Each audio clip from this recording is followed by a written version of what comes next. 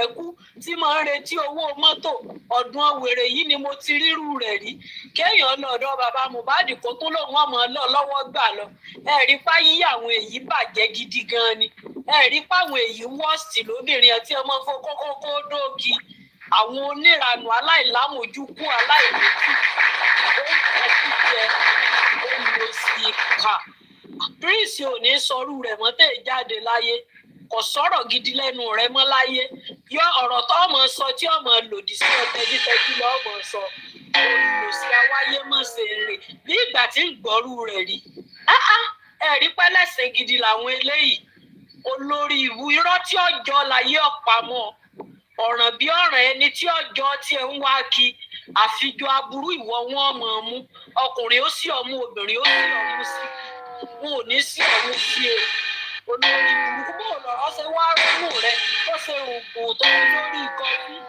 ebe mọ iye yín ẹ̀yà wáyé mọ̀ ṣeré ò ní láyọ̀ àtọ́ lálẹ́ yìí ò ní jí oṣù rúnre bọ́ ọ bá jí ó jìnnú ẹkún ni wọn náà ní lọ́rọ̀ gbogbo bí wọ́n bá fọkàn sí aburú lọ́mọ gbọ́ olórí ibú aláìní látúbọ̀tán èyí náà gbọ́rọ̀ tó sọ ni ayé ẹ ti bàjẹ́ ìṣẹ̀dá rẹ sì ti gbà bọ̀dẹ̀ bọ́ ọ bá rìn oko bí bó o dúró ibi ọ̀bọ bọ́ ọkọ̀ yìí sí ibi ọ̀tẹ̀ bí ọmọ ọmọ wájú ọ̀bà ní wájú ayé rí ò ní sùn ò ní fẹ́ fún ọ.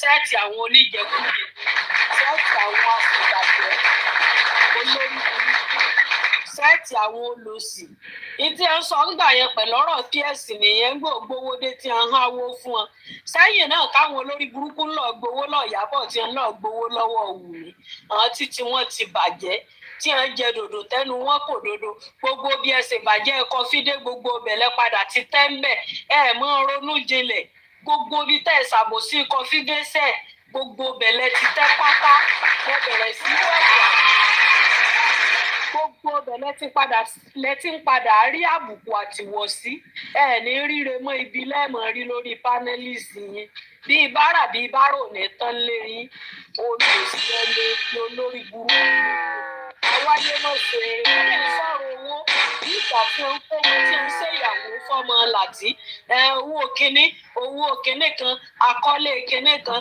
àkọsọ́ọ̀bù kínní kan àwọn ọ̀lẹ́dògbò nílẹ̀ tí lágàtà ń bọ́ pátánì wọn náà nù àwọn síkọ́mù rẹ̀ gbé orí ọkọ̀ gbòdì àwọn aláìní sẹ́lẹ̀ ìpínlẹ̀ àbẹ̀lẹ̀lẹ̀lẹ̀lẹ̀ ẹ̀yìn ẹni ibi náà ní ilé bí Nàìjíríà yìí ti le tó sẹ́ ẹ̀yìn ẹni ibi yìí náà ní ilé mọ̀ ẹ̀yìn aláìní kan ṣe tọ́jẹ́ pé láàárọ̀ ọjọ́ àjọlá ọ̀wá ṣẹ̀ṣẹ̀ kò níṣẹ́ kan kókó tọ́wá sórí justice dìbì títí ń gbà láìsẹ̀ Central Bank èsè GT èsè First Bank èsè Access Bank èsè Opay èsè Palmpay ọwọ́ àdì gbowó platform olórí burúkú àwọn òpònú ó sì tún máa lọ ẹnìkan máa lọ gbé 1 million lẹ̀fọ́ lórí ibú eléyìí gangan mú yánrin èyí tó jẹ́ pé ẹ mọ̀ pé bí lọ́pàá wá ó lọ sí ọlẹ wọn èé lọ bí wọn bá ti ń sọ̀rọ̀ gidi àfi bí wọn ó ti máa pínwó ẹ ti bẹ̀gbọ́jọ́ ọkú fún ọmọ yín olórí burúkú bí láti ṣe ń gbowó bẹ́ẹ̀ lórí rẹ̀ rú gbà bí ti ń gbowó lórí rẹ̀ ń kalẹ̀ gbà aláìní kan ṣe bákejì Yọ̀mí ìkísí pa wọ́n pọ̀ wọ́n dọ̀rí ohun tó pa wọ́n pọ̀ ló tú wọn ká olórí ibú dédé ò ní láyọ̀ Prince yìí ó délé bábànújẹ́ ni lórí ìyàwó lórí ọmọ lórí ẹbí ò ní gbà pé ìdùnnú kò dáa náà ohun tí èèyàn ò bá ṣe ẹ mọ̀ sọ pé ó ṣe gbogbo ohun tí láti ṣe láyé la rí gbogbo ẹ̀ là ń sọ oníkóbókóbó lẹ́nu ọkùnrin olòṣì wọ́n gbágbádá ajábọ̀ wèrè lọ́rùn ẹ̀wẹ̀nu èèyàn ti rí ṣé béèyàn ṣe ríre tí gò wá parẹ́ mú wọ́n tọ́kì àjábọ̀ wèrè lọ́rùn wọ́n lọ fi ṣẹlẹ́yàwó ní ẹ̀ ń sọjọ́ òbí fóun afọ́fun afọ́nú afọ́rí ẹni ogun ayé ń ṣe tí ọmọ tí ó lò olòṣì títí bànújẹ́ ń tẹ̀lé tí ọmọ ibi tí wọ́n lù òpònú ọkùnrin arísẹ́mọ̀sí ọ̀lẹ bákejì ẹni à ń sọ olòṣì ọ̀bàyéjẹ́ ẹlẹ́sìn awáyémọ̀ṣe rere olórí burúkú ẹni ibi ọmọ láǹgídí ọmọ lásán àti ọ̀hẹ́jì òun sì lè sọ ni òun sì lè ẹlẹ́yà olórí burúkú lọ síwájú rí ọ̀bẹ nìkan nù ṣùgbọ́n ọ̀ lọ síwájú lórí ohun tó dáa orí aburú lọ ń lọ síwájú lé lórí orí burúkú tó sì fi ilẹ̀ làwọn tí wọ́n ń bọ̀ ń tẹ̀lé olòṣì òpònú àgbà àdàgbàmọ́dàdì tí tọ̀ọ̀lì ọ̀sán olòṣì alágolo lẹ́nu ọ̀dàgolo ẹnu ọ̀dàgolo abẹ́ ọ̀dàgolo òkú onígolo ní àlábẹ́ alábẹ́jò olòṣì gbogbo bákejì Kàrímọ́ ẹ̀yin ẹlẹ́sìn àgbà àṣírí tí yín náà ń bọ̀ ta àṣírí yín ń bọ̀ wá ta ibi ẹ ti mọ̀ bí òní tìjú kéèyàn owó Kàrímọ́ sùsù kọ́ lọ mọ́ gbowó lọ rẹ̀ kéèyàn ò léyìn wọn mọ́ mówó ọmọ wọ́nranwọ̀nran ọmọ tó ti ní gbásán lórí olórí burúkú irú kankan oúnjẹ kújẹ ẹwọ orí èèyàn nílùú èbó báà China ń ta yẹ kírìmù gidi ẹjẹ gbogbo orí yírùfẹ́ ẹjẹ gbogbo orí rùfẹ́ bẹ́ẹ̀ tí ń jẹun irun ń pánú ẹ̀yin tí cancer of brain ti ń dà láàmú tẹ̀rọ oògùn lò olórí ibú mi nínú ojú ọtí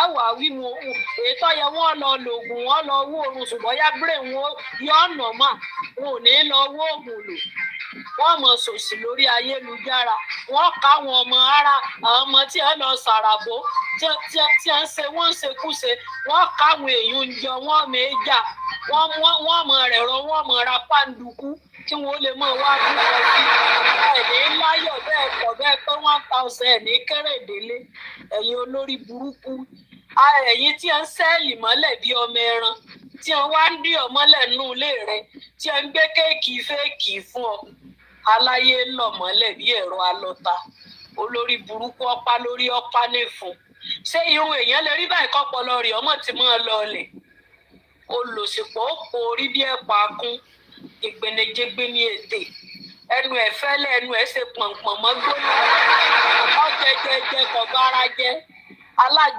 alájẹ ẹ̀yìn wọ́ olórí kórí ẹni ó ti gbèpè ìdílé ẹni tó gun ayé ti mú tépè Mohbad tí tó ti wọnú ẹ̀jẹ̀ wọn aláburú gbogbo Mr. Idiot olórí burúkú sẹ́ẹ̀tì àwọn ẹran òkòló.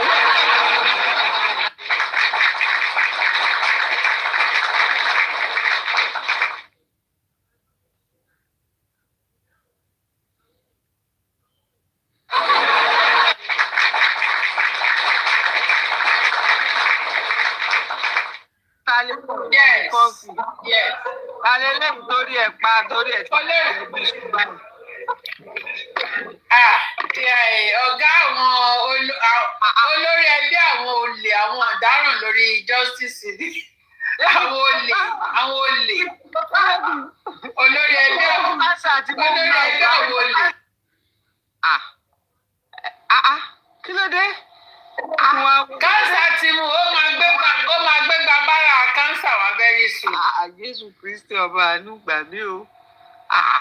Ó ga o.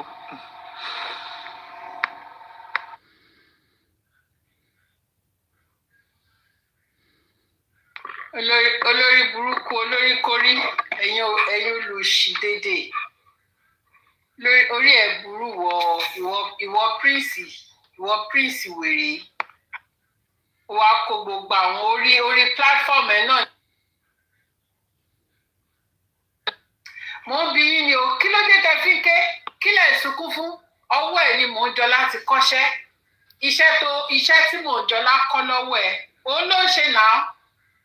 So kí ló dé tẹ̀ ń ké iṣẹ́ tí mò ń jọ lákọ́ lọ́wọ́ ẹ̀ ò iṣẹ́ yẹn ló ń ṣe lọ́wọ́lọ́wọ́ ẹ̀ torí mò ń jọ lámọ̀ ẹ̀ pé ìwọ náà máa ń gba ó mọ̀ pé ó máa ń gba share nínú owó tó bá ti pín because kò sí nǹkan tó fi ní pé kí Mọ́únjọlá kó máa fi àkáǹtì tiẹ̀ máa fi gba owó kó tó di pé transfer owó ẹ̀ ló ti kọ́ṣẹ́ owó ẹ̀ ni Mọ́únjọlá ti kọ́ṣẹ́ ṣó ti yé yín bẹ́yẹn wọ́n ní ẹni tá bá sùn tì là máa ń jarun pálù because owó ẹ̀ ló ti kọ́ṣẹ́ orí platform ẹ̀ ló ti dìde definitely nǹkan tó bá ń ṣe náà lòun náà máa copy èmi sì báyìí mi ò kí ń fi àkáǹtì mi kì í fi ń gba owó ìta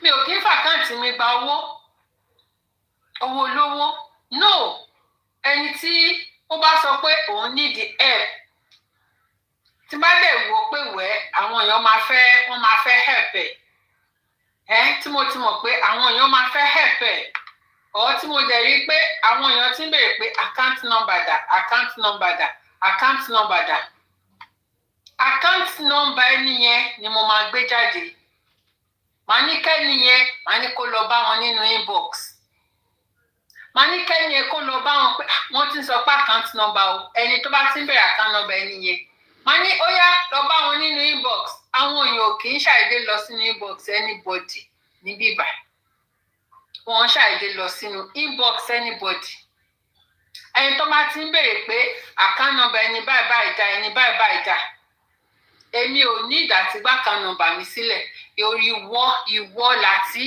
ìwọ ni Mọ́únjọlá fi jọ so whatever tí Mọ́únjọlá bá ń ṣe lẹ́yìn láti ìwọ ló kọ ọwọ́ ẹ̀ ló ti rí ọwọ́ ẹ̀ ló ti kọ́ṣẹ́ ọwọ́ ẹ̀ ló ti rí ó ti gbàgbé gbogbo ìgbà tó ṣe máa fi gba ìṣàkọọ́lẹ̀ lọ́wọ́ Yọ̀mí ṣó ti gbàgbé ni ṣó máa ló gbàgbé náà lè ló gbàgbé náà ó máa ń gé sí méjì ní ṣebí Yọ̀mí náà sọ pé ò kówó fóun pé ṣebí Yọ̀mí sọ bẹ́ẹ̀ gbà yẹn ṣebí mama tí olórí burúkú yìí náà ṣebó náà sọ bẹ́ẹ̀ ṣebó sọ bẹ́ẹ̀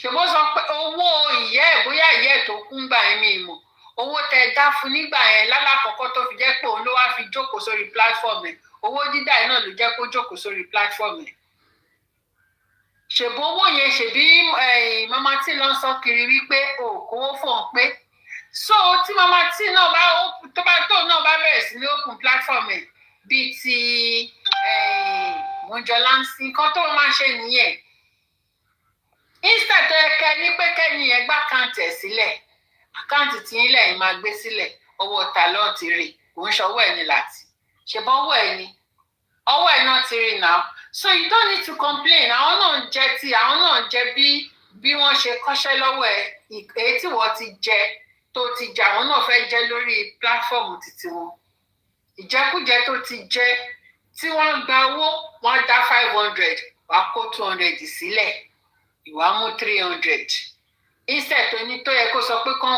dá fún ẹni yẹn ló ní ìdówó yẹn that is why kò sẹ́ni tó máa sọ pé òun fowó kan drag ní bíbá àbí pé kán sọ wípé wọ́n dá 300 náà dá fún wọn o èmi kó 100 lẹ̀ for what kí ló dé ẹni tó bá ní ìdówó account number ló máa filẹ̀ ẹni yẹn lọ máa bá sọ fún lọ bá ẹni yìí ti dè lọ bá wọn nínú inbox go and send message pé èmi ni o nǹkan tó máa fẹ́ fún ẹ they will give you I don't need to know torí àwọn ló fẹ́ fún ẹ I don't need to know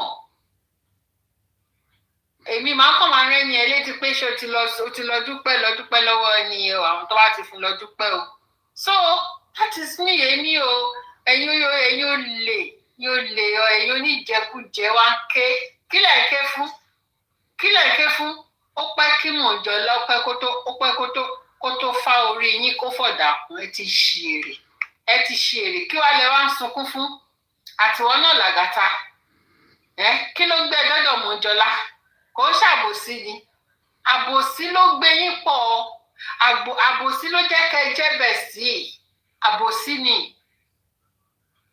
àbòsí ló jẹ́ kẹ́ ẹ jẹ́ bẹ̀sì ẹ̀yin olòṣì àbòsí ló kàn yín pọ̀ ẹ̀yin kìíní ràn yìí ẹ̀yin wèrè játijàti ẹ̀yin olóṣì nonsense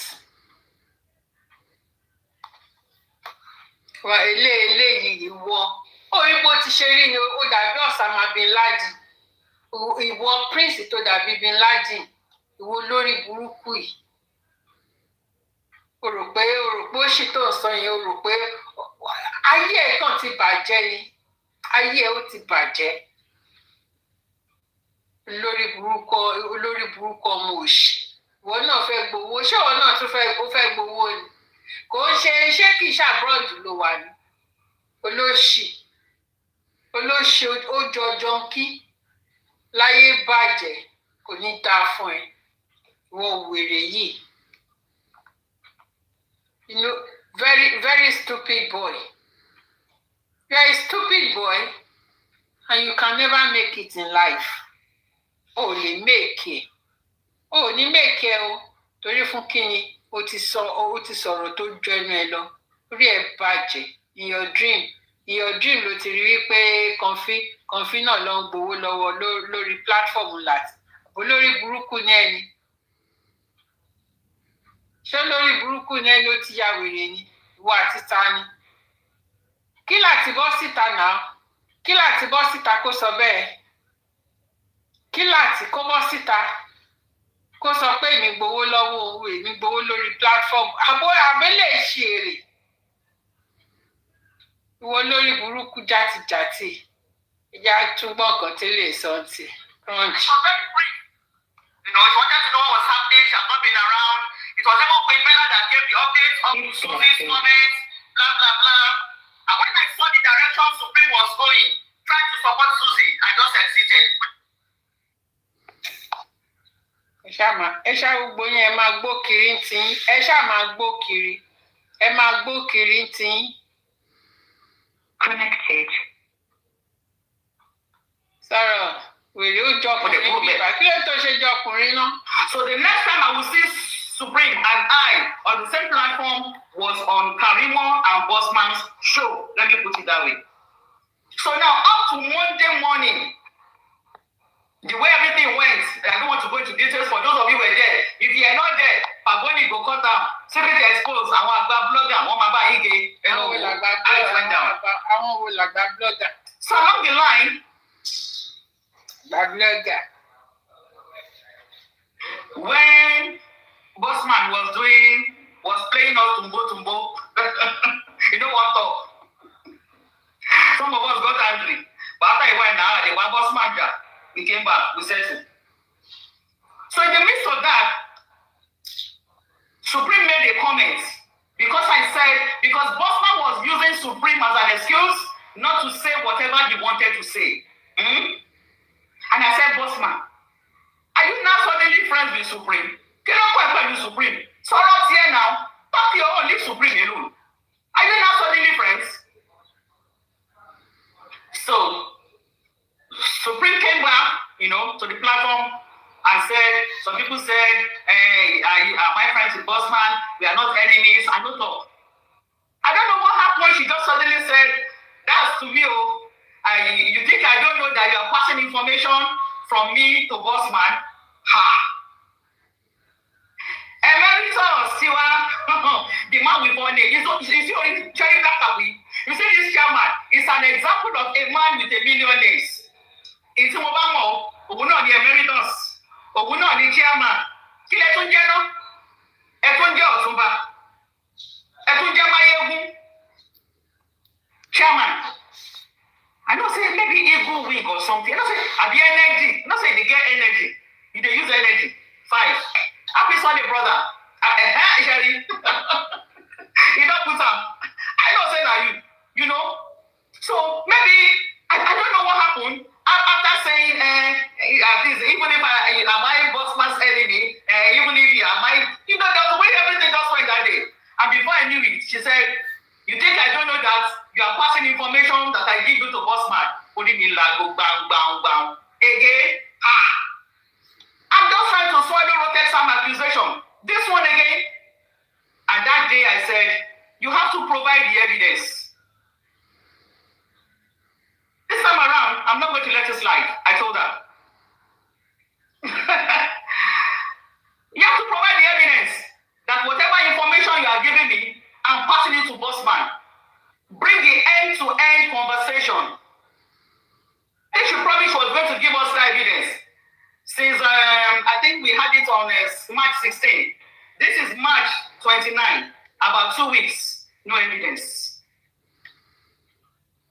So a few days after that, I sat down and I said, I think it's time I address these accusations. I think it's time I address it. Rotesan accused me. Mi ò sọ̀rọ̀. Àwọn tó gbọ́ àlọ́, wọn ò gbọ́ àbọ̀ wípé irọ́ ni. I don't know anything about how that information got out. Am I aware of that information? 100% yes, I am aware. After it has been executed, I am aware. But am I the one that told the story out? No. But it's the wrong accusation. Now, here's Supreme now saying that any information she gives me, that I pass it on to the ombudsman. I've decided, I think it's time I address this. I think it's time I address this. You know? Because it is not everybody that comes out, on their ring lights. It's not everything they say that it is the truth. Sometimes they do not say the truth.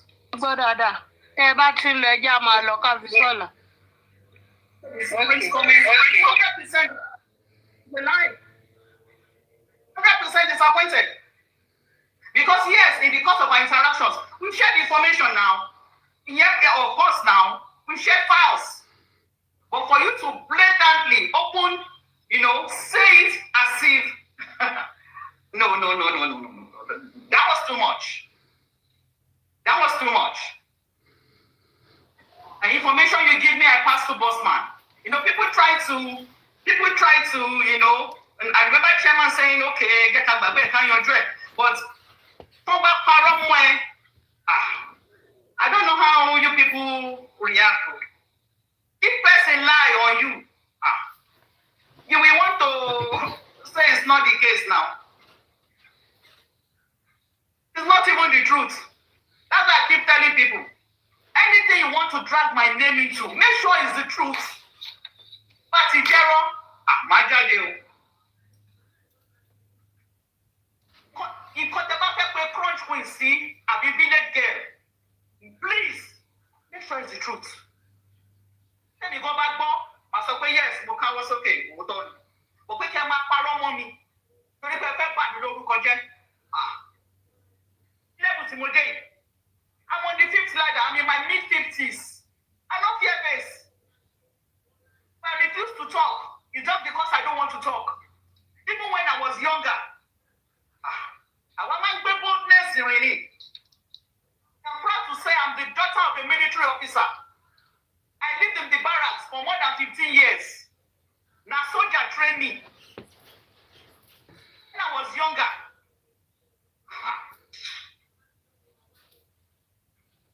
father has 4 children. Now, me challenge my papa pass. Soldier. Lord, the civilian challenging soldier. Now, me. So, ni level Timothy. And what I follow mommy. I will come and clear my name now. So, after all said and done, by 18th May, at the March, I said to myself, I think I need to address this Shades accusation by Rotexam and Supreme.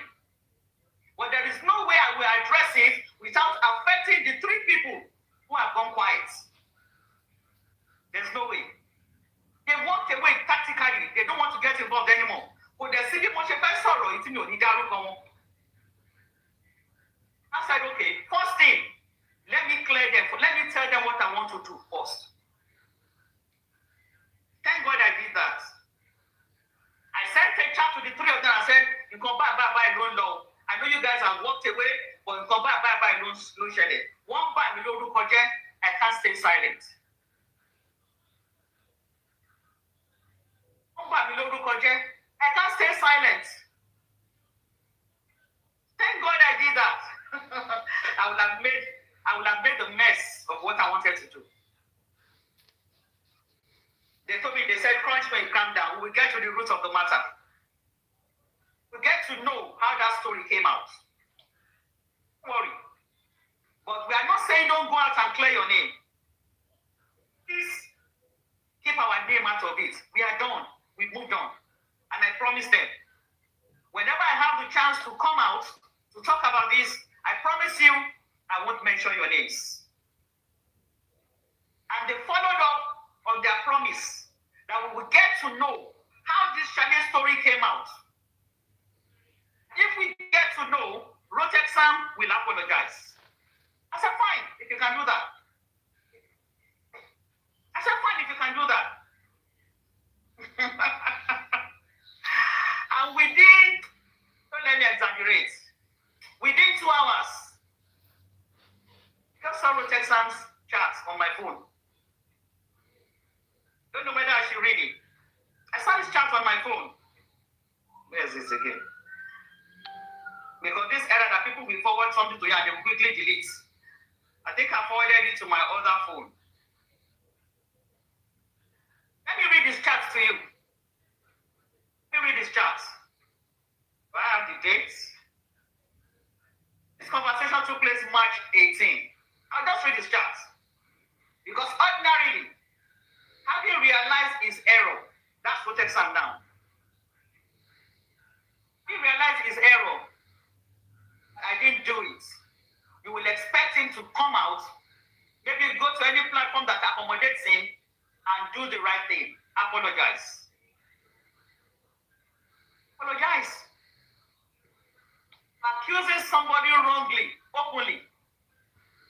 The right thing to do, the best thing to do is not to apologize secretly, is to come on a platform and say, Crunch Queen, you know, I got it wrong. It wasn't you. This is what I would have expected him to do. Let me read chat to me. Moment he got to know me talking. Good evening, ma. Blah blah. I don't want to mention the person's name so that I don't get to know who the person is. Good evening, ma. Blah blah spoke to me about the issue about Folashade. I sincerely apologize for accusing you falsely, publicly. Hope you find a place in your heart to forgive. Many thanks and God bless you, ma. Immediately I responded. I said, no problem, sir. Apology accepted. Why am I saying this? Don't be me leak the Folashade story. But because of the bad blood between myself, Rotexam, Sammy Jojo, they felt the person is just to push Crunch Queen under the bus for nothing that I know nothing about. For nothing we are not do. These are people I have interacted with, I have engaged with. When the journey was indeed good. Sammy Jojo, I don't give Sammy Jojo money. At least on 2 occasions, he don't collect alert from me privately. Alert, credit alert, Sammy Jojo. So now, if the going is no longer good, must you now malign my name? Must you dent my name for nothing? Just because you want to get back at me? I mean, you don't do that. You don't do that. If I say I disassociate myself with your comments, it doesn't mean we can't be friends.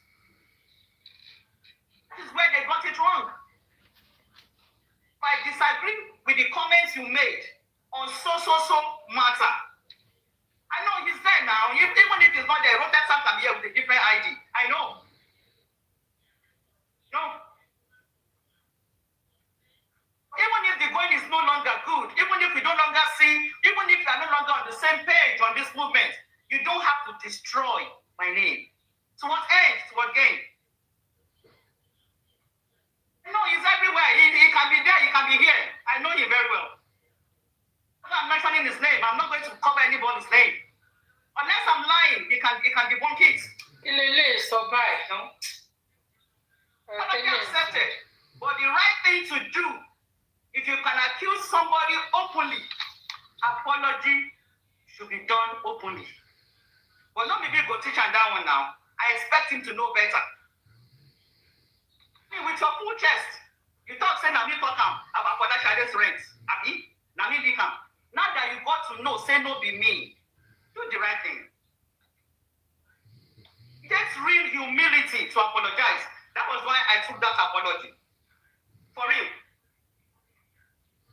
It takes huge humility to say, Ma binu mo koje mi mo gba yin connection. It takes humility. Accepted it. For the right thing, go the platform. You go back to package and say, now I know how the story leaked out. No be cross. Share the story when you understand. Come and around that. Just the bullet for barrister Dumosu. Those who are aware, they are right here and they can confirm. When we were about to take in Barrister Shitu, if you know the people running crunch queen, ẹ̀yin lè máa jáde, ẹ̀yin lè máa sọ fún wípé àti Nissan mi, Odumosu, will no longer be the one leading the ship.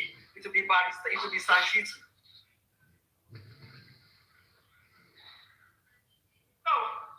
Do you enjoy it? Share, enjoy it, Sha. And I was going on platform to platform. I remember that. Share, enjoy it. Do you enjoy it? Ẹja lọ sùn, kò sọ̀rọ̀ lẹ́nu front sleeve. Èyí tó dàbọ̀ ọkùnrin. Ẹ̀rí tó dàbọ̀ ọkùnrin. Ó dàbí ọkùnrin. Gbẹ́nu iṣẹ́ sàn jàre. Mi ò mọ̀ kan tó wà lélẹ̀. Ẹ wo bó ṣe rí. Ẹ wò bí crunch queen ṣe rí. Ó dàbí ọkùnrin. So that day by my own. So I wasn't talking to anybody. So that day I joined that live stream. It was very brief. You know, it was just what was happening. She had not been around. It was even quick. Ẹ jẹ́ kí o. Àfi bí ọkùnrin. Ó dàbí Charlie boy. Ó dàbí Charlie boy. So the next time I will see Wèrè dàbí Charlie boy. Boy girl. Wèrè boy girl. Ẹ wò bó ṣe rí. Ẹ rí bó ṣe rí. Ó dàbí boy girl. Ẹ rí. Ẹ rí. Ṣé ẹ lè mọ̀ pé òrè? Ó dàbí boy girl. Ẹ rí. Ó jọ ọkùnrin. Ẹ rí. Olóṣì. Ẹ kó dàbọ̀ ọkùnrin. Arúgbó ẹ̀gàn ò ní gbà. Arúgbó ẹ̀wò wá ti jọkùnrin jù. Arúgbó ẹ̀ ò lè ta. Arúgbó ẹ̀ máa dàbọ̀ ọkùnrin ni. Olóṣì. Ó jọ boy girl. Ó jọ boy girl.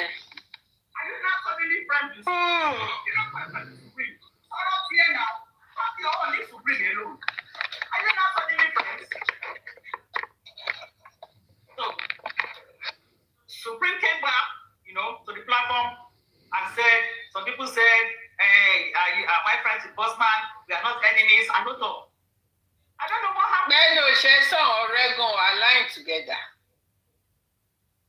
Ṣebí professor ló pe rẹ̀. Professor in what? Professor in what? Professor wo ló pe rẹ̀? Olóṣì torí pé mo sọ pé mo máa respect àwọn tó bá ti kàwé dáadáa yẹn. Ó wá sọ fún mi pé professor ni. Olóṣì ni. Professor kọ́. Professor ni. Olóṣì ó jọ ọkùnrin burúkú. Ó wà masculine bó ṣe bẹ́ẹ̀ ṣe rí yẹn. Gbogbo iṣu ẹsẹ̀ ló jáde. Nonsense.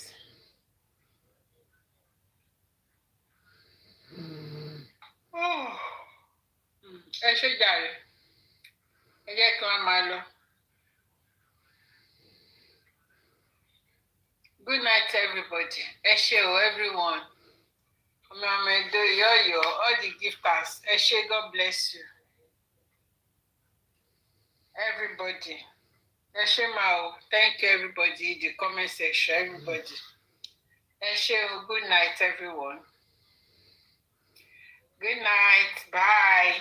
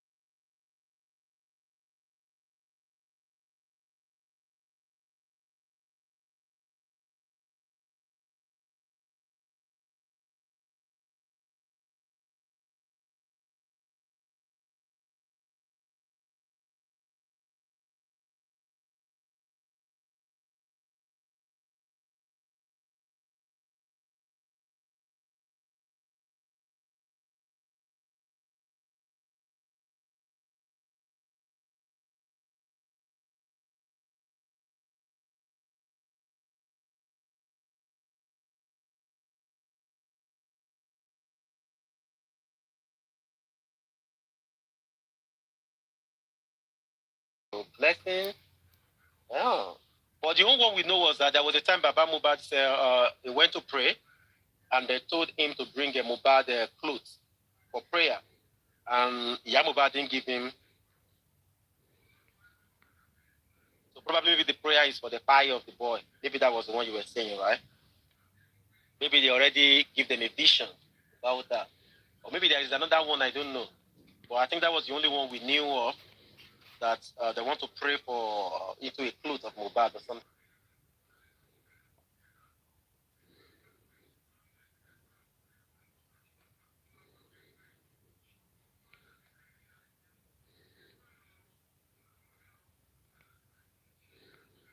Why Baba wanted him to have to die. How did you know that? JB, how did you know? That was why Baba wanted him to have a child. I don't know.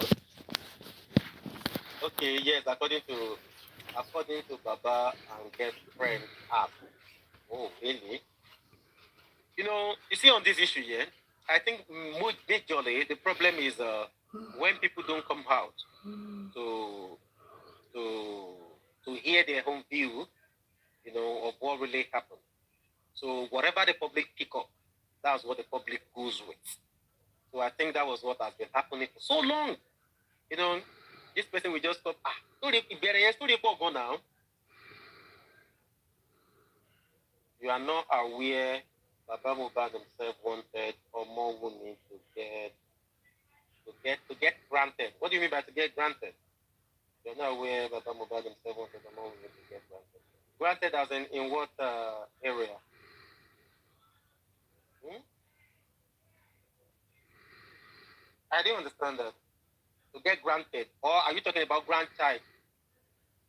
Okay, type error. Oh, okay. Is it grandchild? Okay, to get pregnant. Yeah, now. Yeah, we heard that. Yeah, we heard that. We heard that loud and clear. Hmm?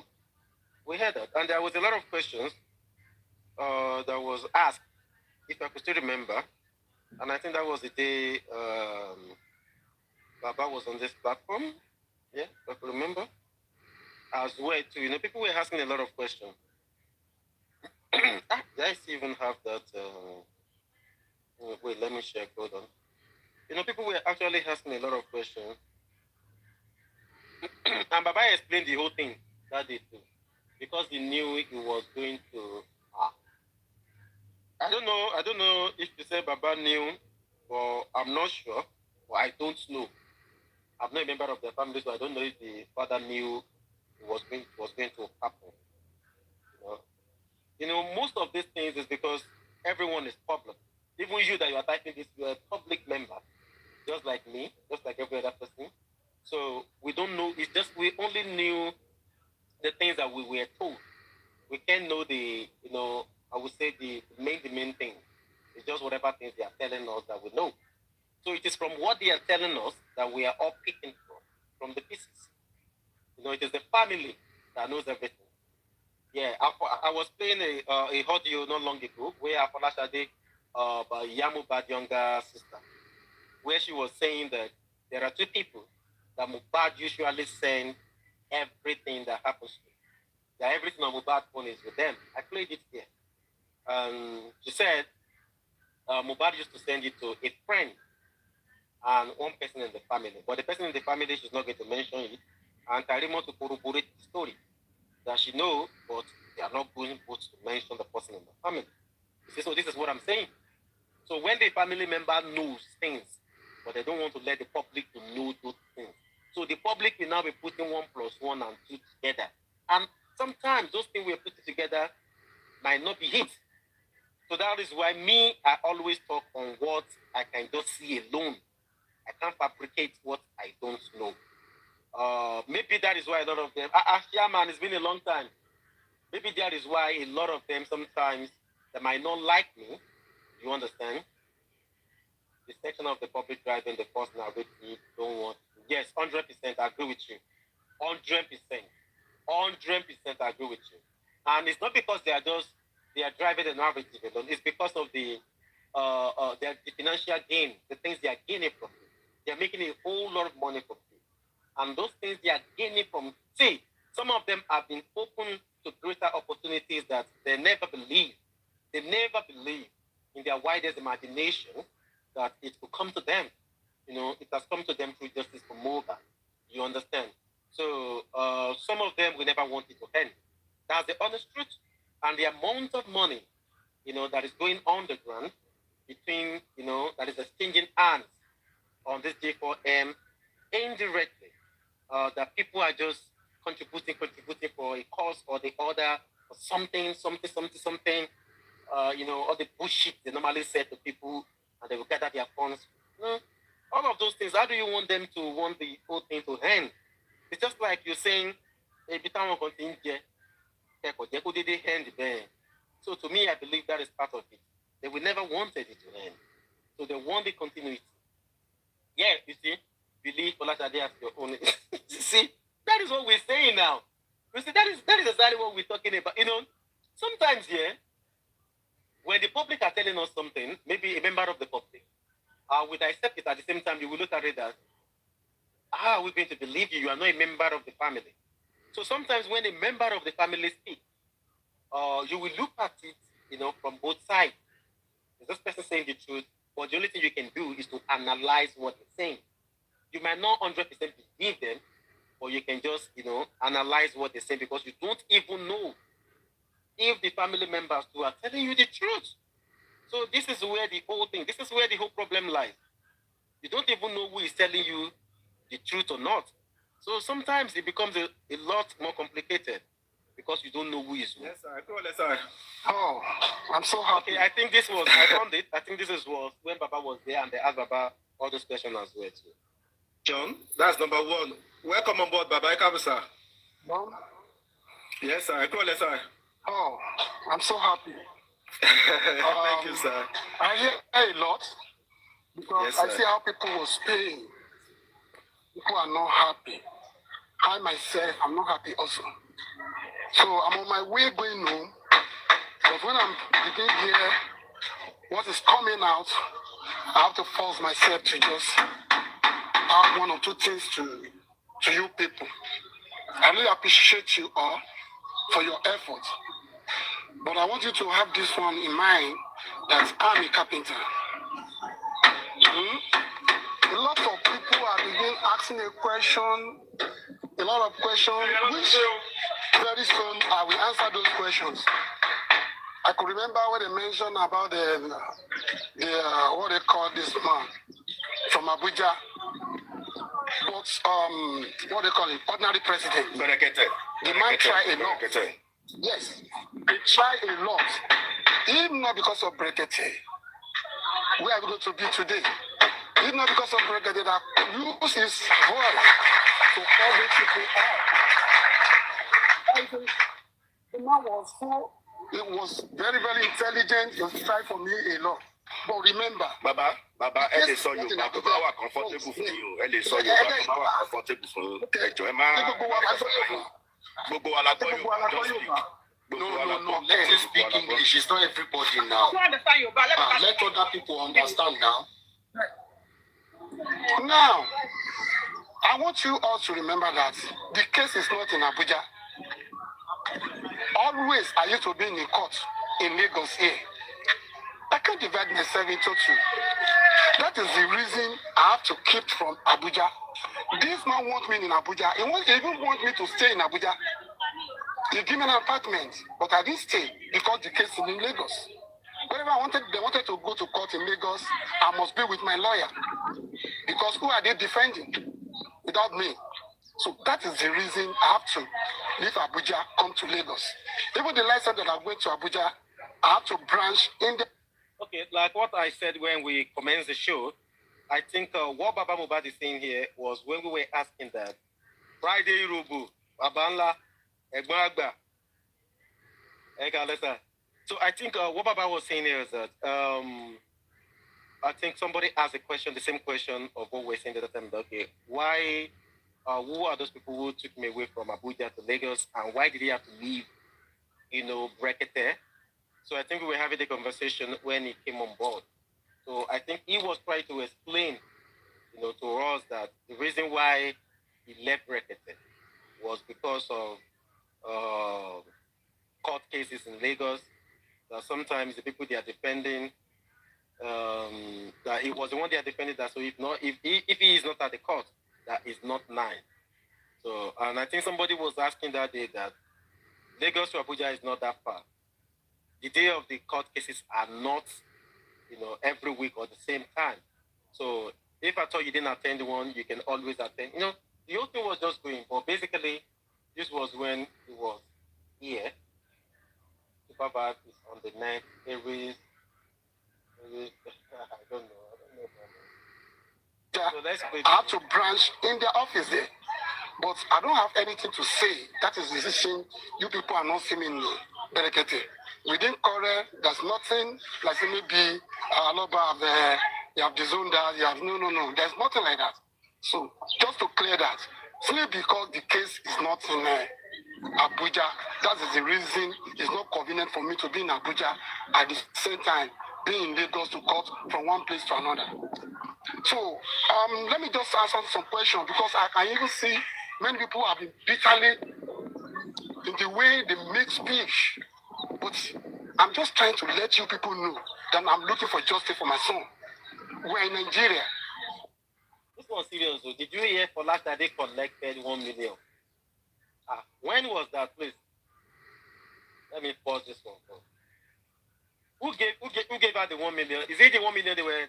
No, is it the money they were talking about rent? That they were talking about one rent money? No, I heard of one rent money. I don't know, maybe that is for the rent. Is it for the rent? Yeah, I think part of the deal. Okay, is it a deal? Okay, did they have a deal with her? No. Don't say that, Mama. There's not a selective view everything. You see, one thing with me is that I love having proof of things. Shows come very quick on J4M and things come very quick on J4M almost every minute. So sometimes you might miss some. Sometimes you might listen to some. Protestant gave her 1 million and Sammy Jojo collect percentage. Really? When was that? Okay. They told her to come and talk and she cashed out. Oh, wow. Really? That's serious. I don't know. Yeah, but I learned of that when somebody was asking on the platform this evening. I saw that when somebody was asking that maybe you collect percentage from Akola Daddy. I was hearing people asking that question. I don't know, but I knew of the house rent issue, but I didn't know there is another 1 million naira package that is different. Super vibes. If you share the way, I say then fine. Erin ni Erin ni kefi orin o. Okay. Ẹ má tí rẹ̀ jẹ́ kí n sọ kẹ́tọ́ rẹ̀. Ṣé mo pé on the more serious, this one is serious. Ṣé mo pé nígbà tó máa ní káwọn people ìwà sọ̀rọ̀, this is what they told them. Come and talk, and we would help you in any way or any form that you need help. And that was why most of them came out and started saying, something that would, and which, I would do the same thing.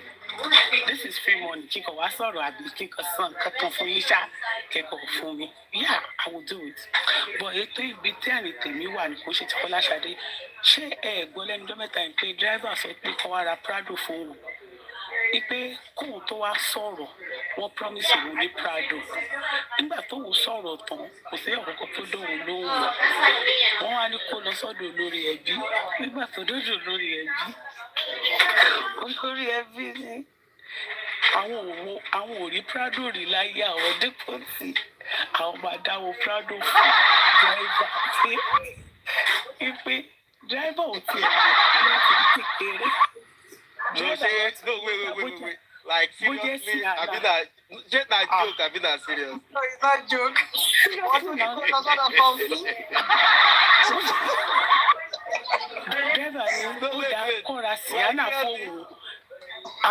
Serious, this was last.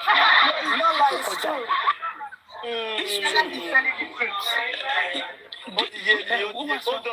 Hold on, Mama, hold on. You see what is happening there? Hold on. You see what is happening there, yeah, guys? You see what is happening there?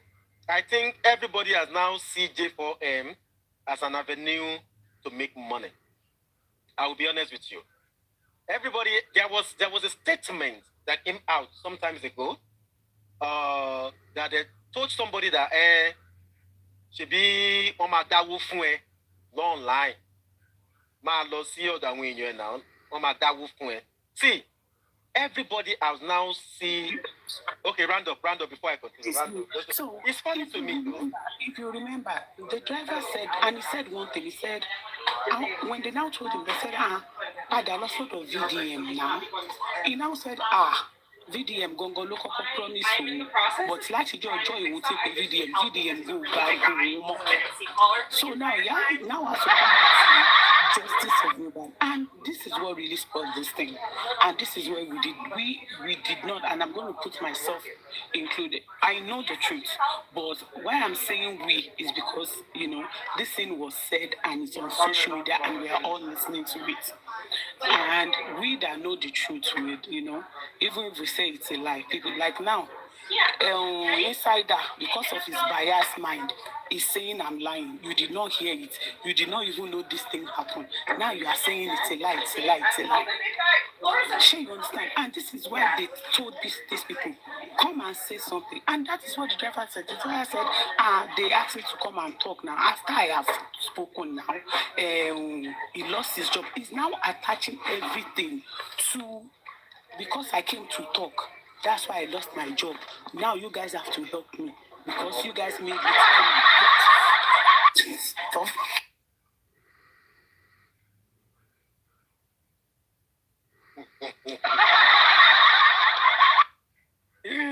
Inside that back up, say you don't put small jara inside.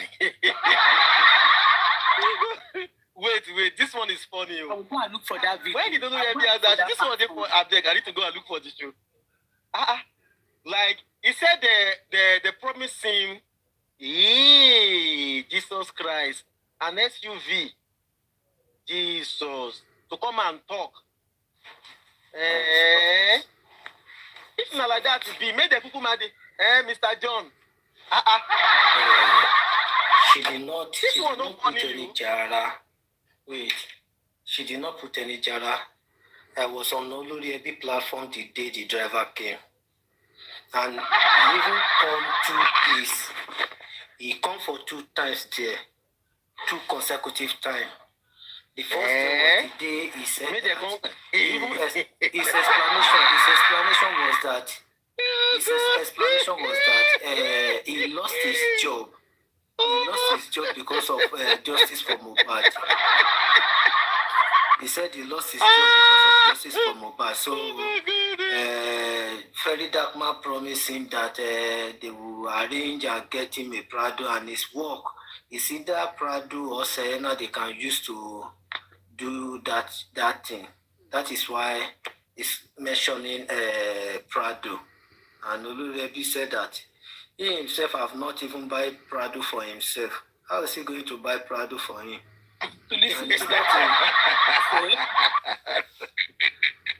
And he said it's not even in Baba Mohbad's side. Why can't he go to a Comfy platform? Those are the people, or he should go to Mumi platform. Those are the people. Yeah. He make mention of Comfy and Mumi side that he should go there. That those are the people that can arrange Prado for him.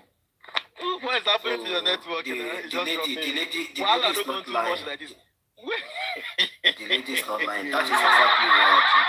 Wait, this one they funny me. Seriously. This one they very funny to me, kind of. Super vibes is funny. It's funny though, but it's not funny at the same time. It is what it is. That is where we find ourselves. Just taking the advantage. That is exactly. Everybody's taking the advantage. This is what we were talking about that time. Because of the emotional attachment that a lot of people have to this case. Yes. So people feel like the JFM is all about just contribution.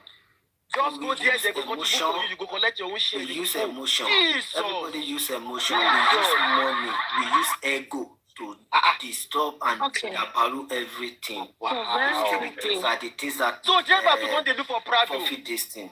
Yeah. Since last week now. It is not even this week. It was last week. Good evening. Very quickly. Fearless. Good evening, Mama. Fearless Alpha. Good evening, everyone. Mohbad carry awore tó ń wóúnjẹ fẹ́gbẹ́. That's where I will start it from. Bóyá Mohbad ló wá oúnjẹ fúnra wọn. Bóyá Mohbad ló ń wá oúnjẹ fún wọn. Bóyá àwọn náà ń wá oúnjẹ. But you see, Super Vibe, I've been trying to type in the comment section. It's taking a lot of time for me to type. If you are going to be objective about this, like I said, there was never ambiguity about how Mohbad passed. You see, the public started holding on to many falsehood. I don't know when you joined Justice for Mohbad, but it was right before our very eyes, my very eyes. Okay, it was right before my very eyes that Papariano started cooking those conspiracy theory on his platform. Oh, what was the lawyer doing at the house? Why was Afa at the house? You know, people started asking dumb questions to the point that someone was even asking, there was water on the floor, so they have to tell us. I still posted, TikTok brought me a reminder of that. I reposted it on my profile 2 days back, you know, to the point that someone was asking, there was water on the floor, so they need to tell us why there was water on the floor. But even Adura said there was water on the floor. Adura said it. Yeah, so I mean, what if not because you lot were chasing shadows, you know, running round the circle, you know, trying to pick a hole where there was none, trying to create a mountain out of a molehill. You did throw sub to us with that. Sorry, when I say you lot, I mean everyone involved in that in that falsehood. Everyone involved in that falsehood, coming up with those narratives. So eventually, you see, like I used to say, the people in the house, they've come out to say what happened. But no, the public will say it was false. To the point that they even said, oh, Omawumi had paid the nurse. So nurse will collect money to go and put herself in trouble. If the public wanted to be really objective, I'm telling you, if there was no profit gain in all of this for those certain quarters of the public, this would not have continued up till now. But of course, they have to keep the British babe. Please, just a minute. Sorry, John. Let me finish. Do you know why we find ourselves where we are today? It is from the people in the house, because what all of them said are not collaborating. No, because you guys, hold on, John. You guys think that, okay, so 10 people should be in the house and they should say exactly same thing to the comma and the dot. Each one of them say 2 or 3 different things at a time. Like? All of them. Like Mume, like Adura, like Darusha. Like what exactly? Are you an investigator? Because I'm not an investigator. Okay, so like what they say out. Okay, give an example. The example of Mume, when she wanted to start a narrative, she started from the music industry goes. Later, she goes to Sam Larry. Later, when you go to Naira Marley rather not Sam Larry, because she did not even mention Sam Larry, she only mentioned Naira Marley. Later now, she go to Baba Mohbad. 3 different statements. Okay, let's be logical now. Okay, she mentioned industry god. In what context? She should come and explain that. No. You are in the context her. Hold on, John. I'm not here for arguments, okay? No. I'm not here for argument. Yes. Because if you are alleging, I'm not alleging. I'm talking about how we find ourselves where we are today. And that's why I'm asking you. And that's why I'm saying let's be logical about this. If you say she mentioned industry god, in what context did she mention industry god? And how does that contradict whatever she said happened to her husband? But do you listen to how she said? Industry god does not want her to talk. Means that something happened, but there are some other people somewhere who did not want her to say the truth. Where did you pick this from? Where she said. Where? It's all over the internet. No, it's not enough to start bringing up assumptions. Let me say something. John, we are not here to argue. John, before you go further, do you know that there has been lots of twisting and retwisting? There was even a video. I will never say twisting. Have you ever seen me arguing or? Well, I don't know you. I don't know most of that. You will never see me. I don't know. But I don't know always say. I don't make you guys my cup of tea, really. But hold on. I will ever say what I see. Okay, John. I see. I want us to go logical here. Okay. If you are bringing up something, I want you to process it logically. If you are saying she mentioned industry god and they will not let her talk, in what context was that said? In what context? Because there should be context to whatever you are quoting. So in what context was that said? How? Where? When? What was the context in which she said that? Because the industry god you guys keep talking about was what VDM? No, take your what was it? Trophy. Yes. You pay the nigga, I take your trophy. Yes. So even if she had said all of that in the midst of her grief, and truly a nurse came to the house, couldn't she have thought that, oh, maybe that nurse was a setup? Is no one thinking that, oh, maybe probably that was what was going on in her mind at that point in time, that, oh, finally, So it was the nurse you guys wanted to use at that point. Okay, can I ask you something? Oh, go on. I don't want us to go too far because I don't want to emphasize too much about this thing. I know you close to Mume's side a lot, and I want to ask you this about that statement saying that you killed the nigger, come and take your trophy. What's she referring to? Is it the nurse she's talking about? So what does it look like to you, or who does it say to you? That is exactly what I cannot signify anybody out of what she said. Okay, but okay. See, so if I can only assume from John, we are not going to pretend. We are not going to pretend that there was a lot going between late Mohbad and NM at that time. We are not going to just say it right. Who is NM? Well, if you don't know who NM is, then you are here joking then, because I'm not joking. You see that because what I've been saying, I mentioned their names. So you to try to mention the name.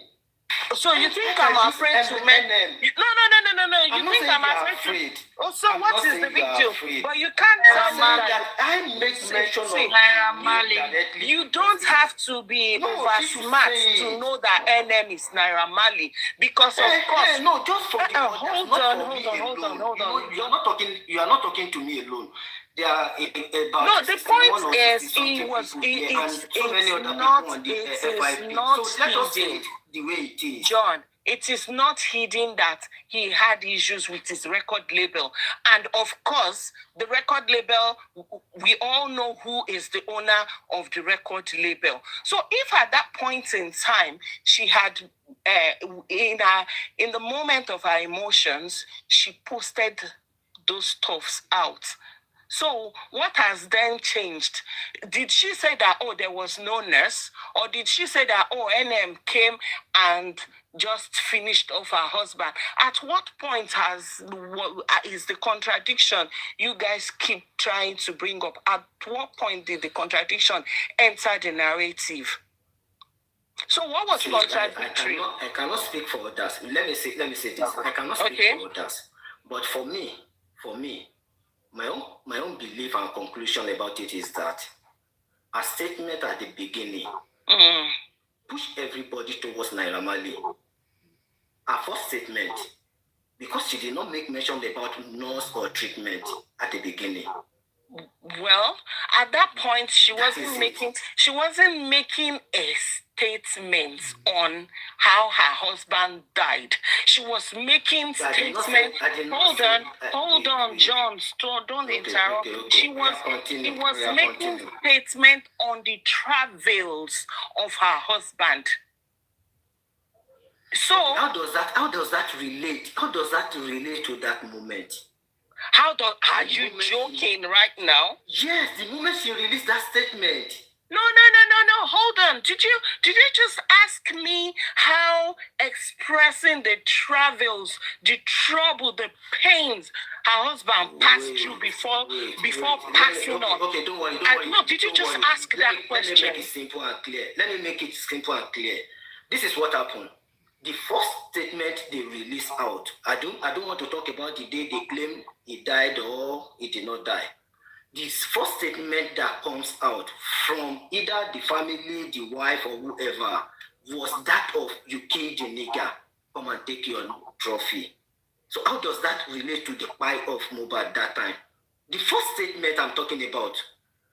Okay, so you mean that hold on. Wait, I am bewildered at your thought process, John. Let me just finish my statement, please. If truly Mohbad pie of the treatment, how can that relate to you kill the nigger, come and take your trophy? Does that relate to nurse or NM as you claim? I mean, at this point, I can't help you. If you cannot see that a widow who has experienced along with her late husband, his travels, how he was bullied, how he was beaten. If you cannot see reason why she would want to think that there's probably a connection between the nurse or whoever, if you cannot see that, then I honestly cannot help you, and you can continue with whatever your assumption is. But like I said, I actually came up to speak with Super Vibe and just drop a few things because some thought process are beyond redemption as far as I'm concerned, and I think yours is one of them. If you cannot see that, then I can't help you. So Super Vibe, like I was saying, a lot of people felt you can say that again, but a lot of people felt falsehood. Honestly, you will never see me come up against anybody because I'm not in the. I can't see, John. Sorry, I'm sorry. I no longer want to have conversation with you, please, because we cannot. No, I can't even help your thought process. I cannot. It's fine. Yes. So Super Vibe, like I was saying, I'm not that type of people that will argue or fight with anybody. No, I'm not here to fight either. You see, can two work together except they agree? No, they cannot. So if you are even asking me what her husband's travels has got to do with how she might want to link the demise of her husband, then obviously I can't help you. I cannot. Because I can't help you connect the dots. If it's not connecting for you, then I'm not the one to do that for you. The British babe, you don't have to be half smart and half intelligent. I'm not. You don't have to patronize me. You don't have to patronize me in that. You are trying to be half smart and half. No, you don't have to patronize me either. I did not come here for you. That is incredible. With the command of I think I'll come back later. Process. You don't need to go. No, because I'm not here for you. I don't want to talk to you. I'm not interested. You are making some ridiculous assertion that needs to be put on it. Do not patronize me. You are making some ridiculous assertions. I am not here for you. Don't patronize. Okay, so let me talk to you. Don't patronize me. I'm not interested in talking to you. I didn't come here for you. If you are both enough, have you listened to Ume's interviews? I didn't come here for you. I'm not interested in you. I don't want to hear you. I don't want to hear from you. I didn't come here for you. Because you are patronizing and I'm not doing that with you. I came here because I saw that it was civil. I didn't come and start having this type of conversation. Yeah, it is civil. Civil and it will never go other way around. Yeah, and that's why I don't want certain people talking to me. Like you and I, John, we were trying to talk and I see that we cannot agree. There are facts that indicate that we may contradict ourselves on several occasions. To whatever you want to believe. You've been posting it. Go ahead with it. She is complicit in what happened to Mohbad in that house. You know about it, and you also know about it. You already know about it, and you are covering up for someone who is complicit. Yes. You are also a private. We are very, very clear about it. You are also a part of it. You are living in denial. You are living in a denial. You are also a part of it, right? For you to have this much information, then you are a part of it. It begins to sound. My friend, I'm not here for you. One thing we should not do. I'm not here for you. Word on ourselves, please. I'm not here for you.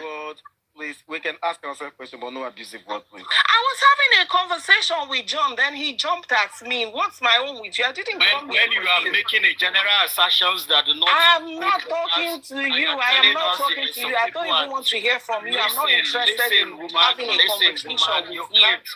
No, you cannot come up here and come and patronize me. That's ridiculous. You cannot come here. Ridiculous. Then your own thought process too is what? your own English, thought process is you should wrong. have Your own thought process is wrong. You should have incredible thought process. Your own thought process is wrong. Wait a minute. So I have want to put of incredible thought to process. wait a minute. Have you listened to Wume's interviews on regular occasions? Have you listened to many contradictions? Your thought process is warped, and I'm not interested in it. After all, you are part of the people who is profiting from all of this. You have a blog now, so you put up your falsehood there to generate traction. Please, the British, please. I think this case has gone beyond this level. We have gone beyond the level and stage of we arguing against each other this time around. Honestly, we have done this thing in the John, past. what I'm not allowed is when you have someone coming to champion falsehood, coming to champion lies, you know, and you have those things in public spaces. That I will not allow. Not interested in you because yours is not a falsehood, right? You're so egoistical. I don't like this. So it is what you're saying that's right. Can you imagine? Everybody should go with whatever they believe. No argument about it. If I believe it is against A, I should go with my assumption. Please, so what? Like my statement, John. My statement. If we have any my statement is a statement of someone who. Let's make it civil. John, so I didn't want to continue with you because I don't want it to seem like I'm trying to confuse or convince you. That's not. That's why I'm taking on you that British. Excuse me. I understand what you are saying. And I did not. Then take your truth to wherever you want to take it. Do you understand? And I'm asking you, are you not part of those who is lying? Are you not profiting from this? Are you not? Do you blog anything else other than justice for Mohbad? Do you write about anything else other than justice for Mohbad? You are part of the problem. You are the people. You are part of the problem here. What have you are part of the problem. I've made incredible progress with justice for Mohbad. Which progress? You are making progress into your account. The encyclopedia of Wume's interviews. You are making progress into your bank account and traction that you are gaining. When you make money, does that page look like a page that makes money? That's your I'm spending money. You know how much I pay on data. You know how much I pay on data. That's good for you now. And you say you are making money. See, we are after justice, and anybody who's against justice, people like you, stop deceiving yourself. You are not after any justice. You're not after any justice. You are pajawiri bloggers. You can't be confident about lies. You are pajawiri blogger in the public space. Pajawiri blogger. My friend, please, I'm not here for you, Jare. Supervise. Like I was saying, you see, initially, the truth was out there. From the day Mohbad passed, if you go back, Supervise, if you are there, let me know. Otherwise, let me just go. If you go back to those earlier videos, you would see where where OG Baba interviewed Mohbad's father. And in that interview, in that interview, Mohbad's father already said it, that, they said a nurse came, that he had injury, he had a fight. Even OG Baba in that interview was even saying, we heard that they stabbed him somewhere, this, that. And the father said, no. I have that interview. He said, no, that it was just a small cut on the hand. So tell me, why would the public hear from the father of the deceased but still want to cook their own narrative and start, reading in between the lines, picking hole where there is nothing? If the father already told you this was what happened, then why are people chasing shadows, running around? It is only lazy people who believe such stories. I'm not talking to this man. What's Super Vibe? You can't be telling lies and be confident about it, and I'll be looking at you. What did Mohbad did on Monday? If Mohbad had injury on Sunday, and what was the activities that Mohbad did on Monday? Have you bothered to ask your woman these questions? What was the thing that Mohbad did on Monday? Go and ask Mohbad. You can go and ask Mohbad. And the same go and ask Mohbad. You people, and you go and ask Mohbad. Insider. Insider, go and ask Mohbad. Go and ask Mohbad. I am not interested in talking to you. Go and ask Mohbad. I say go and ask Mohbad. Go and ask Mohbad. Mr. Noito, insider, you were inside Mohbad's house. Tell us what he was doing on Monday. I'm not even interested. Go and tell those who are interested. Ask me what was. No. I have asked Omoni and she has told me. You go and ask Mohbad. Go and ask me. No. Why can't you tell us? No, you go and ask Mohbad. No, why are you hiding facts? The facts will have eradicated all. You are not. You don't want her facts. Why are you telling us? You do not want her facts.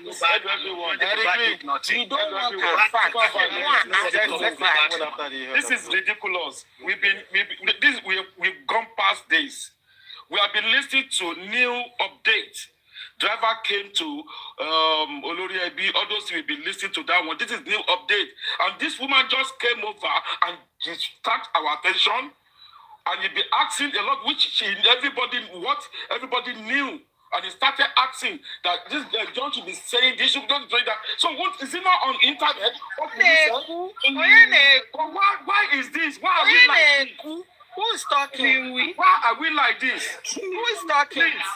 Supervise, and you are affecting this woman the way she was talking. This is not right. Who is talking? All those things came over to do. Pass this. Please. Please. Let us be doing what we have been doing. Don't let anybody distract us. This is what we've been doing. This is what makes us to be in this stage. The stage we are now is distraction. Distraction. With what we have been saying. Please. Is that right, everyone? Is that right, everybody? Oh my God. One thing I want us to... Is that right? Please, let us mute for a second, please. One thing I want all of us to understand is this, yeah? See, we can all have, what is it called? We can have argument, little argument about things. I have a proper discussion like this. But the only one thing I won't want is for us to use foul language on anybody. You know, we can ask ourselves questions, but please don't let us disrespect one another. Respect is reciprocal. We were actually having a conversation all along. We were. You see, can you just mute because I wasn't talking to you, please? I wasn't talking to you, and I don't want to. John, and then you were promoting falsehood. Guys, please, let's take it one at a I time.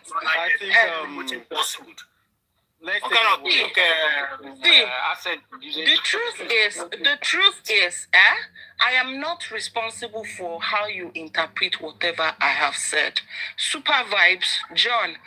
The only reason why I say I don't want to continue talking with John is that he is set in his ways. I don't have to convince him. I am not here to do that. You can't convince him. He's more informed and is on the stable path of truth. You are on the mouthpiece path of life. Mouthpiece for John. Mr. Mouthpiece for John. Until John tells me that he has nominated you as his mouthpiece, I don't want to talk to you. You are trying to be half smart. I still do not want to talk to you. Like I said, you are trying to be half smart. I still do not want to talk to you. I still do not want to talk to you. I still do not want to talk to you.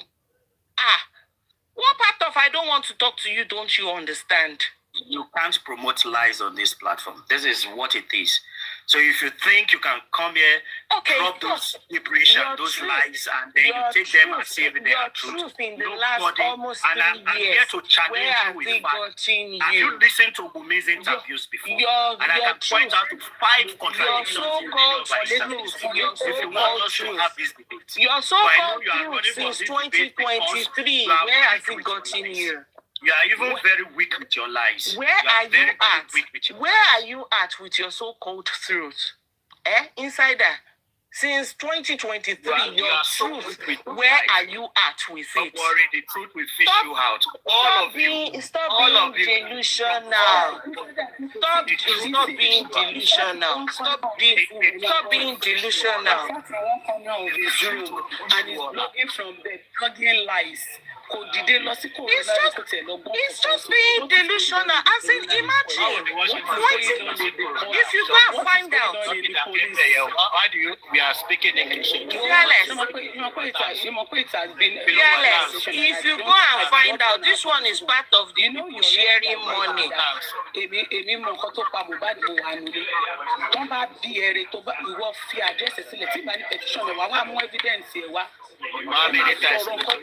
Because of your stupidity.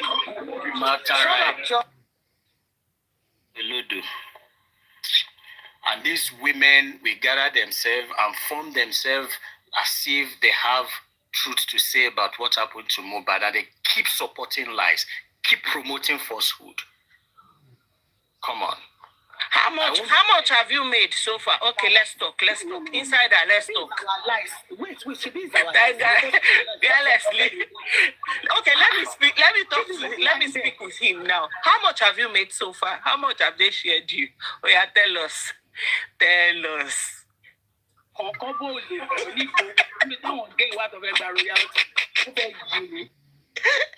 But the caption is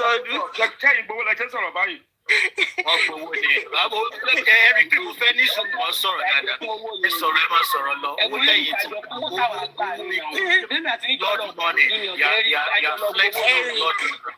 Eric, even if you come as an angel, I'm not speaking with you. You, not you. So I've dropped you somewhere. I'm not even exchanging nothing with you. You are the last person I'm having a conversation with. Insider, how much have you made so far, Jerry? Because this truth that you've been sitting with since 2023 that keeps changing from venue to venue. It has to the only people who keep propagating this falsehood and don't want this to end are the people profiting from it, and you're one of them. So have the mic, tell us. The blood money you are making will search you out and your family. The blood money you are making. Look at you. Cry me a river. Coming out to the public, we search you out. We search you out and your family. Look at who's talking about please. Don't let us you are making, we search you out. That is the information I have here. The blood money you are making, we search you out. We are here for the truth and what is right. And we know many like you are hiding and protecting a potential criminal. You are hiding and protecting for being found out. Okay. But it's just a matter of time. Lies can only go for a while. The truth will fish it out. Okay. Now tell me. Okay.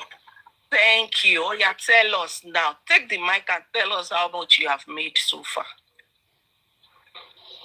Go ahead. Tell us. Because the only... It's okay, please. The only reason why you don't want this to end is because you are profiting from it. British, let me ask you something. Why do you come up in the first place? What do you want to say? Because you're about saying something. It's like Super Vibes and I were actually engaging. I was typing, he was reading, and he was responding. Some of the things I typed, he agreed to them. I actually came up to say, okay, instead of me keep typing, let me come up and speak with Super Vibe. I didn't even come for all of this at all. I did not. Okay, yeah, go ahead. Go ahead. I beg, I dey go. I dey go. How are you? I will not speak with this one. Supervisor, how are you doing? I've been listening to this. You're wonderful. I've been listening to this lady speak, and I don't know who she is, but I think she's intelligent. If you permit me, let me ask her some few questions, and that's the reason why I came up to your platform, because I've been listening for a while. First of all, you made mention that you were talking about the death of Mohbad. When you talk about the death of Mohbad, excuse me, please. Hello, madam, please, if you permit me. When you talk about the death of Mohbad, you are scratching a wound that is already healing. So my question to you, you said something. You said that Mohbad's father said that the nurse had a hand in the death of his son. Can you explain that? Because I have something else that his father said. Can you explain that, please? And I know your name is that British. He has run away. Okay, that's fine. That's okay. That's okay. So now, you said, I just came on because of her, but that's all right. If she ran away, it's okay for her to run away. You said Mohbad's father said the nurse is responsible for the death of his son. I have searched through. There is no way, nowhere said by the father that the nurse have a hand in the death of his son. He said, he was told. That was what he said. Then later in an interview, Mohbad's father said, I quote him, he said a concubine came into the house to murder his son. Sorry if I'm using that word murder. So when people like this come on your platform to speak, we need to ask intelligent questions. We need to ask her questions. I don't know where she stands. I do not stand anywhere. I stand for Mohbad and I want to know. So I think, that is it. I actually come up for her, but it's okay she went away, but that's all right. So I'm just going to mute. Thank you, Supervisor. You're welcome. Adedoyin, I think if you listen very well, everybody, you see, sometimes what people don't get to understand is this. It's always good that sometimes we have conversation like this. In fact, most of the time, it does not really matter which camp you are from. But the thing that is not good is when we now begin to, aim jabs at one another or causes or rain causes. That one is not good. But we can have great conversation, ask ourselves questions, share you get. That is fair enough. That is good enough. Okay?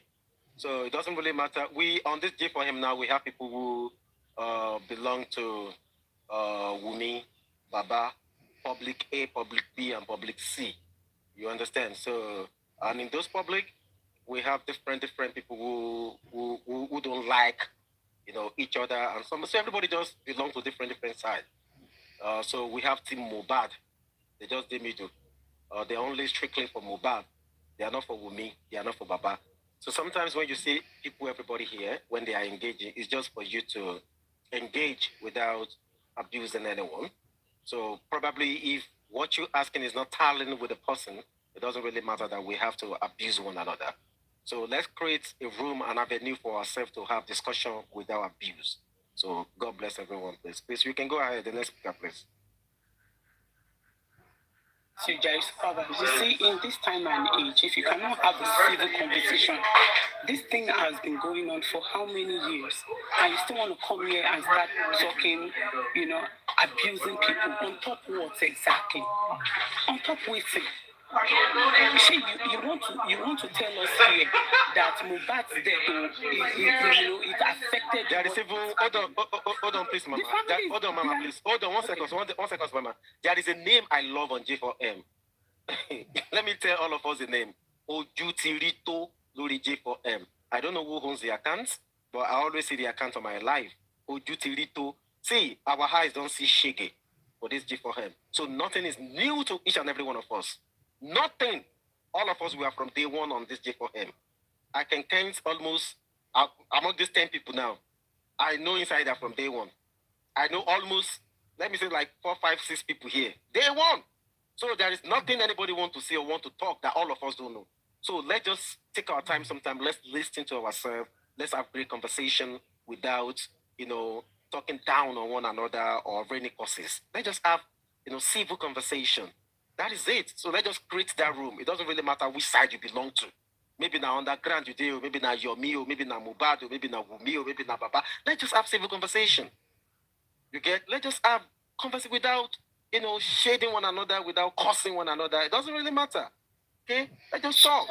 Super vibe. It seems you didn't pay attention to what the British people was trying to do. She had a conversation. She was having a conversation with John, and then after a while, she decided to conclude in a manner that the thought process of John is faulty, and so she wouldn't continue with the conversation and stuff like that, based on the fact that she couldn't push the narrative that it was a nurse that was responsible to what happened to Mohbad. And that was when I came in, that she was giving all manners of narratives that we all know very well that was really faulty from the onset. And I asked her, let's engage. Have you listened to Wumi's interviews? And I can give you 5 contradictions that suggest that she actually knew what happened to Mohbad, but she was hiding it from the public, and which really aggravates a lot of people to think that she has a whole lot to hide. And she herself said that on an occasion that she knew what happened to Mohbad, but the industry gods were not allowed to continue to say, to give narrations of what happened to Mohbad. Is that not active enough for us to begin to suggest that there's a lot to hide based on several unfolding informations? Wumi never told us that these people ran out at 3 a.m. until the driver came out in the public to tell us that 3 individuals from Mohbad's house at around 3 a.m. they came out to knock on his glass to get medications for Mohbad because of an emergency in the house. Wumi later on came to the public and told us that Darusha was among those people that came out of the house, among the 3 guys. Is there in public space? She says so. Why didn't Wumi tell us all this? The same Wumi, in a certain interview, told us that Mohbad was okay, was playing with the friends downstairs, and then around 6 a.m., Mohbad came upstairs to apologize to him about what happened at the show. So when did Mohbad have enough time for the treatment these guys were looking for? These are contradictions. Only the sensible people will know and will not be able to process this fact the way it is, unless there's different informations that can suggest the reason for this misinformation. There is a total disconnect from what is in the public space. And so when people now came on platform like this and start telling us gibberish and telling us lies to believe she's a mourning widow, she's that, and introducing emotions into everything, it challenged credibility of they themselves as individuals and as a mother. It challenged their intellectual capacity to process and reason properly.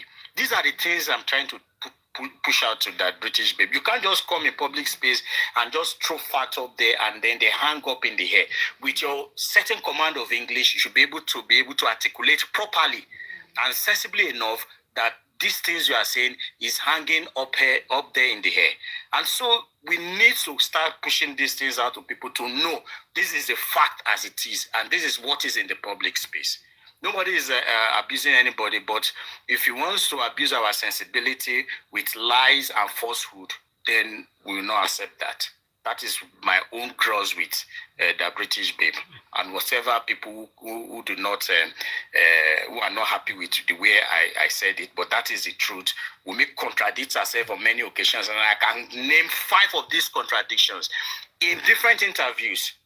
And this is indicting enough. And then the Nigerian police there are saying they are doing investigations, no phone forensic, nothing. And me herself, I've never come out to ask for the phone forensic to unravel what happens to her husband in that house.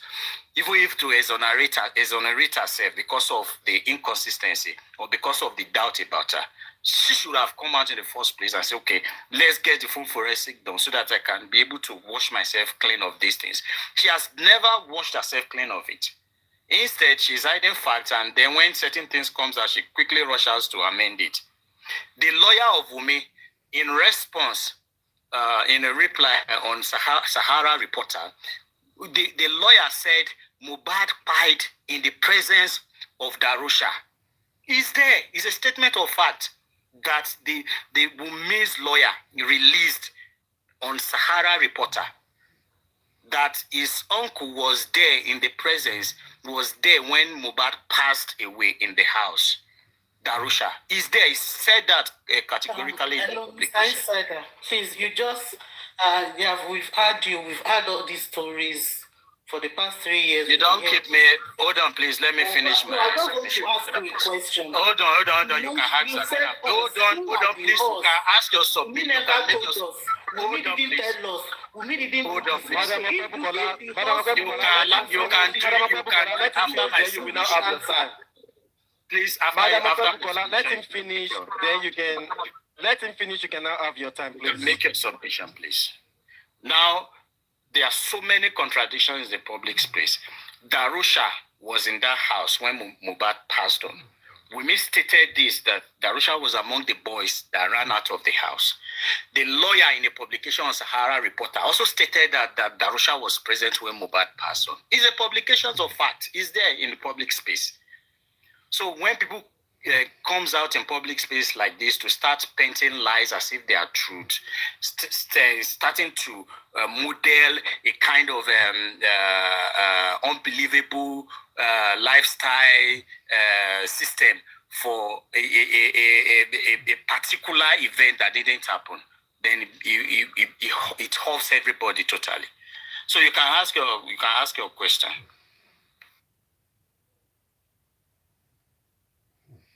Now, I want to ask you this question. You kept mentioning Wunmi never told us. Wunmi told us that Wunmi never came to the public. Wunmi didn't tell us that. I'm trying to really code the word us. Who are these people? Who are the us? And when assuming Wunmi now came out to tell the us that this is what happened to her husband, what is that thing that the us want to do with Wunmi's testimony? And don't forget that all these accusations that you kept talking about for the past 3 years, it seems as if people that do not even know Mohbad when he was alive, that has never been in the picture, I mean, talking about Wunmi and Mohbad's marriage, they seem to know more about people that were living with them. Now, Baba has never come out to say that Wunmi killed her husband, but it was the public that inferred that Wunmi killed Mohbad. Super vibes. Now, you kept talking about these things. She said this, she didn't do this. Okay, now what is it that you want her to say? Okay, assuming she has come to the public to say it, what do you really want to do with it? And all these ones, all the investigations, the ranting for the past 3 years, what has it give? Where has this got the public? And what is the way forward? What do you want to do with it? And no evidence for all these claims. You seem to know more than people that were there when these events happened. People that were in the house, they talked, they said this is what happened. You that you were not there, you said that was not what happened. Trying to quote the word of a lady that just lost her husband, that you wanted that to be in the right right frame of mind when it's happened. If it has never happened to you before, then you will know that some people will even say they will just be doing things that they may not even remember what that they did when it's happened. Can you just calm down and just you've asked so many questions. Can I answer them? No, I give you your time, please let me also run. You want to ask questions and you ask them on and on with continuous. How can I answer them? What happened to us? Now, Madam Adedoyin, I will just when it's please. You've asked questions. You deserve an answer. Wait, I'm coming. The answer to your question is in Baba's first interview. See, you will forget many of the questions. Baba mentioned the nurse. Madam Adedoyin, Baba mentioned the nurse in her first interview. Thank you.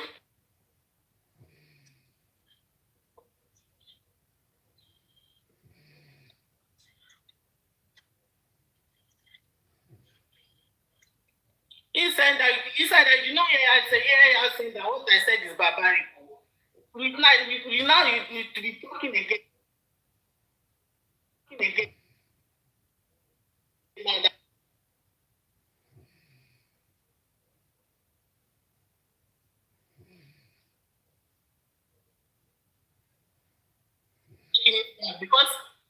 Because I just ranted. Everybody can rant. I just ranted. When I'm trying to put out my emotion, it is ranting. I just ranted. So I'm not apologizing for that, I beg.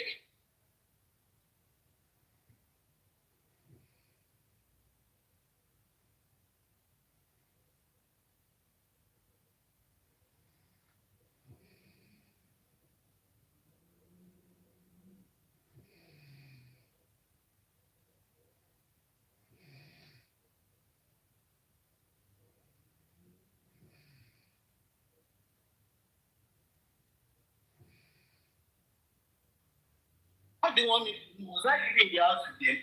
Now, why would I know that it was questionable? Maybe it was the people that were not living with them that knew that it was questionable. Better, please, mute.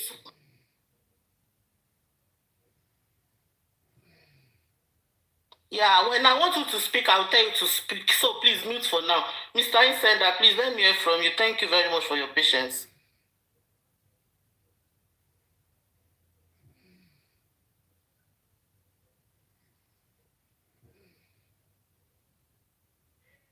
Insider backup.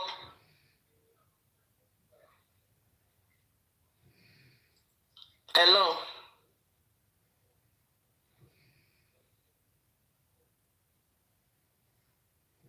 Okay, it's good.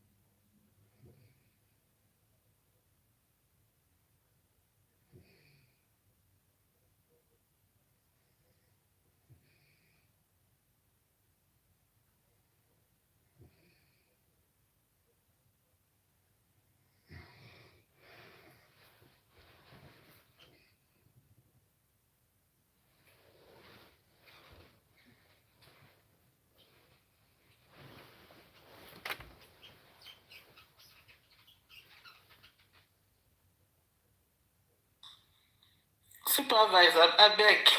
The host is even paused. Take over your life for. It was the way Insider kept coming on, and I was like, these people's mental health is past. I think it's way beyond repair. I don't even know. Yeah, like we the Germans, it is kaput. Their mental health is kaput. It's fast. God help us all.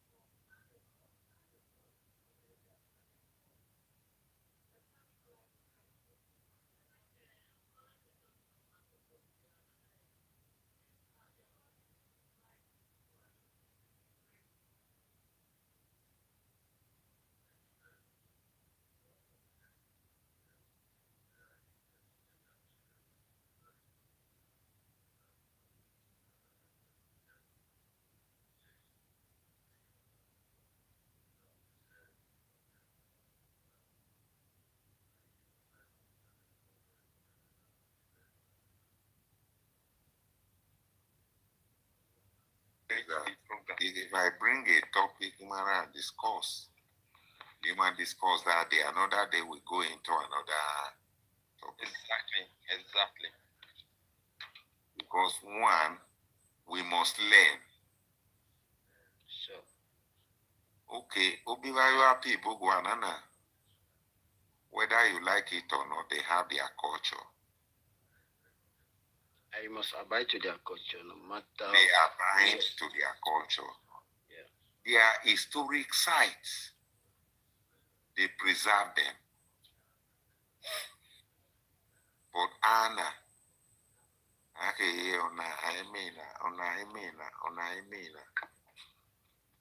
then we are demonizing our own. I preserve the historic site. The traditional preserve, no gloreja, no gloreja, oreja. Let me tell you, whether in the Bible or the Quran,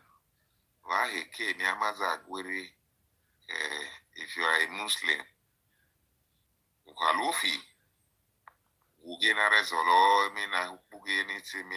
Muslim or Christian, you still have to fall back to your culture. If you are a Roman Catholic, Voima, Oye confection, or a good father, Ilufi, or my penance, Loarene, and one Gwen Wala Pella, Ugola Barremoficia, Naerokia. Are you getting me? Yes, you're right. So, in Magua, as the church. In Magua,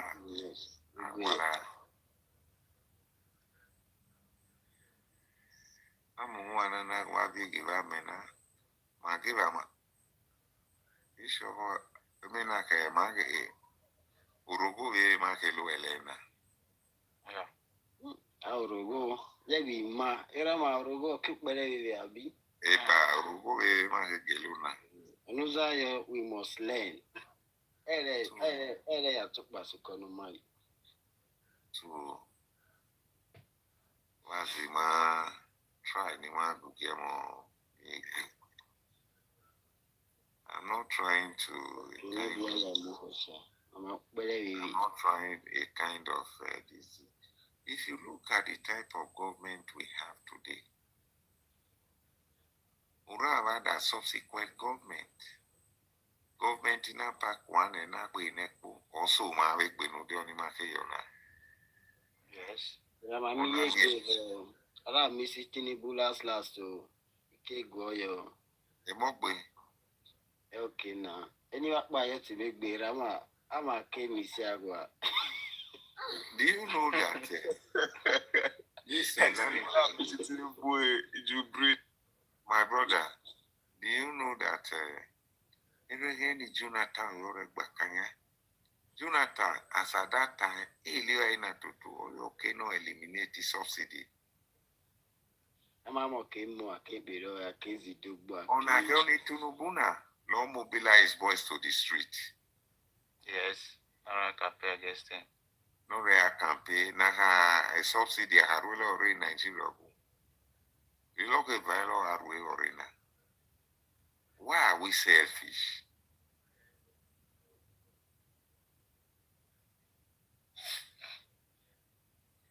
Oh, your heart, when I measure in Nigeria, it's okay.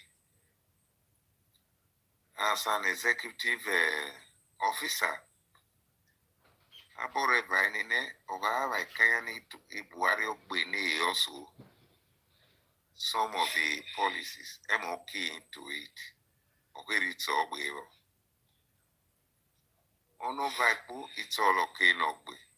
In a buy also in a year,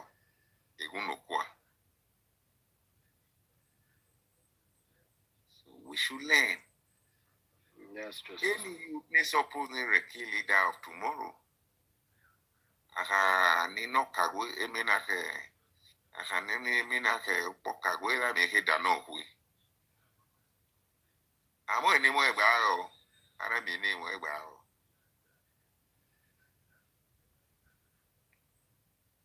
Irama, Gina, he learning where by honor.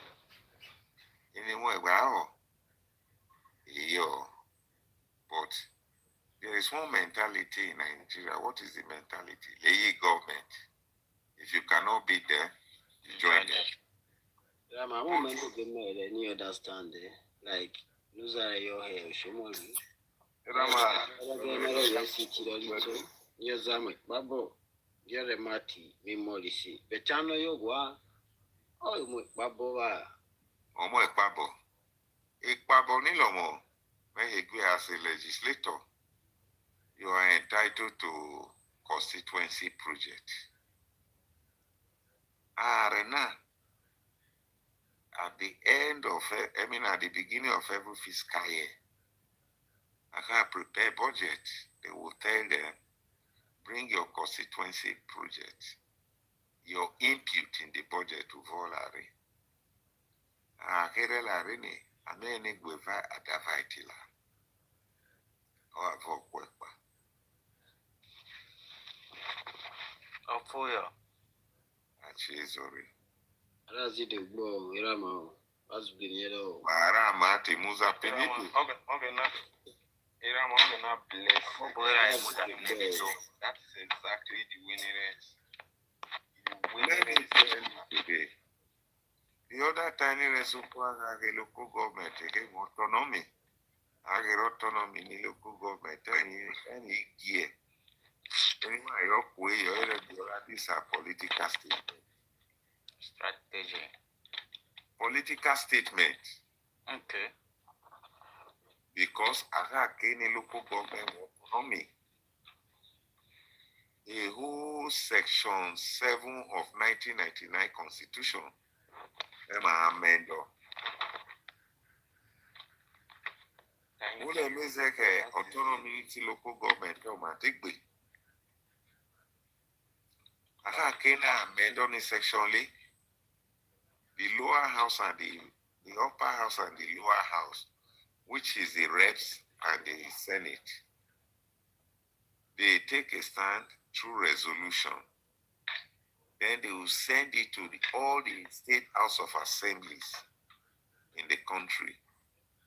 And they need 2/3 majority of the state house of assembly in the country. They can support autonomy and pass or amend those laws. But the governors will never allow it because we go a local government, they survive. So we can never work with local government chairman,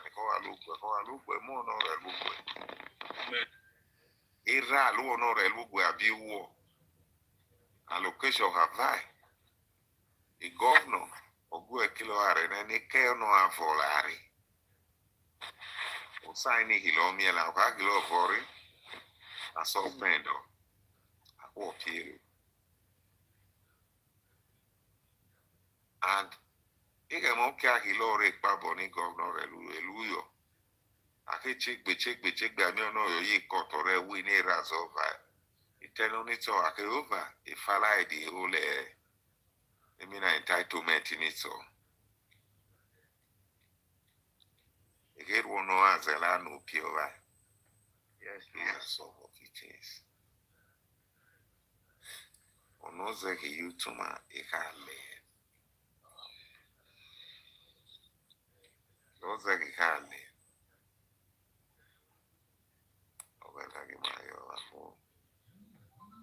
Irama Mohu, they will be a harmful. Who study political science?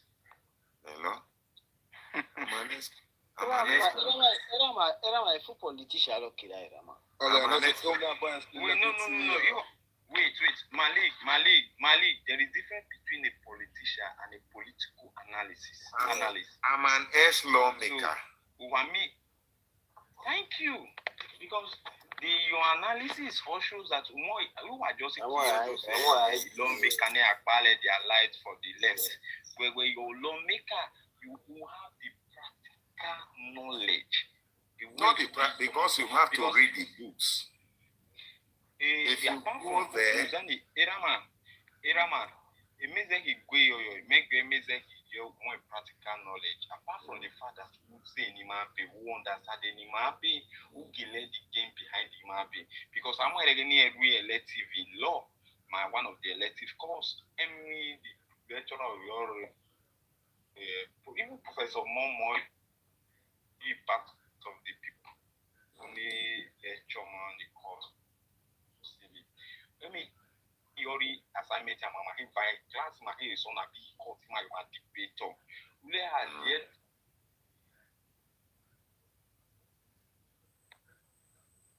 the day you are in Nigeria context. Me losing. Yes, you are why, but this is the law. You see, and that they don't.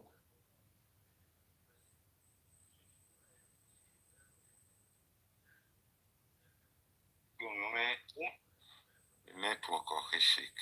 Network to Thomas Gomez, all the law is different from the tenable. That moment when local government chairman or turn the local government or turn on. You people, I'm so speaking already. I hope. Hello, what is on my It's all like it's Okay. I can't always submit what this is what I'm trying to say. A between more union autonomy, even when me this thing or hold water. Because if we meet the law, we check on the constitution, because this constitution will give in fact just a mere statement, because we follow the constitution, it may you change material. Okay, take for instance this. Let me take you. May I take you off from there? Do you know that the whole local government in Nigeria, Basome.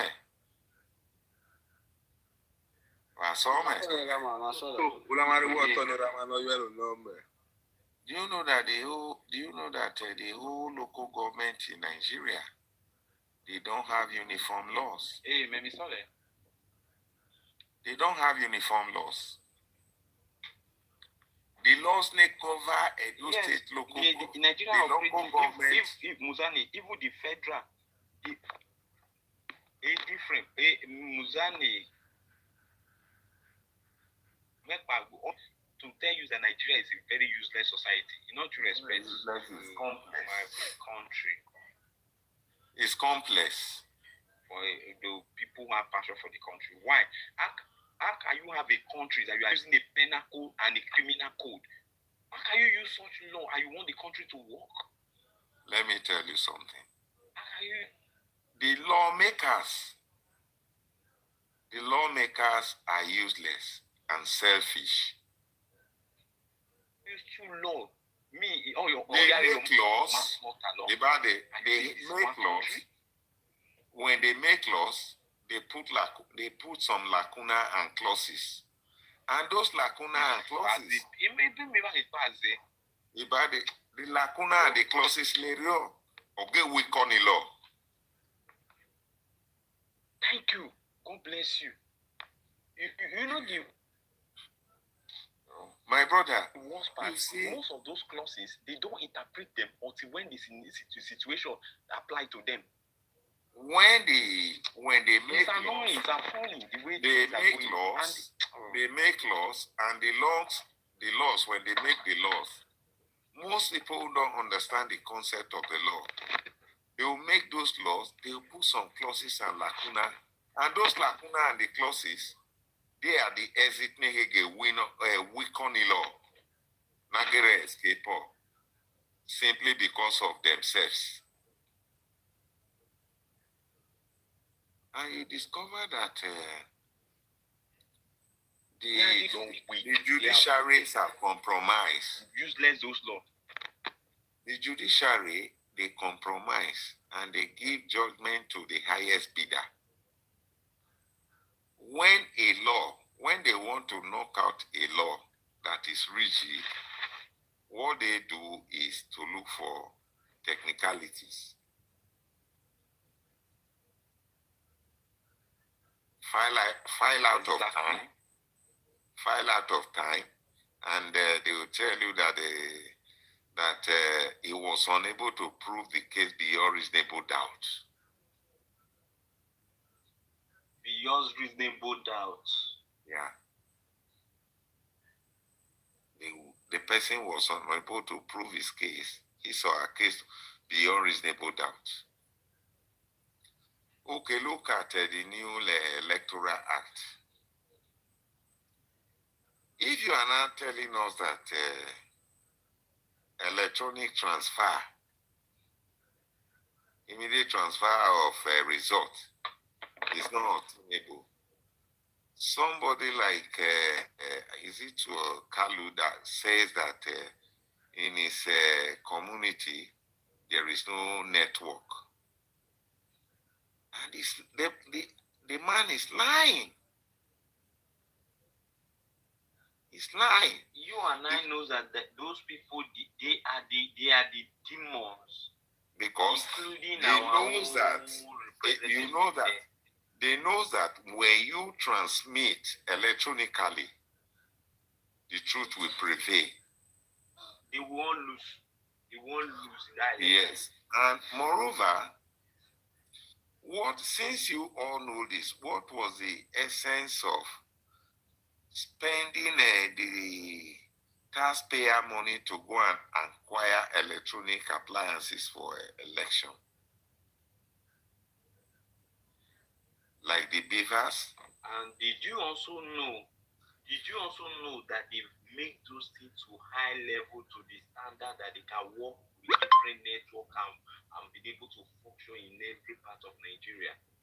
Why not? Even Stanley offered them this service. Let me tell you. The last Kenya's election, there was one prophecy a prophet gave. For that reason, that was what inspired me to monitor that election right from campaign down to the election date. This thing we call a beavers here. Here is Kim's kit. Do you know that, my brother, from the polling unit, election results were being transmitted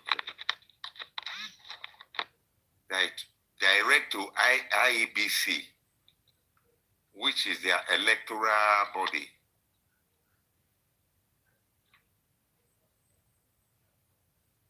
As they were transmitting, you see it live.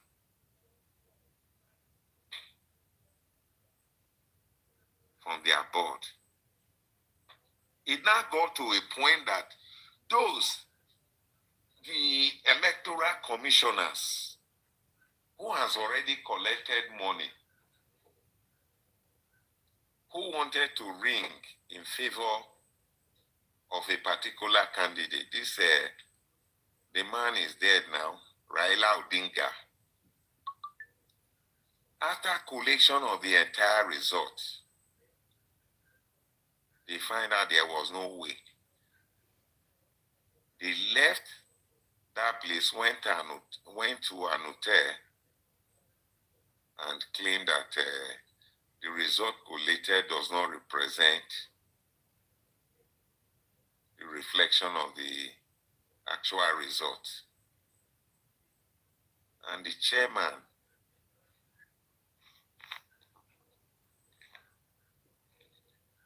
went ahead and announced the result and declared the winner, which was the actual winner. Do you know that those commissioners are still facing trial today for treason? And this Eli Mosai also is that after the election, they gave room for litigation. Litigation came up from tribunal to appeal to their Supreme Court. And the man was declared winner before he was sworn in. And that was how William Samuel Ruto was declared winner. This thing works. During the litigation, they brought the ballot and the king's kit to the tribunal, and they were examined one by one. Even as at that time, when the opposition wanted to hack into the, cyber, they couldn't because of the firewalls around, you understand? Yes, sir. Yes, sir. If you look at the last Edo State... I'm with you 100%, sir. Yeah, you know correct. that the last Edo State governorship election, do you know that this guy won that election? Godalo, from all the dedication transmitted result, that was which represent the actual. It was obvious. But at the time, they did it. They ran the election willfully. That was when they wanted to ring the election. That was when Obaseki came to INEC and he was molested.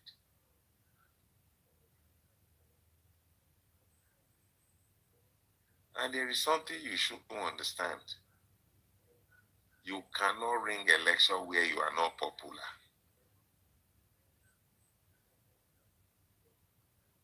Physically, you can only ring election where you are popular. So the youths that we allow themselves to be used, let them go ahead and they are, see the people cry now.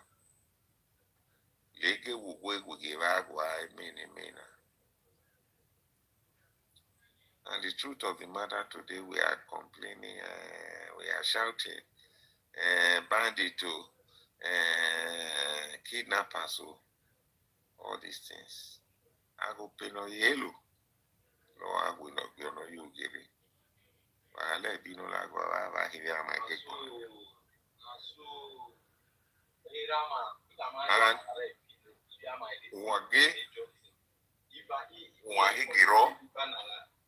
Wahegero, Wahakima, Mama get Bigma. Mama Bigma in the sense that I belong to this house, I belong to house B. Mostly the ones are in that are in diaspora. Our house now, and they won't buy mental. They won't buy iron. It gives all in an equivocal vogula. A maroni mental. A marry need to see you. This same tools like a phone, I get a duna pelana.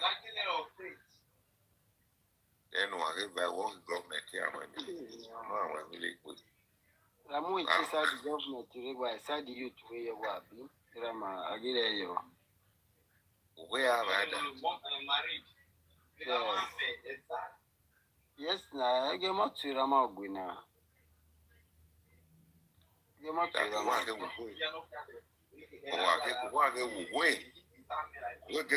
Government here alone. Oh, I let us work. Look at get her pay. I'm all partner at Nick Butuki appeal be sama. Give me, oh, no, take off boy out. Ebung Yango Nulu may or way nor a quibble. We are Yango boy pay. Nuza near Chenure Agbaka, Ponuget, Onyango Nubel, I get a bapeo. Then we government. Or the Ruayauchi. Rama. I'm me or Yariana. Irama. Yemenu Gayo, Yemenu Gayo is directly the last time one of my, that is my dad younger ones. The last time I the last time we me meta or bonita, who I two meta. like any metana most of the season. Any usual in the gates, this person is going and Iliana. Why no Lani Vare Kanyanika, I place on election if at any of your point, if any of you there is surviving winner. So we why am you sure majority of these matters? I mean, I am. Any belong to house A, any belong to house B. Marie,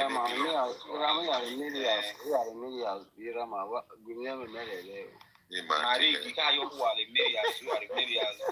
Oh, yes, who is school in Nigeria? None of them are school in one. Where is good the quadri of Marie? Koboko Marie, Koboko dear if Yahweh.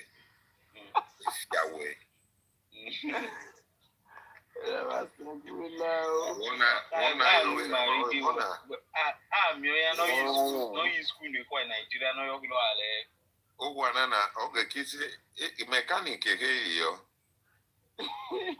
Any good mechanic, so if we make it one.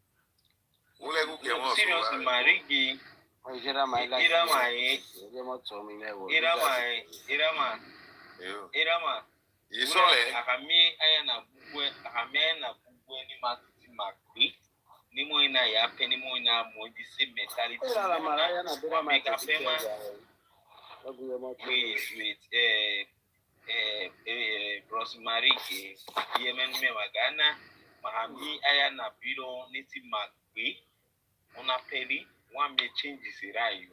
Because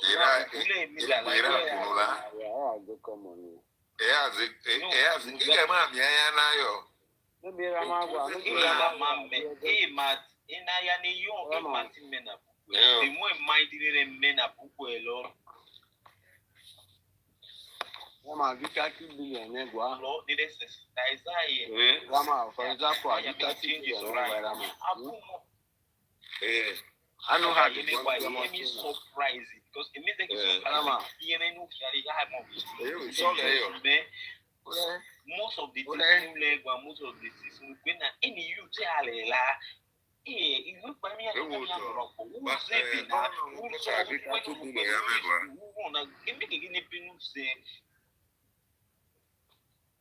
my brother.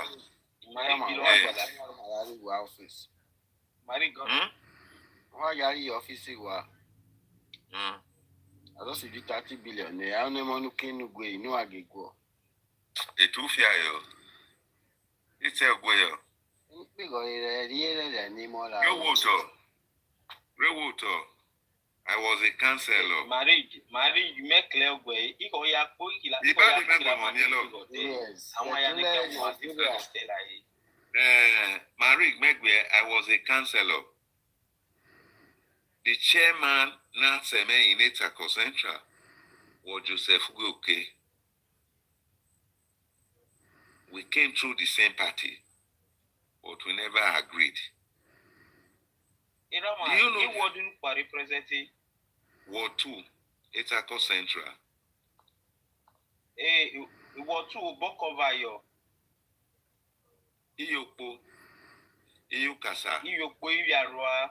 Iyukasa, okay. Mina Iyoko, Iyukasa. Iyawe, Iyokile. Okay. And they are the cool. Okay, because he like mama more what you want. So he's a comment no. Let me tell you, Uke was my chairman. I said, I revive the Gola Hona Emiaro Paul. made me a rebel. The sponsor boys, he are attacking me at you away. Oh. Aku guame away. I let it go see boy on the squad. Don't use that you are. Can you watch it go? Ina. Women. Aku guame away. Marigi. Abuse your so I sustained a skull fracture and a fracture on my leg. That was terrible. But by the grace of God, I survived it. Somebody talked about 30 billion now. As I speak with you as a counselor, over Nigili, over me. You let them as a person, your office, you are now series. We might challenge your office. Yeah, I never end up as a counselor. I never end up as a counselor. I was the coordinator of Shopee in the whole of Edo North under Jonathan. Oh, okay. We are that time. There is no word in any local government.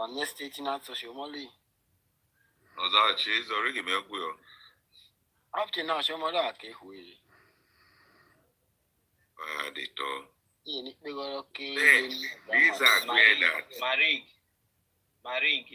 Maring, there is the pressure you can make clear negwa no understand. Me on not gonna aboda maya. Wabure mi ayi yokuyo okay, there is what they owe to our esteem. On the way of Arekia 1 million already. A shift grand. The thing the politicians see I came a man, you know, ya zimi. Yeah, Kim, Malik, make it Menegua. He moves the music who got him maybe I'm going to among Martin and Gromoli. Oh, maybe Italo or Matiguri. Irama, Mari,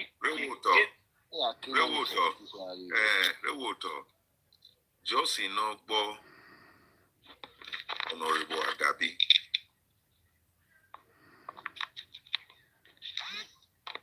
Honorable Agabi.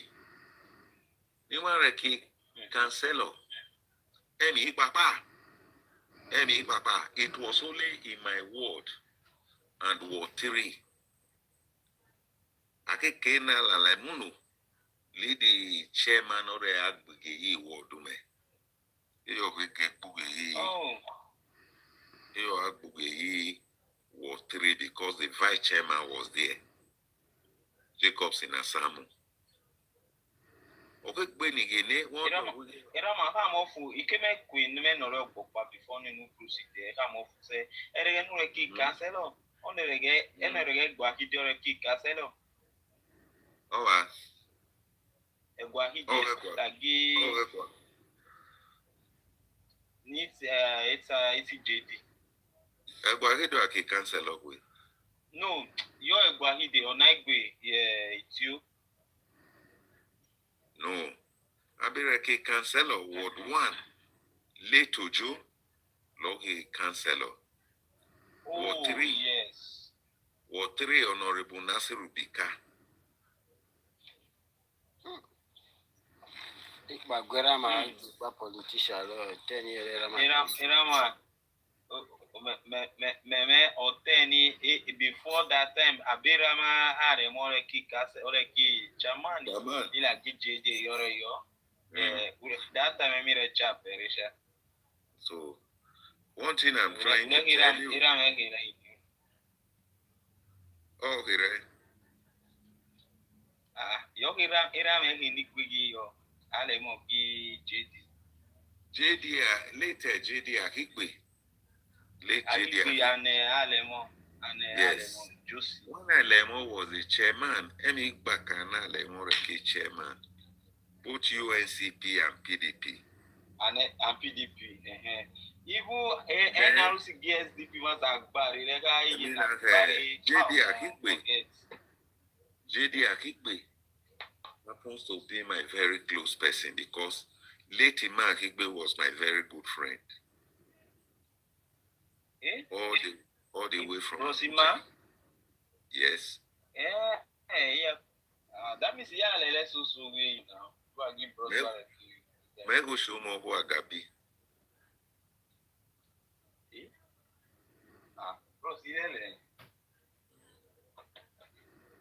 Ule rare me miga uge more magure hisu.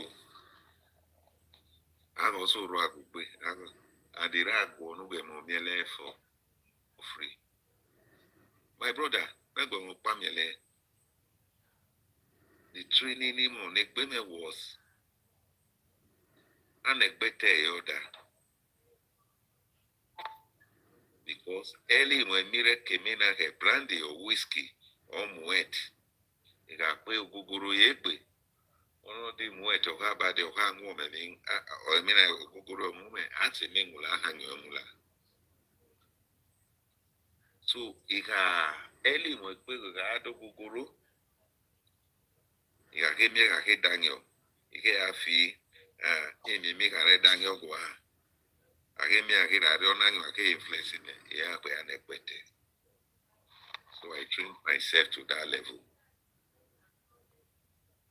When more the Amegua, no way fee, always a moment bend.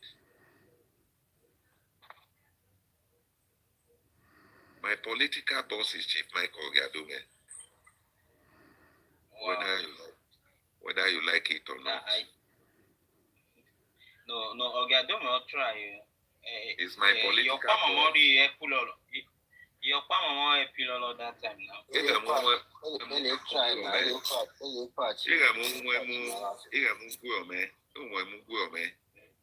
Admirami, your acquis with me, Puya Elonito. Two cancer. Abu Megwarit Aquare, Abu Menu agree, no message. So, oh, you where I go, man. Washi Tare, as was it.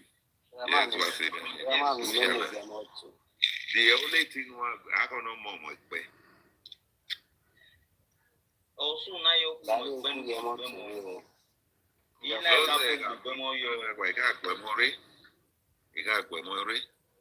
Amigo, you got a live it off your make you no come. Emile, Iraq. My ballo, I'm with Millie ignorant. You know that today, Imima Tomo was Kukuruku division. That Kukuruku division. That Kukuruku division cover both on one. Akoko Edo and the Etakos. And the administrative headquarters was in Fuga.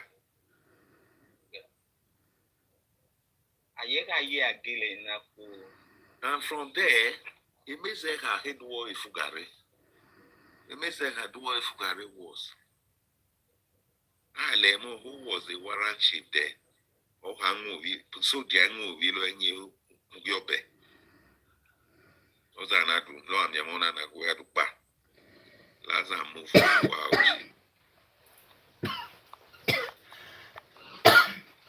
Which was then a Afema division. From Afema division, Yahya Kriti Etako. Ule meze rapa gugema kukuruku division. Vale?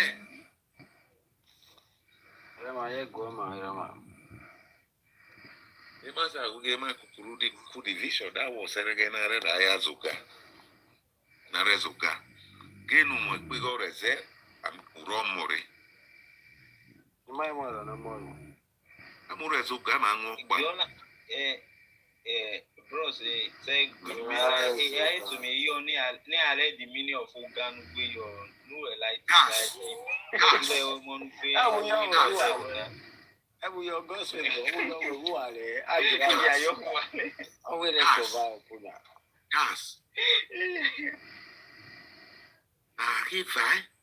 I make a vow on Eluna fine. Era ma time of one gari go ai mo ya lo si mo ara ro zuga. Ama money slave ada mara go. Slave lo. Slave lo. Emara ki o to Igbo eru ipa. Ani pe okwe pa. And Izama li overera no Ghana. Mala ni one nice street, but let me came understand. Well, if I am free, like me, Emma Fausa. Avai Eluna Tiregua, Erezuka. Not big or it. Or it quick or real, or my big already. I know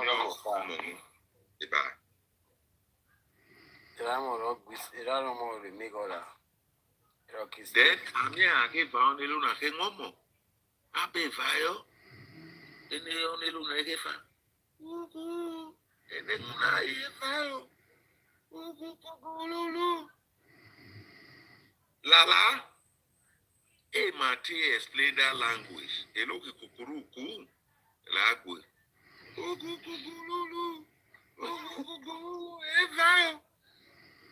By the division, am I able to get my Kukuruku?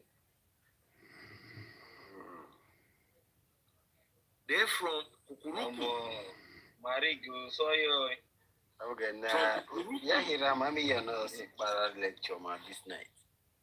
From Kukuruku. Yeah, I'm your family division. I family makia. And again, I can get a pa. Yeah, Pakuko Edu. Yeah, Poma. Yeah, I can give my etako. Ule mother, ye my etako.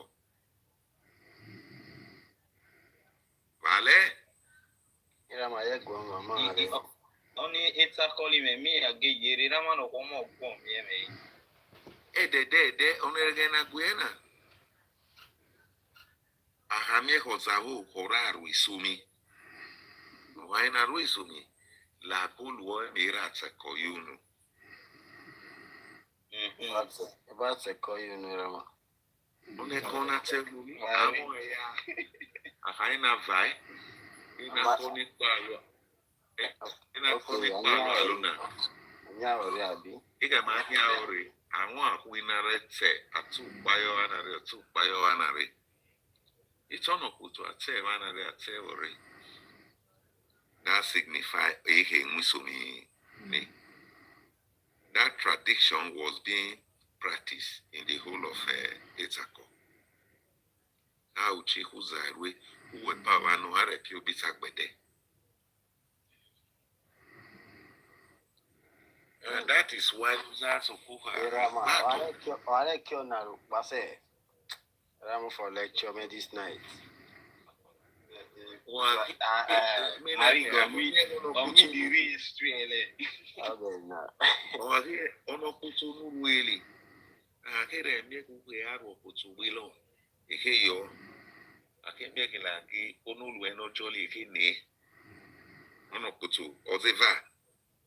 I'm on Elu now. On Elu who have a mail. My James Silo take or your man only take or your own. Okay, you get it. Second is a bono. No, at a corner. No, so way. It must see. On way, it must you take or your own. I like it, Valo, as far as you must get a video, what's a corner be?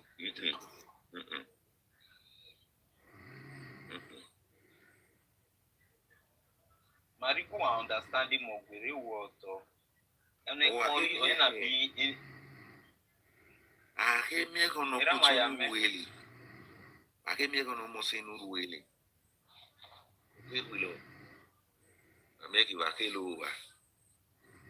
Wow, I like Uawala emosi. Urawala emosi. Uwe matike uwira mehe dead quarter. Inene ngwala harwilo obitsema. Inene ngwala harwilo arepiniva. Wake awala emosi. Akwembia. Uwakware. Nino hirafu mutuefa kukirwa fapi. Oli la hirele kura wala emosi. Confirm. Then there were two criteria. It's all in. Another wala emosi. Yes. Wale maguya wale mosi. Ile. Abo analyze. Yeah, more gay sukogbo. You know, we more analyze. Wow, wale mosi. Igi bara biafa. Ona pitting one in a movie guy. If you're even all what there, they indicate on our mosi or not. Okay, Kofamusha, Onozawa Kofamusha, Ogwiri. Hena, Ozawa Kofamu, we didn't say. Okay. Wamati hit boy engineer, where I almost okay, a weak boy engineer. It's a beer. We get Java. Could you believe that at this particular point in time, I get banning tradition in I back it out. Hey, Marty give up with it. At the particular point in time, Amigo Yokera Musumi. Wage Musumi Make Lecholo. Inukia Nure Daliri. Those days, so Irama. Yes. Inukia Nure Daliri. I'm your no Bukunogokwa. Tradition Ramago Mayo, Ariwuto. Or Bukunogokwa Mati dead quarter. Oh, Aleoki. Marie Gusoyo, Inokia, Ramai, any lecture, traditional, yeah. All of us, everything, man. Everything. Wala. Even I of Kirama. You know that. You know that. Like, I am Unikiagua. That time. Ahaina Arwa. Imosikemo. Oh. Equerwa. Ihakira Arwayo. Oh, we need Aranekimo. Imoni Yonutu. Imosine Yonutu. Ihe onomi onogbo ogwemolo. Oisuni. Onahela mana. Ozema. Ehakirwa bo. Hehe yakine agro agwe agwiri. Yamake voisuni. Urugo nakira arwono omosili yelo ni tuluo. Bulorerwa. Ida. Ori boganerwa. O ashuki. Bogana young manu. Bogana. O ashuki. Akake kwe maru lo yelo ni. That time. Ufie me ayomi ake yomi electricity. Gas light. Hey, a popo, a go yusu. Oh, we need the pros. Ke pe no, ke pe ma. Ke re de luniti onomore. Onomosi rupo akure. O akutape. Akwekwe. Lore donelori. Una kwekweri lore vaurati guaneruluo. Piula maneruluo. Rikpegoruluo egua utore. Apo pato va no gerelo va yo va ni tuluo to. Straight to bedroom. Ema akwelo yayo. Oni bedroom mule. Ule kade ekpetina na dikbuyo. One ekpetile akizaru bugyo ogererua. era lo van a solo o que dito era bini faco era bino faco then aya era que na repano y viene yo ene que le more ni se gas ile kia era di tu por mi touch aquí pano ya ni touch aquí ya no ako la yi ola te me ka ke he lu die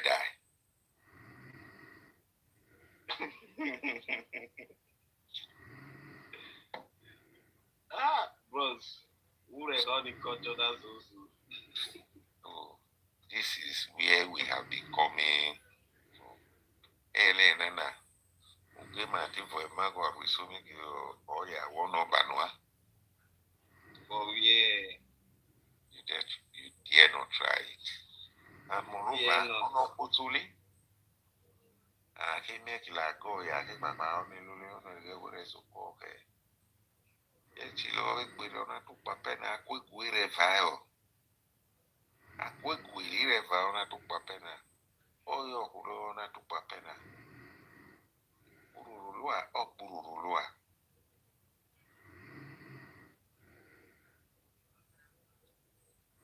These are some of the things, traditions in my Martin preserve. Ula mi get zona lawyer. Bros, we reckon it traditionally, almost big papa also. Why not? Why not if not? Because on a personal, not really a quick be running really. If we married, born in a trial, because of him. No, my brother, if I am in the culture, he must give me some Maya. Because I want to be happy more in your I know that man of what? No matter how worry, just explain who baby or when you grow up, you understand better. So these are some of the things we really need to know. I want more gay. I want a gay who already Amy Sora and Denny Gwena was that with gay. It was a serious issue. Like a serious I had one of Botu. I had one of Mosi.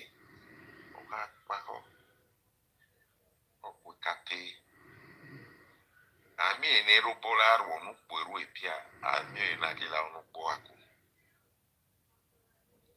On polilo aredwa, then or a corset it wingy. Nothing. A corset I say we go awa. I only live. A corset. Nazuma Pagaya Nayo.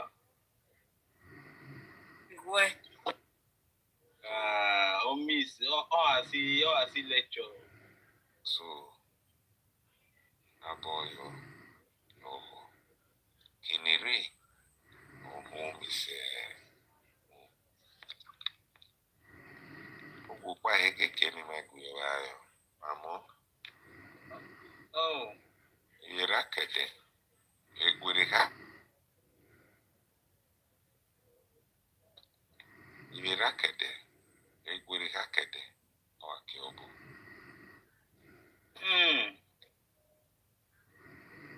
Well, when not be ragi, we understand it. We Irama, young generation. Irama, ureki young generation giga yemen yo. Ureki only itamu guayo. Ikeke wa yari understand all yo. Maybe we are through more lighting. Now me more lighting into more lighting into it. Give us a oh. I mean, I go yo gigi ayo.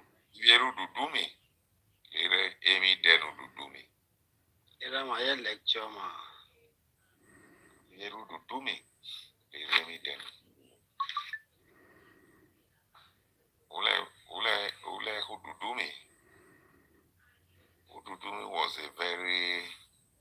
successful farmer. But I'm more like bigger. We may solo or more really. Record. But if you're really there.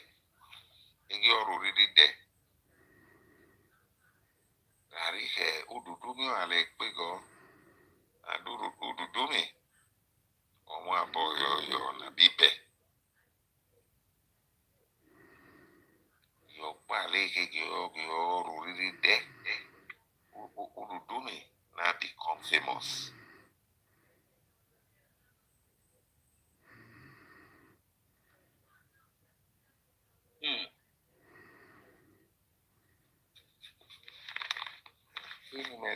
Lele ayo hegwi legwero lobi egwi no lobe no so legwero ono lobe no so oro lo lobe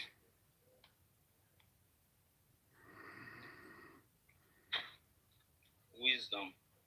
So that's Baha get with Pia Bakaya baby. I'm in so deep. Very deep. I'm on no so.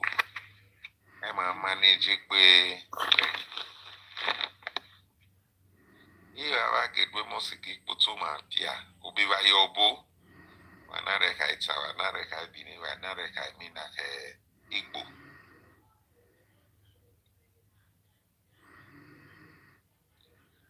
When it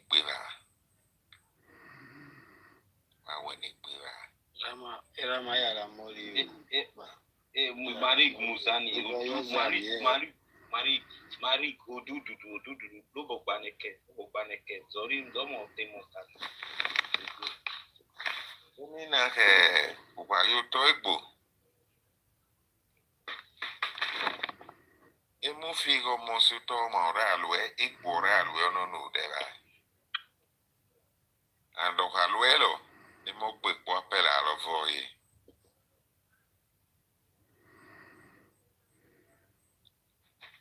I want you to get your relationship affair. Yeah. And your personal affair. Do not bring in a third party. Your ability to manage crisis makes you a man. Thank all of you. That time a later Puna.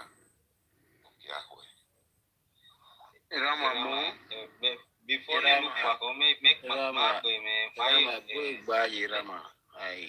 that time a rapo, him of Bizagira Damu. Rama Yoro Beka, let me make a queen in Nupaho. Any Yemenuga, who Ule Maguire reminder, who are reminding Ionic Panimoni knowledge in it. History, I get you. If you don't know history, you hear history. The more meaning, you are on Nukia, I hear I could be on Wakida. So, who we have by the one who is a man, what may you be? So, Mari, when I have Mobayo, it remind him, okay, when there is no solution. Maybe can I create don't just go out. Personally, maybe I have a matia for some issues we have Nabari once in a while. Mahimona discuss only, Mahimona rebanic because one Yemen why you know exactly why you might change of mind because of men make it dinner be Ayutoma. Only no normally a bit more yapida be mosima your year character anymore. It must not him more a leg why make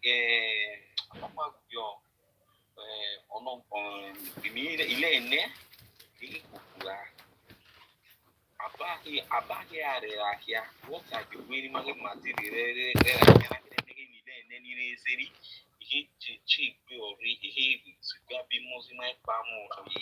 Yeah, thank you very much. Ulego be by your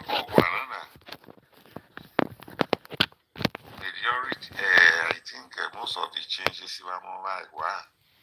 Lucky the orientation I copy from other tribes.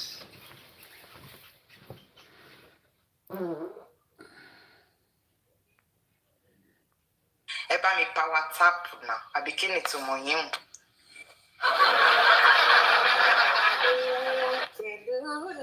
CEO, how are you? I should get your mom and get my dog.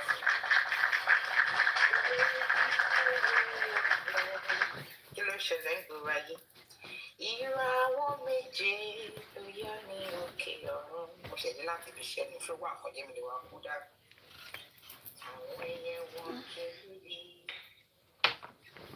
Àmì àwọn ẹyẹ wọn kéré lè. Lórí orí ọ̀fẹ́.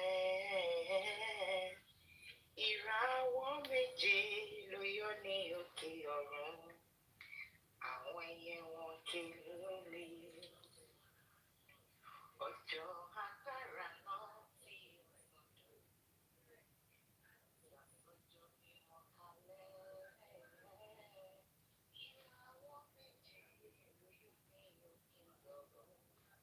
Àwọn ẹyẹ wọn kéré lè.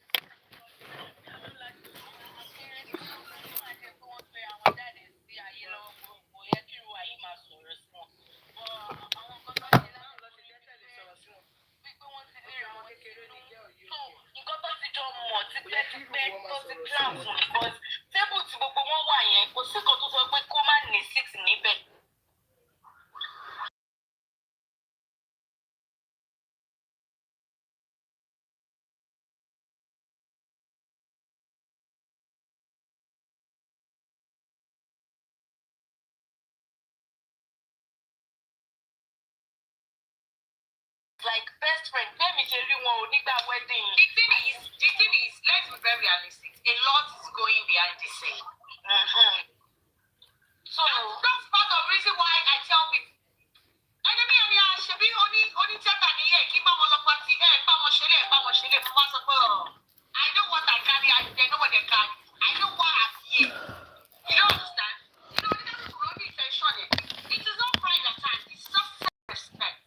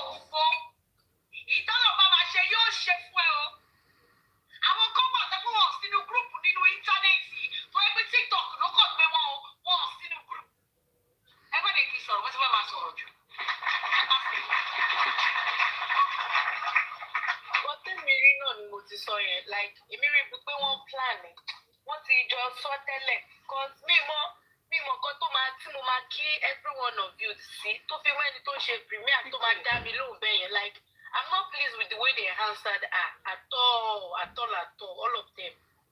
So nǹkan tẹ́mi rí mi ò rí rí o. Next person please. I'm coming. Ekale ma, ekale sa. Ekale sa, ekale ma. Oya Kobe.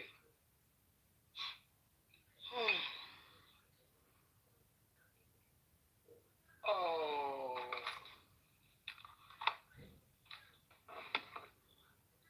Fóònù yẹn lọ kú ní ṣá. Ẹ lè bí pé mi charge.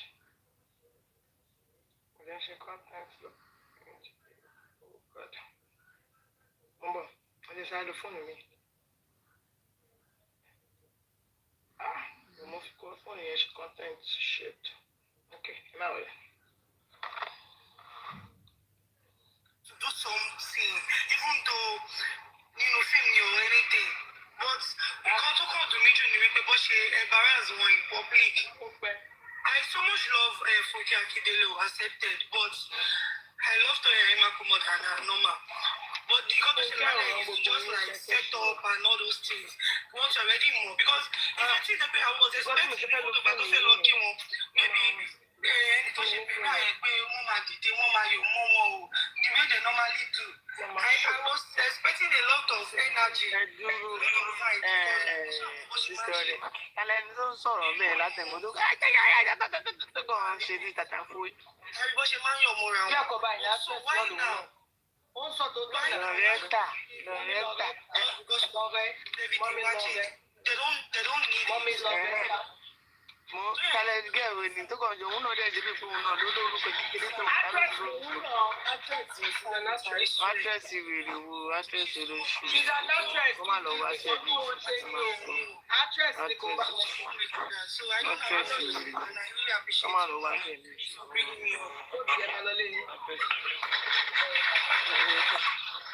Ẹ dúró ṣé Mr. Yomi ti wá yìí wá àbí?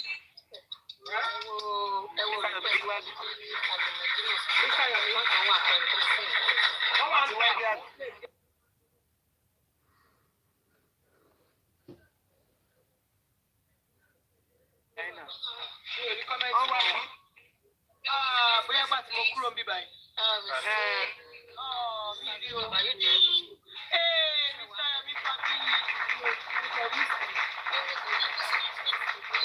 Mọ́mí máa jẹ́ òjẹ̀ sọ fún mi, ẹ̀ bá ti sọ fún mi. Mo ti rí wọn. Àwọn aláṣàbí lórí wọn náà. Mi kò débi ni mo kàn rí orí. Mọ́mí máa kí lórí wọn, mọ́mí máa kí.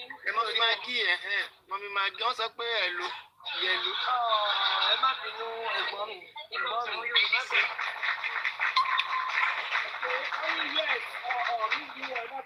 Bóyá gbà tí mo dìde yẹn ni.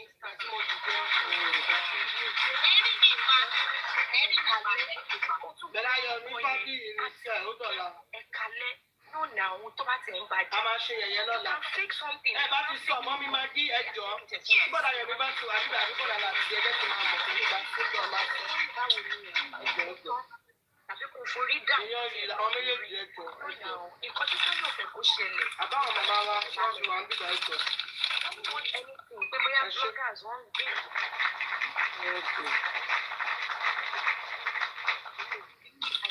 Tó yẹ pé èèyàn máa bá jẹ́. Bóbi èmi kò ní mọ̀ kálẹ̀ ìtọ́rọ̀. Ara yín ní nǹkan. Èmi náà kọ̀ wá bóyá wọ́n ti gòkè wọ́n ti sọ̀rọ̀. No respect. She's a mother. You also you are a mother. Ìgbà tí mo fẹ́ dìde mo yọ kinní yẹn ó ti yé yín. Mo yọ kinní automatic. No, àti tó yẹ kí mo ti clean up tó ṣe lẹ́kọ̀ọ́ rẹ̀. Ṣé fàníyàn kọ̀ọ̀kan láwọn méjèèjì? Kémi ò tẹ̀ ló ń bá wọn. Ní nǹkan tó ṣẹlẹ̀ yìí, wọn wọ̀ tẹ̀. Àti Mercy, wọn wà comfortable pẹ̀lú nǹkan tó ṣẹlẹ̀ lálẹ́. Because later ìgbà tó lọ tọ́rí àti Tóyìn padà lọ kí àti Mẹ́ta ibi. Àti the way tó ṣe react. Bóyá kí ni wọ́n sọ pé Tóyìn pé àti Fúnkẹ́ wà ní sí ni ò jẹ́ kí àti Ìyábọ̀ free mọ́ àti Tóyìn o. Because I don't know what is happening. Wọn kì í ṣe bẹ́ẹ̀ yẹn tẹ́lẹ̀. User ni Ìyábọ̀. Ìjọba sí lára. Wọn kì í react bẹ́ẹ̀ yẹn tẹ́lẹ̀ tẹ́lẹ̀. Tó ẹ̀kọ́ jọ máa ń free mọ́ra wọn. Wọ́n ṣe pé tàǹtí Fúnkẹ́ bá ti wá wà lẹ́gbẹ̀ẹ́ wọn. Tàǹtí Tóyìn bá ti ṣó wọn. mood woman change. And it's not supposed to be. For your holy, I'm a little share in Tanzania. No, you want to see caliber or make it. I know, see caliber or see the. But you blogger, what two movies about Tanzania. If you don't phone iPhone, like for her to call your name. I get analyze what you want to Aquilino Lara thing. What you want to know to what. For her to read. Oh, you know what people. I don't even know what to say again. Like seriously, I don't know what to say because I'm more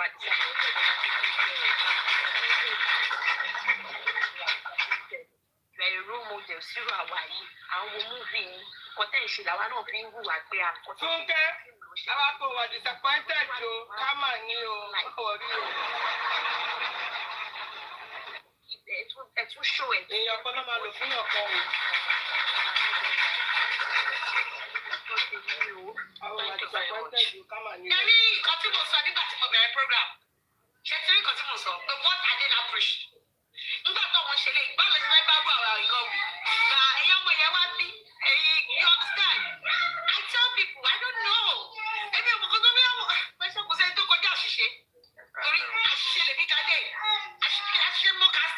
What are you guys not preaching? Can I preach?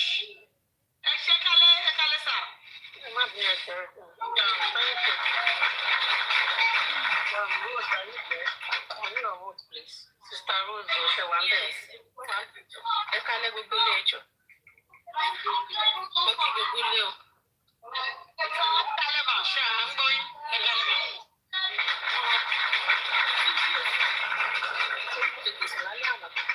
Video yẹn mo ṣe come across it láìpẹ́ yìí.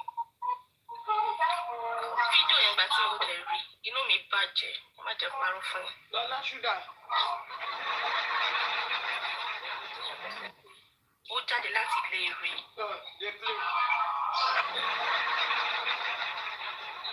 Inú rẹ̀. Tó inú ọmọ ẹgbẹ́ ni gbogbo wọn. At least ẹni tó bá ti ń gba bíi 2 years 3 years ẹ pé different díẹ̀ ní age tó fi jura wọn lọ. They are still age mates. Wọ́n ti wọ 50 náà. Ó tí o, wọ́n ṣe 2 years lọ́gbà lọ́wọ́ ẹ̀ o. Ẹ bá mi sẹ̀ ọ́. Tóyìn kéré o. Ọmọ 1984 ní Tóyìn o. Ó tí o, ó tí o. 46, 47. Tóyìn ìparọ́ ni o, Tóyìn ìparọ́ ẹ̀ ni o. Ọmọdé mẹ́lẹ̀ ni Tóyìn. Bí 46 kọ́ ni Tóyìn Abraham. Ẹ̀dẹ̀ play.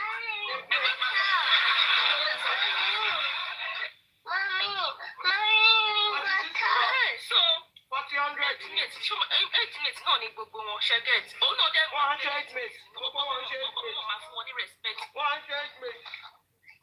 Wọ́n ní ká dọ̀bálẹ̀ fún rárá. Ìyàn ní kí wọ́n jẹ́ ó jẹ́ Tóyìn. Ó yẹ ṣe pé 41 and 42. So, kí ló wá ṣẹlẹ̀ ìjáwé tó ti jẹ́ ìgbésẹ̀? Wọ́n láàárọ̀ àti fún Kakíndélé.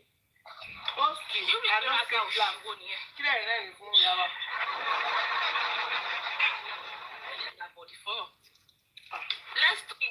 Let's talk about it. Torí wọ́n ṣe bẹ́ẹ̀ yẹn tẹ́lẹ̀ láàrin ara wọn. Ẹ má bú godmother mi, ẹ má bú queen mother wa. Má bí láì kú. Má bẹ́ẹ̀ má bí ẹ ká sọ sí ọ̀rọ̀ wa. Torí ẹ̀yà free o, èmi náà ṣeré ni o. Ó ní bó ṣe ń ṣe ọ̀yà láàrin ara wọn tẹ́lẹ̀. Ẹni sùúrù ọ̀dà tó bá ṣàìsàn wá sí platform mi. Anybody tó bá kọ̀ mí o. Anybody, bí you anybody, wọ́n jẹ́ wọ́n lọ fọkàn máa ń káwọn mi ẹbí o.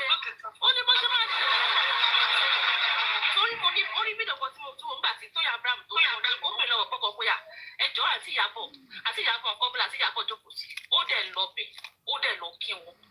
Ìfẹ́ tí Tóyìn Abraham ṣì ní sí Ìyábọ̀ Òjó ìfẹ́ yẹn ṣì wà ń bẹ̀ but Ìyábọ̀ Òjó dẹ̀ kó ti wá ní ọkàn méjì sí Tóyìn Abraham lórí kíni. Kíni? Ó ti mọ̀ pé lábọ̀ lè ní Tóyìn. Olówó tiẹ̀ dáníyàn kọ̀ bóyá ọkọ̀ ní industry. Níbo? Ó ní tí olówó tiẹ̀ mọ́ olówó tèmi ni. Owó rọ̀wọ̀. Kéèyàn jẹ̀ mọ́. Mẹ́sà ìgbé dàlú. Ó kí Tóyìn Ìyábọ̀ Òjó dàlú but Ìyábọ̀ Òjó kò ń ṣe ẹ́gílájì tó yẹ kó fún wúmà yẹn ló fún. Ó dorí ẹ̀ délẹ̀. Kí ló wà bẹ́ẹ̀ láti ṣe láti dìde láti ṣọ yàyà láti hàn gẹ̀ẹ́tẹ́ kí ìsìnkú ti máa bẹ̀ kára yín kẹ́pẹ́ tí máa bẹ̀ kára yín. Nítorí pé Tóyìn ṣọlọ́run. because of pé mo ti wá jókòó pẹ̀lú Fúnkẹ́ Akíndélé máa rò pé òfẹ́ wà bias pé kí Fúnkẹ́ máa rò pé bóyá kinní kan kí lẹ wá ń jọ rẹ̀ fún irú ọ̀rẹ́ alábòsí. Ẹ̀rẹ́rìn àbíyàwó sọ fún irú ọ̀rẹ́ àbòsí. Nígbà tó pé ká máa dé irú ọ̀rẹ́ àbòsí wo nìyẹn fún ọ̀tún yẹn kó rí bẹ́ẹ̀ ó ṣe wá ń fún yín ó ṣe wá kí àti Fúnkẹ́ àti pé àti Fúnkẹ́ ó ṣe wá ń kọjú mọ́ ọ̀gọ́ tó ń wò bẹ̀rẹ̀ pé bóyá àwọn olùgbọ̀gbọ̀ ló máa kọ́kọ́ wà ń bẹ́ àbí rẹ pé bóyá bẹ́ẹ̀ náà nìkan ẹ ṣe pàtàkì sí ẹ pé bí ẹ pé ò tiẹ̀ wá nọ́tìsì ẹ nìyẹn rárá. kò nọ́tìsì ẹ̀ nípa ìṣiṣi níwájú ẹ̀ ṣé ìwọ ẹ̀yà yẹn.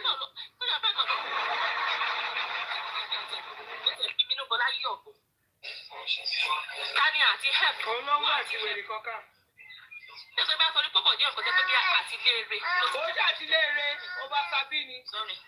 Àìtúnò ló ń ṣe àtiléèrè wèrè wo. Ṣé nǹkan tẹ̀mí ní kékeré ṣe ṣé kọ́lá ní green gas àtiléèrè wèrè wo. Ṣé nǹkan tó ṣẹlẹ̀ yẹn? Ara ẹ̀ lọ tíkọ́tíkọ́. Mẹ́ta yìí pé wọ́n máa kó fún wọn náà lọ́la mẹ́ta yìí. Ìyá Ìgbọ̀dọ̀ wọ́n lè dìde padà láti lọ kí padà létà ó pé tó yà bá bọ̀ tí no ẹnájì ṣe kọ́kọ́ fún yẹn kò fún yẹ kó fún bẹ̀rẹ̀. Àmọ́ bá yín gbé backstage jáde náà wọ̀ ní. Ìyá Ìgbọ̀dọ̀ kọ́kọ́ mẹ́sì ó yìn ní backstage ní. Àbí kò mọ̀ nǹkan tí ẹ kó sọ ní mọ́mẹ́ntì yẹn. Ìdáṣe bó ṣe ṣe tẹ́lẹ̀tẹ́lẹ̀ sí. Wọ́n á ní pé torí pé o ti wá jẹ́ Fúnkẹ́ Akíndélé tí o ti wá ní lọ́rẹ̀ẹ́ sí wá ń ṣe bákùnbákùn. Ẹ wo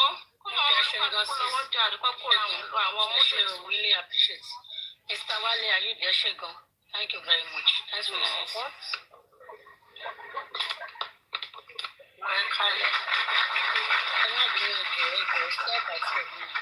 Mr. Wale ṣe wà ń bẹ̀ o. Ìgbà tí ó dẹ̀ ti kàn yín sí ẹ fẹ́ gba chance àwọn yóò kàn yín sí à ń pè yín sí ẹ tí wọ́n ní yàrá nù lọ. Báyìí bá kàn yín. Ṣe wà ń bẹ̀. Wọ́n á dé ẹ̀ka lé gbogbo lé o.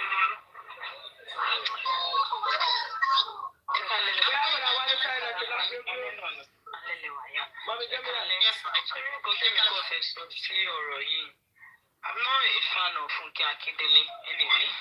I'm Toyin Abraham fan, but I have a lot of respect for Fúnkẹ́ Akíndélé.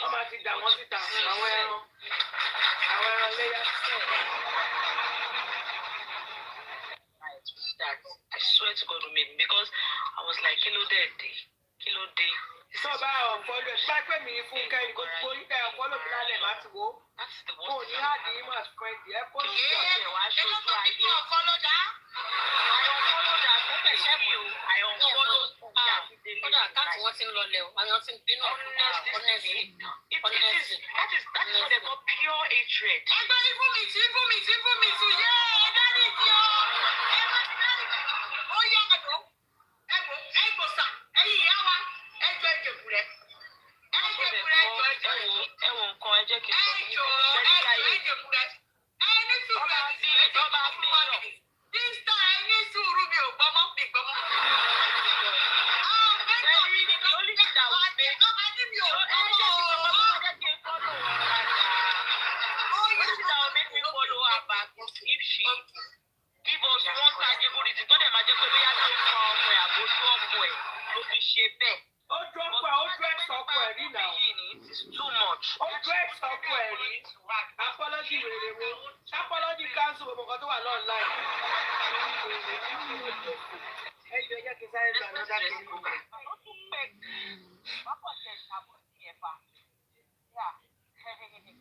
Nígbà tẹ ọ̀ follow Fúnkẹ́ Akíndélé tí ò bá ń ṣe pé strategy náà ni kí ló tẹ ọ̀ follow Ìyábọ̀ Òjó godmother line.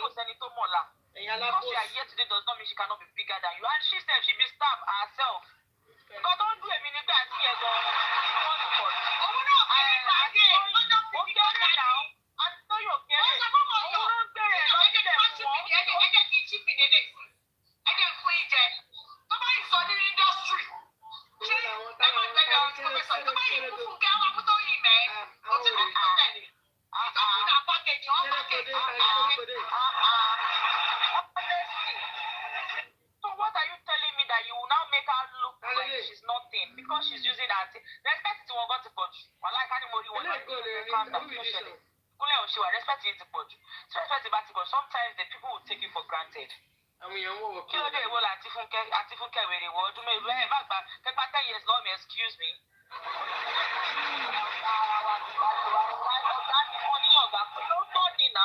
Because why unhealthy? Shawari àti Ìyábọ̀, I think, I don't know, I really don't know what to say in that aspect, but in fact, Toyin, she's the least that is supposed to give her that energy tonight because that lady, ó máa ń dúró tán ni. Ó ń ṣe nǹkan lọ́jọ́ títí ẹ̀. Ó sáré lọ sí kíní Priscilla. Òun ló ń lọ gbá, ó fẹ́ lọ àti ẹ̀mí kó kú bí pé àbíkọ́mọ ẹ̀ ló ń ṣèyàwó kí ló dé. Ó wá di wàláì mo expect kí àǹtí Ìyábọ̀ lálẹ́ kó tiẹ̀ dìde kó ṣe mọ́ kó jẹ́ kó fíù gbogbo wọn wá ṣe bíi pé kí ló dé. Bẹ́ṣà like you said kákọ́sì wà lẹ́yìn kákọ́sì industry wọn yẹn that is it. And àbòsí yẹn it is built omi ọ̀tẹ̀ yẹn ó máa hard gan. And I think àǹtí Tóyìn náà she knows but I don't know why she kept on making it look like even lẹ́ni ẹ̀ bó ṣe ń pàfúrú bá má lè jò ṣe gbogbo ẹ̀ nítorí bá ṣe gbogbo ẹ̀ gan-an ó ṣe kí ẹ̀. Èmi ò mọ ọgbọ̀n tó bá jẹ́ èmi ni o àtàntí Ìyábọ̀ Ọjà gbogbo yín ọ̀gá ní gbogbo aláyàrá wa because I don't understand why I will be there. You will even be sitting there at your own premiere today and they will treat me like that. Why are you now calling me your sister? I'm not your sister. Ọ̀rẹ́ ọ̀tá mi ni to me o. Ọ̀rẹ́ ọ̀tá mi mi ò lè ṣe bàbá Fúnkẹ́ Akíndélé ṣe ò yẹ. But you cannot treat me like that in Fúnkẹ́'s front. Ẹgbẹ́ wa sọ̀tọ̀ fún iṣẹ́ rí kiri kan wà. Kọ́tà ń pè ní loyalist ní tíátà. Ó ṣe normal loyalty ní normal life. How many people are there? Almost 500 now. But kiri kan, àwọn tó máa ń stand ọ̀rọ̀ ìdí ẹ̀ bá ṣe sọ mí ní fẹ́ gbọ́ ẹni sọ. Èmi ò tí àǹtí Tóyìn bá fẹ́ ṣe dáadáa. Ọ̀nà ní yàrá. Supposed to sit right, like at least I'm not begging anybody for food. I'm only doing it for love. In as much as we are trying to tell Auntie Funke of what she did, she was going to your brand now near one work until a very diplomatic question.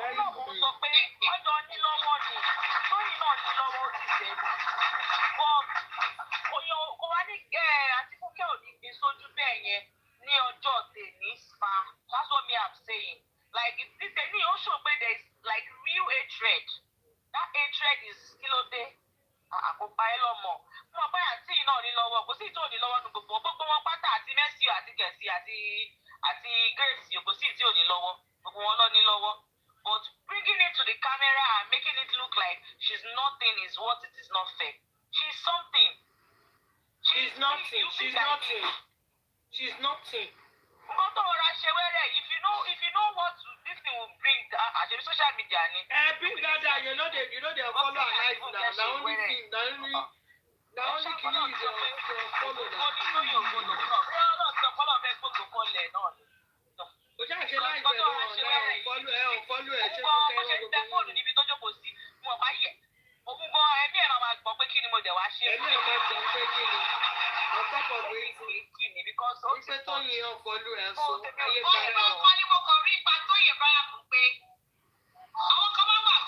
Of course. If you really farm them, but I like her as a person, but with me, she meant to understand. Give me God for Corey about her. And you'll see a lot of sense. Exactly. They play. And you're talking about sense. Yes, one. She has this internal aura. I think we should back pay. And from low you were, only grace to just pay. She carry one thing, one special thing. Very special. Very special. Very special. Very special. And that's it. Helping now. And it's over. I shall show them that come out for me.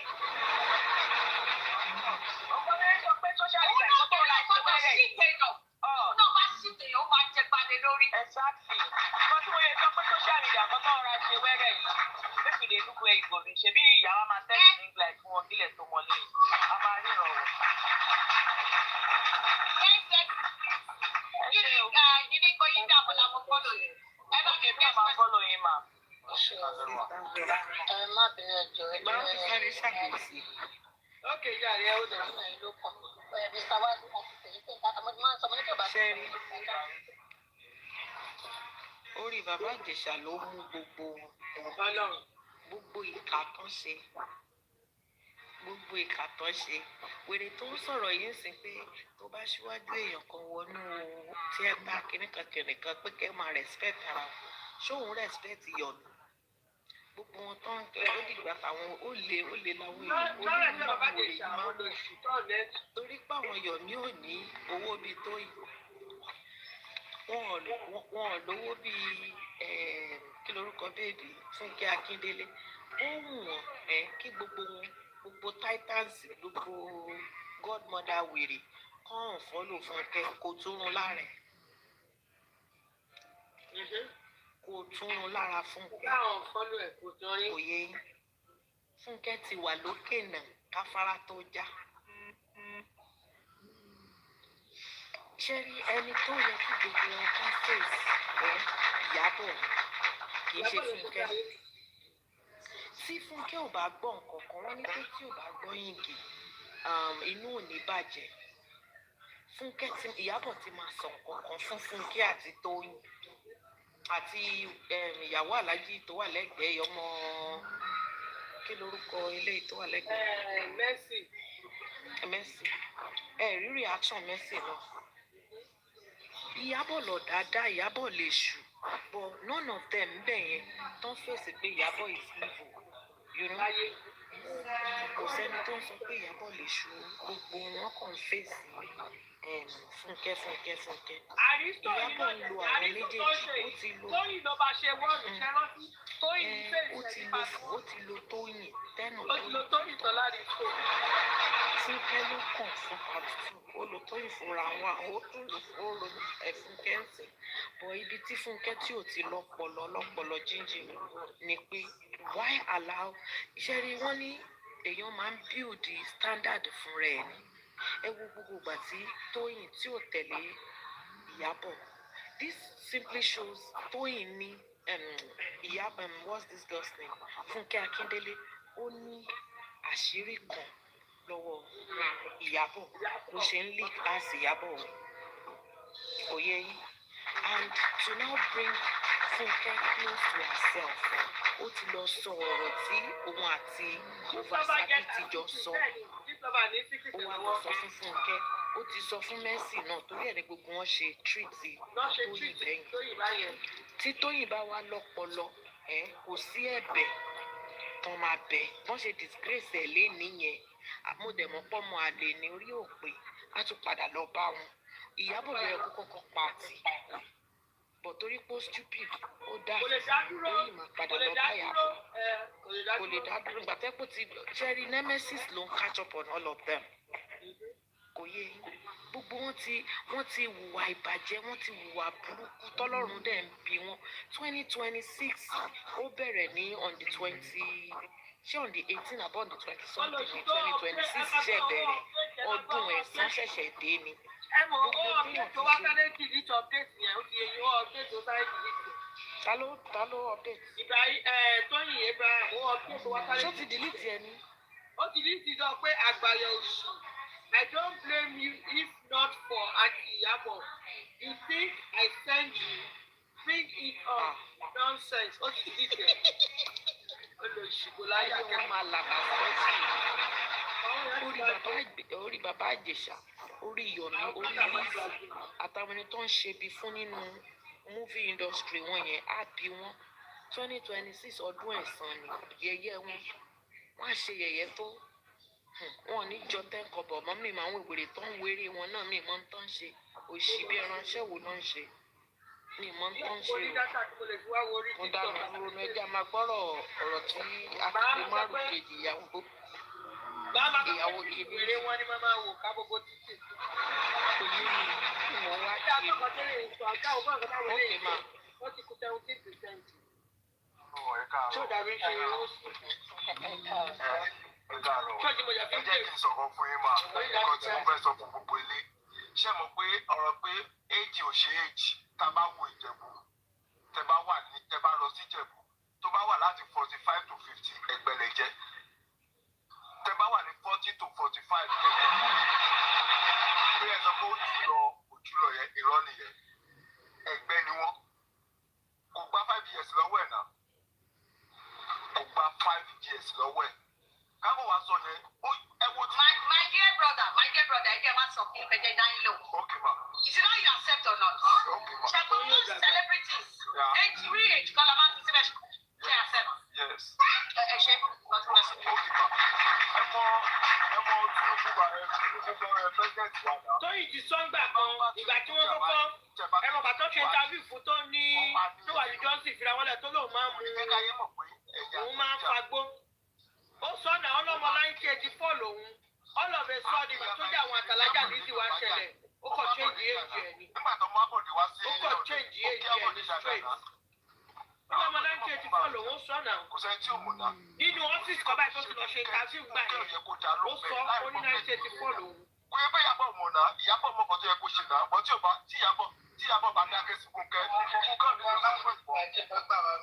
Fúnkẹ́ ò ní lọ sí fíìmù nígbà tó ń ṣẹlẹ̀ nígbà tó ṣẹlẹ̀ kò bójú mu náà ó yẹ káàtì Ìyábọ̀ àìwò gbogbo yẹn ó lọ sí Canada ó lọ sí gbogbo ẹ̀ tó lọ ń bá ṣe kìnní káàkiri ó yẹ kí Ìyábọ̀ ti lè ṣe kìnní yẹn kó tó di táàgì ó yẹ kí Ìyábọ̀ ti jáde sí gbogbo bẹ́ẹ̀ kò yẹ kí Ìyábọ̀ yẹ máa wò náà kó yẹ máa débẹ̀ kó yẹ máa yẹ̀yẹ́ àbúrò ẹ̀ lójú ẹ̀ ó yẹ yẹ náà ní grace lókun láàrin public kò ṣe fún Nàìjíríà nìkan náà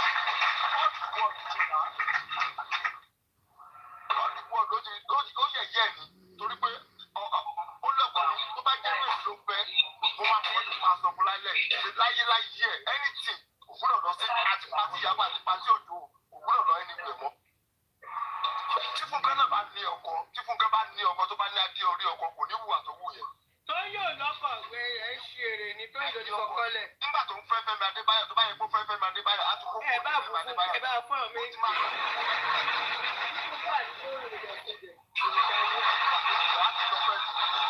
Kò yẹ kó wùwà tó wù ẹ̀ dá.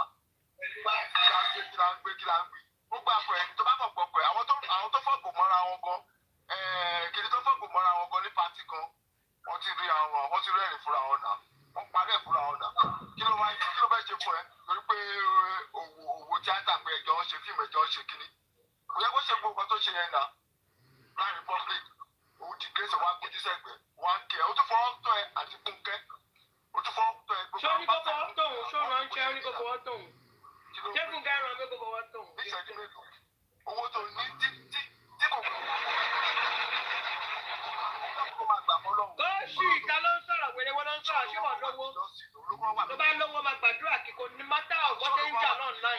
Tó bá ní owó nígbàdúrà kó wẹ̀ wálé olórí burúkú ẹ̀yìn náà lẹ́ ń gbèjẹ ìgbà tó fún alájà tó fún mẹ́ńtọ̀ mi jẹ. Ọlọ́run kó máa gbàdúrà kó lọ́ọ́ má jẹ́ kí kòkòrò dé ní owó ẹ̀ tí kòkòrò bá débẹ̀. Èwo làwọn ọlọ́bẹ̀ kòkòrò dé ní owó ẹ̀.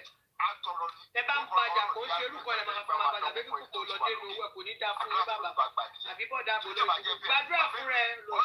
Ó lè rẹ̀ sílẹ̀ nígbà kan ni ó rẹ̀ sílẹ̀ 5 minutes ní mo ní 5 minutes. Tó bá jẹ́ olówó tó bá lówó lọ́wọ́ tó bá mọ iye owó tó bá mọ wàhálà táwọn èèyàn ṣe ń ṣe kó tó tókè kò ní sọ pé kí kòkòrò jẹ ní owó ẹ̀ èmi ò láìkì wọn o kò láìkì fún ìfẹ́ òbò kò ṣe kó kí kòkòrò wá jẹ ní owó ẹ̀. Obìnrin á máa tẹ̀sí ẹ̀ ní kó tẹ̀sí ẹ̀ wúbi Tóyìn kò ní dáa fún Tóyìn. Kọjọ́ sẹ́tù ẹ̀. Kọjọ́ sẹ́tù ẹ̀ láwù. Ó bímọ náà òbí ìbejì Tóyìn náà bímọ. Ṣùgbọ́n tí Tóyìn ṣèkà fún àwọn èèyàn míì inú yín dùn ẹ ti ṣe. Àmọ̀ lànà ọmọ àtọkùnrin wọn ní kò fẹ́ lànà wọn máa sọ pé àwọn ìyá wa yìí náà nílé àwọn ló dàrí wọn rú. Kí ló ń ṣẹlẹ̀? Tó bá bẹ̀ kò lè pé nǹkan tó wà náà láì kò lè parẹ́. Ó ti ṣèrè Tóyìn inú mi dùn. Ṣé Ìyábọ̀ tó mọ̀ náà Ìyábọ̀ tó yẹ kó dìde kúrò bẹ́ẹ̀ kó wà lọ bá Tóyìn. Tóyìn jọ lọ́hùn Ìyábọ̀. Gbà bí mo ṣe ṣe yẹn. Kí kámẹ́rà wá gbé orí ó ti lọ bá Tóyìn gan. Ó yẹ kámẹ́rà gbé kó lọ bá Tóyìn. Ó mọ̀ pé tó ń bá dìde bẹ́ẹ̀ yẹn wọ́n nílò sí fíìmù mọ́ náà. Ẹ mọ̀ pé fíìmù Fúnkẹ́ ló ń rè. Wọ́n nílò sí fíìmù náà. Kọ́ tó ṣẹlẹ̀ nìyẹn náà. Wèrè sọ̀rọ̀ tọrọ wà ní ọ̀sẹ̀.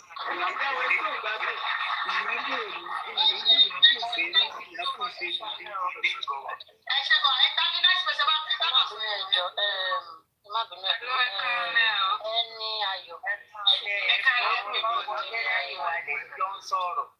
hello ẹ̀ka lẹ́ everybody ẹjọ́ ẹ wò tó tẹ̀lé tiẹ̀ fọ́ ìtàn la máa ń ṣe bí ẹ jẹ́ ká ẹ má bínú ẹ̀jọ̀ tó rọlọ́ ọ̀gá tó ń pa ìtàn la máa ń ṣe bí ọmọ pé sábà lẹ́yìn lórí ẹ máa fi mọ̀ pé yìí ló kù. sọmọdé gbọ́n wọn sókè pàtẹ́ òfin aláàkọ́ sọ̀rọ̀ ẹ má bínú sọ pé ẹni tẹ bá mo ní Mr. Wálé tó sọ̀rọ̀ wọ́n ti wá ń bí ti pé. wọ́n ti wá ń bí ti pẹ́ wọ́n jáde lọ́ ṣe pé wọ́n padà.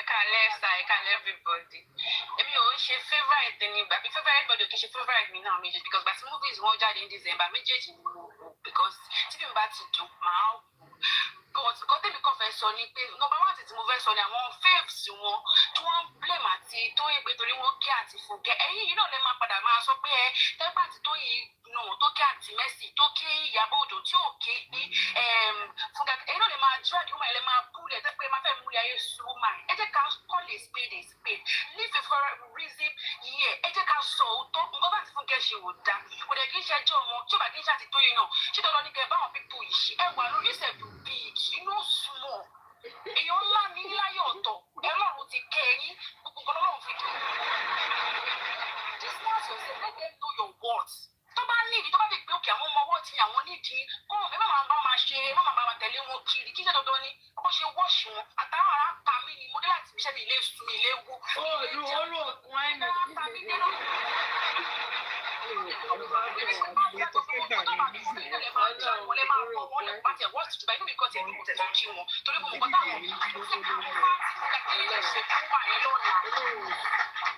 Mo tẹ́ mi fẹ́ sọ ojú bẹ́ẹ̀ lọ.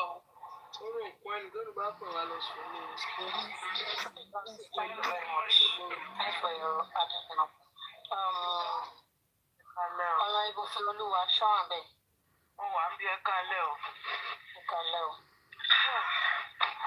Wọ́n á gbẹ́nu sí máìkì ọmọ Nàìjíríà fẹ́. Àbí ẹ̀ náà lè sùn. Lákòókò náà. Mi ò ní ọ̀rọ̀ púpọ̀ láti sọ because I'm going to be very tactful and couch my words so that I won't take much time. Òun fún ara ẹ̀ ló fà, Ìyábọ̀dé ló fà á fún. Ẹlẹ́ẹ̀kejì ni wípé ẹ má bínú sàkátà pàlè mi máa ń ṣètò tèmi o. Mo dẹ̀ máa tó jẹ lẹ́sẹ̀ mẹ́sàn-án yẹn kà ni. Mi ò sí lára wọn. Ṣẹ́dáàdì tó sọ̀rọ̀ láti lẹ́kọ̀ọ́ yẹn, ayé wọn máa dá. Ṣẹ́rí àti kan tó sọ̀rọ̀ before dáàdì yẹn. Ṣẹ́rí ìbùkún máa bíbélì ní bí ìmọ̀ kò bá ní ìmọ̀ kó béèrè fún ìmọ̀ àti òye. Àǹtí tí bá wà ní ìlọ́pọ̀lọpọ̀ ìyá ẹ̀ bá pè ní orúkọ máa jẹ́ mọ́ ẹ̀ láti bọ̀ ọ̀bí ẹ̀rí. Tó bá pè mí lórúkọ máa jẹ́ mọ́ ẹ̀ torí pé kí ni àwọn ìyá wa ń sìn kò ń ṣàwa ìyá millennials ni mò ń sọ o. Èyí ni pé tá a bá ti ń bímọ wọn ò ní forúkọ wa pè wá mọ́. Ìyá Ṣọlá ọmọ ayé náà fún ma forúkọ yẹn pè wá. Ìbọ̀lẹ́ ni ṣoṣo máa ń pe ìyá rẹ̀. Ẹ má dáhùn orúkọ ẹni ìbájọ́ ọmọ kékeré tó Jámánì jẹ́ ẹ̀ ó máa polúkọ ẹ̀. Ẹjọ́ tó Ọlọ́run ṣóun ló ń sọ òbí ọ̀tá ẹ̀ ni.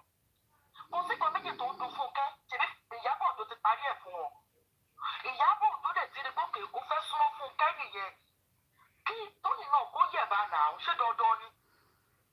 Ìyábọ̀ kan pàápàá ṣe kó. Tóyìn ò lè dájà, Tóyìn máa ń jẹ fáìtì ìjà ni kò lè dájà. Tóyìn dàbí Ìyábọ̀ ló ń bọ̀ bó ṣe ń dájà, Ìyábọ̀ ló lè dájà. Ṣé kò ṣẹyẹ ni? No now, let's call the spade a spade. Èèyàn yẹn láyà rẹ̀. Ó dẹ̀ ti tá àti parí ẹ̀ fún wọn nìyẹn. Nǹkan tó bá mu tí ò ṣe pa you should do the needful. Ìyábọ̀ try àti parí ìjà fún ìpèjọ. Má dá wọn lóhùn. Ó máa wá tẹ́lẹ̀ dẹ́gbẹ̀ ìwé sísè. Ọpọlọ ayán ló wà lórí. Ó tún kọlù ó ní àti Fúnkẹ́ má bínú. Bíbẹ̀ ni ní ti máa fún ẹ̀jẹ̀ láti bo àwọn tájọ́ wà náà òṣèlú mọ̀ ní bẹ́ẹ̀ yẹn o wà wọ́ọ̀tì ni ìyá ẹ̀ máa fún ẹ̀jẹ̀ máa fún ẹ lóṣì ẹ̀ẹ́dẹ̀ tó máa pọ̀ lọ́rùn. ṣé ẹ jẹ́ kí sọ kíni kan fún yín èèyàn kan sọ kíni kan pé kò sínú káníbà wọn kí ló ń jẹ́ bẹ́ẹ̀ wọ́n sì kan méjì tó wọn máa dùn fún kẹ́ bí kò ṣe pé tóyìn bàbá mú fún kẹ́ máa mú tóyìn 100 over 100 bẹ́ẹ̀ ni àwọn méjèèjì jọ ń léra wọn ni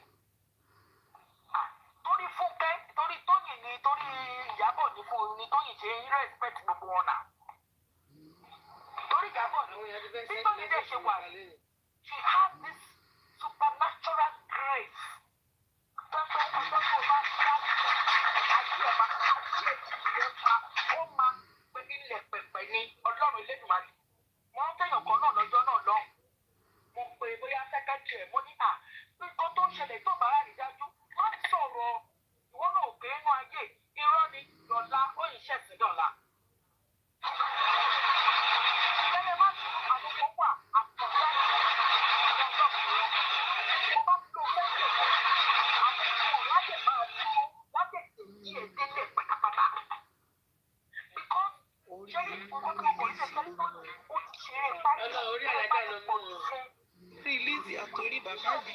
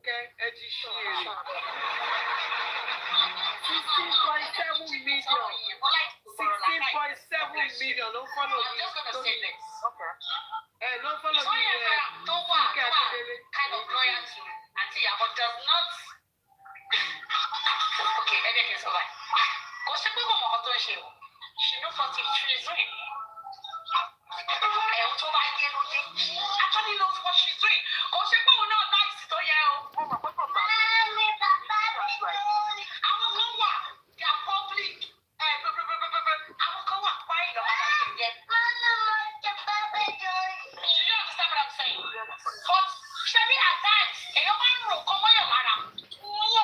When everybody was against me, this person stood by me. Loyalty yẹn ni lady yẹn ṣe fún wọn. Ẹ ti gẹ́sì kan tí mo sọ. Kò sí pé òun náà lè kó ṣe, ó mọ̀ kó mọ̀ òkèrè máa yé náà. Wọ́n ẹ mọ̀ pé ẹ má jẹ́ ká gbà pé èèyàn táyé máa ń da fún tábà nígbà yìí pé táyé pé náà la máa dúró fún tó bá bàjẹ́ fún kúṣẹ́ tó máa dúró fún wọn. Àwọn kan náà tó dúró fún gbà tó mọ̀ pé nobody was there for her. Ìyẹn ló ṣì dúró ló ṣì dúró lé lórí. Ẹ ṣe. All the same, all the same. Mo fẹ́ round up ọ̀rọ̀ mi. Mo like nǹkan tẹ chip yẹn. Ṣẹ́rí ẹ má bínú, Ìyábọ̀ has a lot to do on this matter. Ìyábọ̀ has a lot to do because one thing ni wípé gẹ́gẹ́ bẹ́ẹ̀ ṣe sọ Tóyìn mọ̀ nǹkan tó ń ṣe. Ìyábọ̀ mọ̀ nǹkan tó ń ṣe. Kò fẹ́ káàrin òun àti Fúnkẹ́ bàjẹ́. Kò lè fẹ́ káàrin òun àti Tóyìn náà bàjẹ́. But nǹkan tó ṣe ní alẹ́ yìí kò yẹ kó rí bẹ́ẹ̀ yẹn. Ó wá gbójú sókè bíi fùfú ìjẹ̀dẹ̀. Gbàtẹ́yàn kan sọ lẹ́ẹ̀kan mi mọ bọ̀dá kan tẹ ọkọ tó ń sọ̀rọ̀. Ẹ ṣe bó ti gbọ́ ọ̀rọ̀ ẹ̀ sókè. Ọ̀rọ̀ ẹ̀yẹ òkè kó wà lókè bẹ̀ kó má wálẹ̀. Ṣé POP wà lọ́rùn ẹ̀? Lọ́lá làwọn yẹn kàn ń ṣe àtàṣe, yẹn kàn ń struggle, ó kàn ń ṣe àtàṣe mọ́. Ó kàn ń ṣe àtàṣe mọ́. Ìyẹn kàn ń ṣe àtàṣe mọ́ fún ẹ̀rọ aṣọ tó wà láàlú òyìnbó lórí wọn ṣe bí àkísà. Ó gbà ìwé sọ́ọ̀gù mọ́ fún kẹ́ni. Èyí tẹ̀ ń gbé jíjà wọn fún ìgbéga o. Nígbà míì, wọ́n ní iná tí kinní kan dá fún wa máa ń lò ó kó yára ẹ̀ gbé. Ìgbà míì tó bá rò pé ó fẹ́ ṣèkàfẹ́ lòmíì, kó má jẹ́ pé orí ara èèyàn gangan ló máa bá òun ṣe dáadáa tó ní gbà fún ẹgbẹ́ àpáta wà bí ẹjẹ́ ká tòun títọ́ tó ní gbà fún pé òun nọ́mbà 1 òtó yìí nọ́mbà 2 òun lè jẹ́ nọ́mbà 1 nọ́mbà 2 nọ́mbà 3 nọ́mbà 4 nọ́mbà 5 fún gbàgbà yóò ṣì yẹ òun lè jẹ́ gbogbo ẹ̀ wọ́n ló máa tún nọ́mbà àwọn ọmọ máa tẹ̀lé tó bá dá àwọn kan náà máa wá àwọn kan náà tó máa tó kí ló dé ṣé ẹ ń fi Fúnkẹ́ ni ó lè jẹ́ nọ́mbà 1 Wúbi Ọ̀tóyìn gan. ọlọ́dẹ́yìn kan bá ti nà á tún wà interesting òun náà tún tẹ́kọ̀ọ́ bá ẹlòmíà tún nà báyé ṣe wà nìyẹn. tó ń ka yín lára pé sí analysis Ọlọ́run ó ń ká wọn lára pé Fúnkẹ́ ń jẹ́ nọ́mbà 1 all the time. wọ́n ṣe máa jà obìnrin náà ní tọ́tọ̀tọ̀tọ̀tọ̀ èèyàn kan náà wà fẹ́ bẹ́ẹ̀ ló ń ṣe. kò lè lọ́lẹ̀ fún obìnrin tó ṣe lọ. ẹjọ́ tàmẹ̀dò lójú tàmẹ̀dò. Ìyábọ̀ náà kó ṣe àárẹ̀ kó ṣe dáadáa. àbẹ̀wò ni ṣèké ṣáájú bó ṣe ń ṣe kò ló ṣe yẹ. ẹ jẹ́ à sọ ọ̀rọ̀ síbi tọ́rọ̀ wà mí sọ jù yẹn lọ alẹ́ lẹ́. ẹ ṣe gan ma thank you very much. Thank you.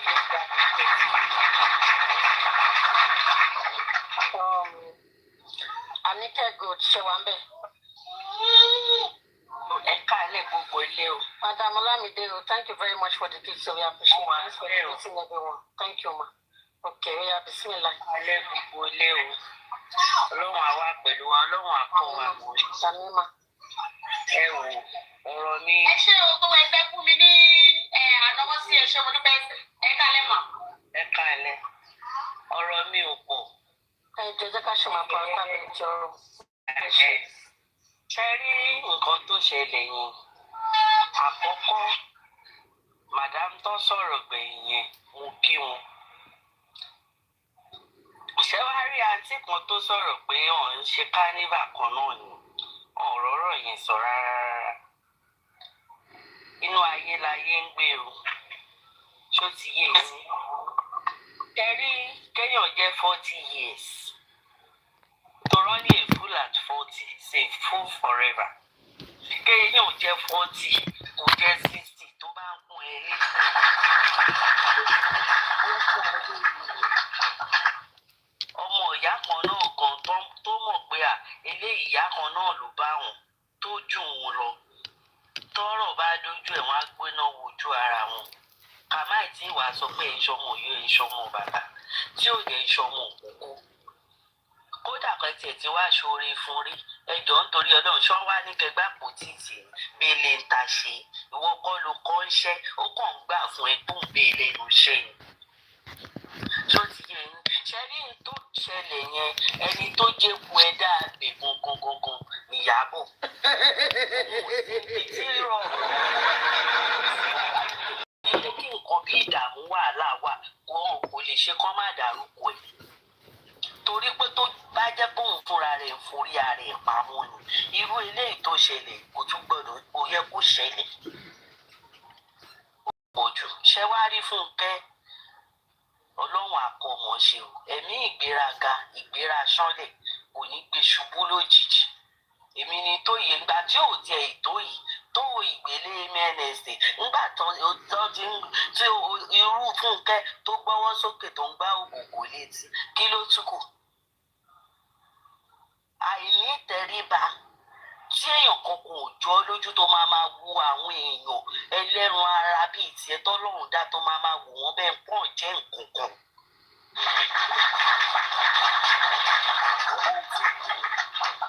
wọ́n rí pé ńgbà tó fẹ́ Fẹ́mi Adébáyọ̀ ọmọ bàbá Sàlámì bàbá oníbàbà ó pọ̀ ọmọ èso pọ́nà ó bá sọ̀rọ̀ níbi tó ti ń bọ́ ọmọ sọ̀rọ̀ tó ń gbọ́ ni tó rántí lọ́wọ́ àkọsẹ̀já ayé Fúnkẹ́ padà lérú ìgbéraga ìgbéra ṣánlẹ̀ yìí ó máa ọlọ́run máa tó pa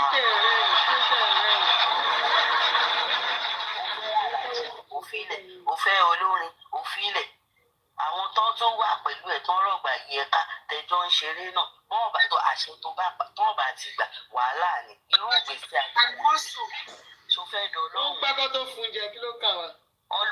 Ọlọ́run nìkan ọba tó ń sọ òjijì Ọlọ́run tó ń sọ òjijì ọba tó ń sọ agbálẹ̀ ọjà tó lè sọ agbálẹ̀ ọjà dé òjijì ọba nílùú kí ló ṣẹlẹ̀ ṣẹjọ́ ń fọ́kọ ni àbí kí ló ṣe fún ẹ.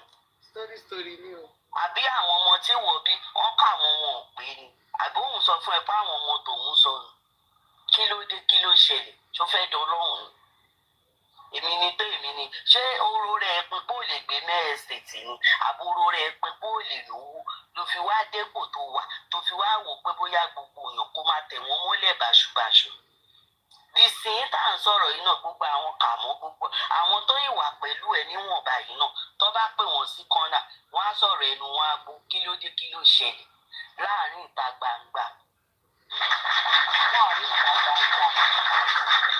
òun ló wà tí òṣì tó ń wá kiri tó ń pe gbogbo yín láǹtì òyì 50 òyì 60 ó wá rẹ́ni pé láti tó yẹ kó lọ gbàdúkú máa jó kí ló gbé tó ń gbé kí ló ṣẹlẹ̀ bọ́n ṣe ń ọ́dílé ẹ̀ ìwọ kiri tó ń tẹ̀lé ẹ kiri náà ń tẹ̀lé òun náà kiri ó dẹ̀ ní tẹríba ẹ̀ náà lójoojó kò lé ọ̀pọ̀ torí ó ń gbà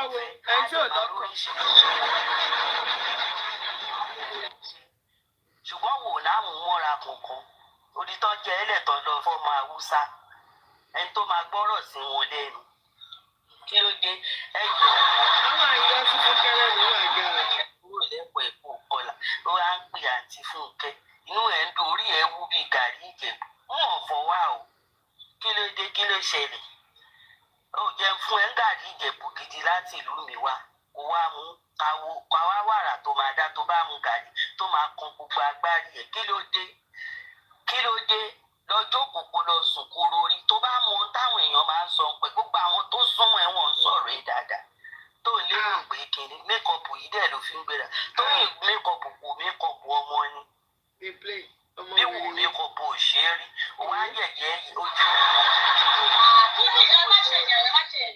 ẹ má sọ pé ìyàwó dẹ́ mọ̀ pé wọ́n kọ ọmọbìnrin yẹn gan lẹ̀ ni ọmọbìnrin náà ló kò tiẹ̀ ọkọ ẹ̀ náà ló kò tiẹ̀. ẹ má yẹ ká sọ èyí tó bá kọ ọmọbìnrin yẹn ó kọ ọkọ ẹ̀ jáde lérò pé ibi tí tọkọ ẹ̀ bá wà inú ọkọ ẹ̀ máa dùn ni ẹ mọ̀ pé ó disrespect ọkọ ẹ̀ pàápàá. kí lóun náà bá wọn ṣe fún. ṣé ẹ mọ̀ ká máa ń pe kíní kan ní that like indirect bullying lọ́ba pé ọ̀pọ̀ ìyẹn tí ọ̀gá yẹn wà ní. ẹ máa lọ sí náà fún yẹn má bú ní ẹnìkan máa sọ bó ṣe rí lára mi bó ṣe rí. kí ló dé níta gbangba ẹ wá ń wá Ìyábọ̀ Òjó ti parí ẹ̀ kò parí nǹkan kan irọ́ ló ń pa ojú ayé ló ń ṣe nǹkan tó dẹ̀ yẹ kójú Tóyìn rí lórí yẹn for me n tó yẹ kójú ẹ̀ rí tó bá jẹ́ mi ni mo bí Tóyìn tó bá délé ìbànújẹ́ ọ̀rọ̀ tí máa sọ fún tóun kọ́ bá rí wọn kò ní kí wọn wò ní tó yẹ kójú ẹ̀ rí nìyẹn látòdìdí Nàìjíríà kẹrù lónà ló ń bá ọmọ Ìyábọ̀ ṣèyàwó ojoojoojo wọn ní olọgbà òwà kò lọ gbé gbá wa ó fẹ́ parẹ́ ẹ wá ní Ìyábọ̀ Òjó parí ìjà. No matter what, n tí ò bá ṣẹlẹ̀ láàrin wọn kó tó di pé pé n tó ṣẹlẹ̀ yìí ṣẹlẹ̀ ló yẹ kí Ìyábọ̀ Òjó náà ti rún párúsẹ̀ sí pé láyé kò gbọdọ̀. bóyá Ìyábọ̀ ràn yín ṣe é sọ. Kí ló dé? Ìyábọ̀ tó ṣùwà pẹ̀lú tí Fúnkẹ́ ṣùwà nínú ilé ẹ̀ tó ṣùwà pẹ̀lú Fúnkẹ́ jọ̀yìn.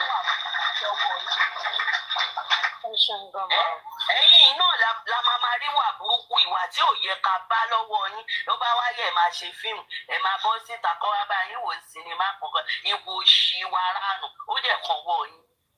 Kí ló dé? Ó máa jọ̀gọ́ ó máa jọ̀gà. Tàjọ ọlọ́run ò kẹ́rí. Ẹ wo àǹtí ẹ má bínú torí bí tiẹ̀ ṣe ṣàǹgàmà. Ó ń bíyàn ọ̀nù kí ló dé tó bá respect yín tó ń ṣe kò ń ṣe kó jọ́dẹ̀ kò jọ́dẹ̀.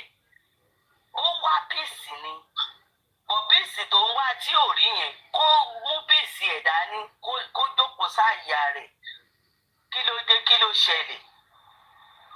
Wàá wá mẹ́kọ̀ọ́ bá ti jàjà mẹ́kọ̀ọ́ fún ẹ tójú ẹ ti gún régé díẹ̀ báyìí wàá wá kó gàrú wọ́n tó dùn tó tà ẹ kó ṣí dànù àti ẹ má bẹ̀rù àti wàá sọ̀rọ̀.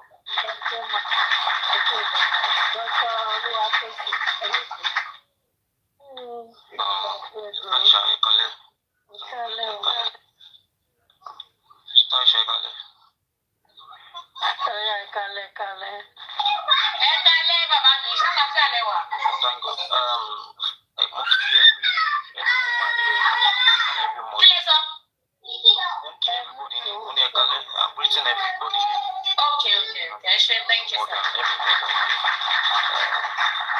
Number one, I want to speak to that man, Mr. Wale. We don't have to shade women for not being married or probably having to be in an husband's house. Let's remove some of those things away from how we define some women. You are not in the marriage, you don't know the reason why she left the marriage. And it's better to leave the marriage than to die or have any other negative things in marriage. The time is, we stay in a very, very civilized world now. So we can't keep shading women. There are a lot of women doing fine. Many people are saying don't behave yourself because don't want Lioko. The other person did not behave themselves because Kosin Lioko. No, please let's stop doing that. They are who they are. Number one. Secondly, many of us, many people, don't say Mr. Man, if I don't say things you don't like, doesn't mean anything. First and foremost, the saga started from when Funke Akindele was a gubernatorial candidate from PDP.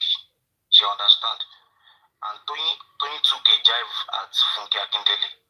Punch newspaper Agbe. You can Google it, Punch newspaper Agbe. And do you know that nobody in the whole industry, especially the Yoruba industry, nobody came to support Funke. The beef had always been there. Sister Aisha, you are in the industry. The beef have always been there, and there are a lot of you understand, there are a lot of group and every other thing. None of those people supported Funke Akindele.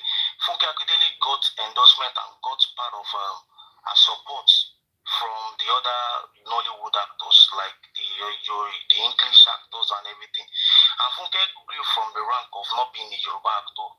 They grew from different. Funke started from I need to know and everything. And people talking about the fan base. Funke fan base is higher. Funke fan base is not just Yoruba alone.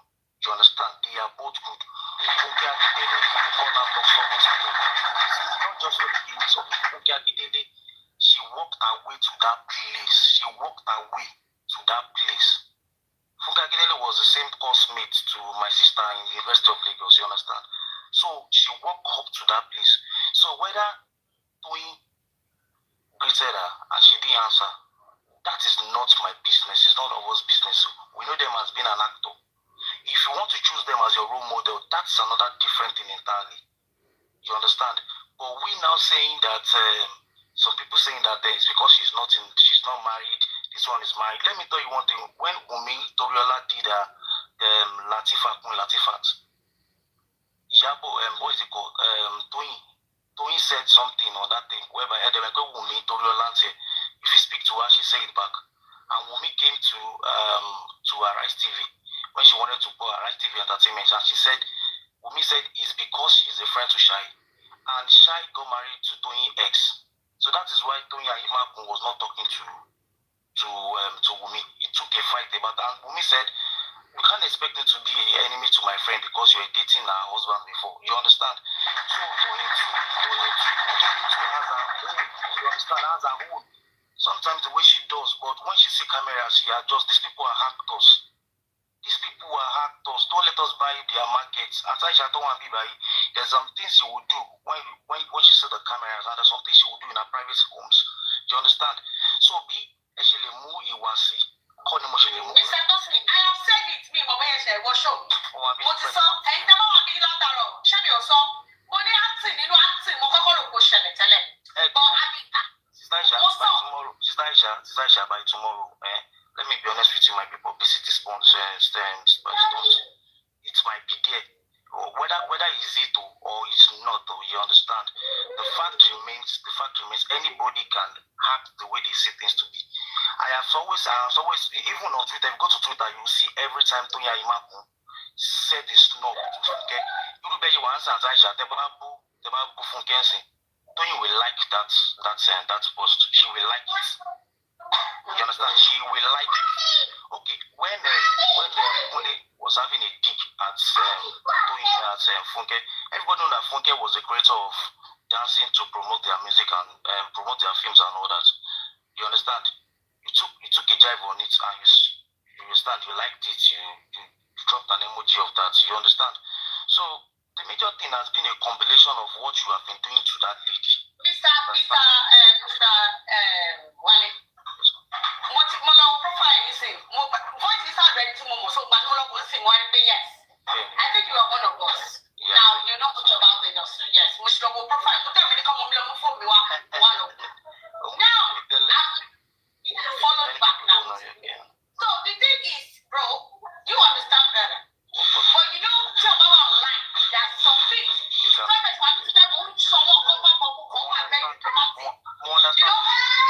the fact that remains, initially saw most of already come out and says that, oh yeah, Pepe, why not she still have him? No, not now. He says that again. Do you understand? But don't look up to standard to share the Bible. I give it to Fuka Kidele. Is that you guys take it or you don't? Fuka Kidele, forget it. It's always true. But for the fact that people like Fuka Kidele, like being a mentor, I don't like a personality. Yes. Does not mean to fuck up in it. So for what she did, for what we saw on the video, she fucked up. She fucked up. As a mentor, which everybody we all know, we are trying to do all this. You people are hypocrites. You know they, but I mean it's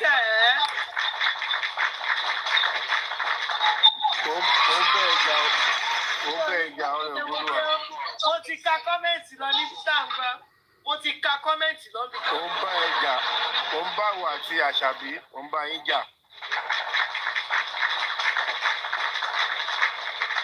madam alátẹ̀wọ́. báyà mi ní sẹ́. tí yàrá yẹn lè sílẹ̀.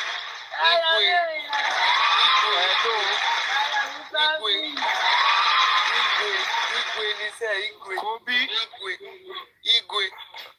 Mo ń bá ọ̀rẹ́ Ògolú àti Àṣàbí jà. I am not happy with you guys. Kí ló ń ṣe o? Mo mọ̀ ẹ́ báwo ni wọ́n fi wọ́n lẹ̀. Araba wọn. Araba. Tí ọba wà lórí títì, bí wọ́n ṣe lè pẹ́ lórí títì, if you know pé tí ọba mọ̀ mí mú ẹ bó ṣe wà, tẹ́ni yẹn bá attack yẹn, mi ló attack. But Ayomi, the fact remains that things you don't understand. Trust me, bro. It doesn't matter. No, it does. Let me explain to you. You could imagine by anybody, whatever the case may be. No, me nigga. My brother, whatever the case may be, you would either explain to me or call my attention to it. At the end of the day, if the reverse is the case, you know, tomorrow my was on the MB. Call my boy MB, how will you feel? Brian, I'm a man. I'm an adult. I'm a father.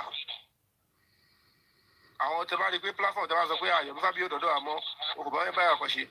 You always forget the fact that the single respect that I deserve, they don't want to give it to me.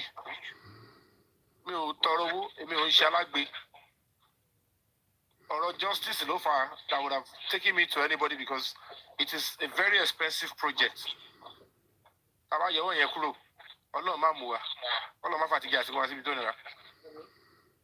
I have met wonderful people in spite of my availability or excessive availability. But it is so repeatedly. The fact that I want Yabo as a pound will shimo, I want to be more about you tell it. But they go Billy, which might be let on justice. You didn't start this struggle before me. But I jack here, let her do it. Rivalry is most often by which my face here. She be to I go my rivalry, but Louis makes sense. At least I'm at you to be good to you. That's here. Don't buy July, don't buy Bagay. I should have stand. Okay, let's do it together. So what I'm going to say is that for whatever it is, Untoshi do so go up on justice from Mohbad. When we make mistakes, point it out, seek correction, and then let's forge ahead in whatever it is that has to do with justice for Mohbad. Capitalize the mistake when we have a bigger struggle ahead of us, which is the key one, justice for Mohbad. And it's about Libya alone, so interest in justice for Mohbad. But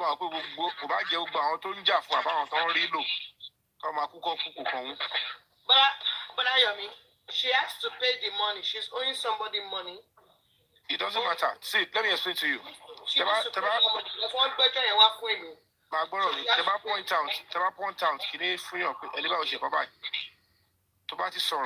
You allow for reaction, but when you come out and repeat it over and over,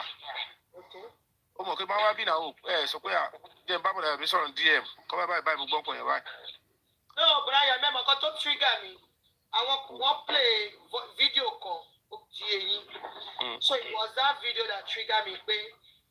But Ayomi even but Ayomi was asking questions. But they were not telling you, okay, but Ayomi Fabi, you is because coffee everybody, including my little guy as well. That was why don't you know she conference so I won't call Shabusi for you. So based on because at least Mojola play video that a conference here. She played it from beginning and she heard everything that they said in that interview there in the conference. Opuli Yomi Fabi Korede Kiniko Opuli Kiniko she got the she was listening to everything. So when you not came on board, they were supposed to explain everything to you, but with the video time with your court here, she didn't want to explain because as she impaired Kiniko can't explain for you, understand Kiniko. Therefore, I make submission that you want making everybody more so okay. Because Mojola share that. Nígbà tẹ́yìn ti fẹ́ make submission yóò kọ́ pé bọ́dá Yomi ẹ sáré mute lọ mú bọ̀ bọ́dá Yomi Fabi ìyá ẹ̀ mọ̀kọ́ ẹ mute ọ̀bọ̀ orúkọ tó bá ń pè yín kọ́ tó bí kẹ́ mute kọ́ wá sáré pè yín lórí fóònù pé no this is what happened this what happened ní irú reaction submission tẹ́yìn make yẹn ẹ̀yin ò ní make that kind of submission wọ́n ti explain fún yín wọ́n ti sáré jáde. Shaking coming. Yes sir. Shaking coming bẹ́ẹ̀. Number one, you can't see the abuse. Number two, you let me see the taking down alone. I don't think anybody is aware of any press conference until we are she's aware of it. She's aware of it. Hold on. She's aware of it. Don't borrow me. Yes, sir. I wrote join a broadcast.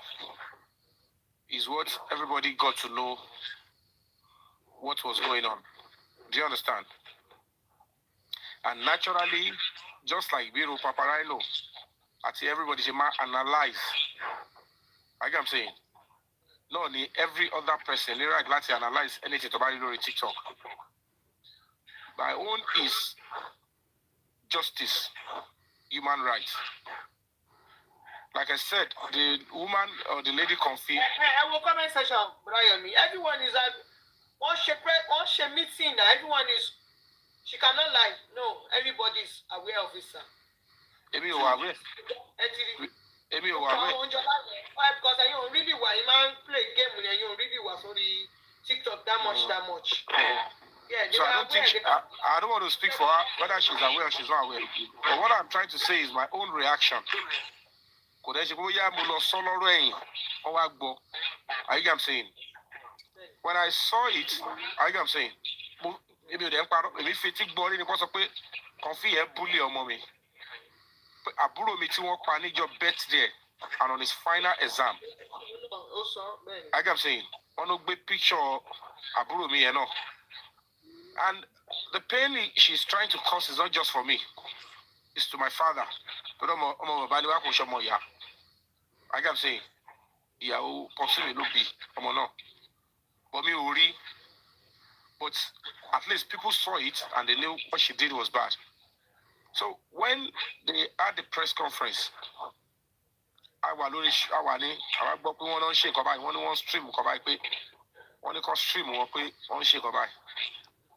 so people were now telling us what was going on there.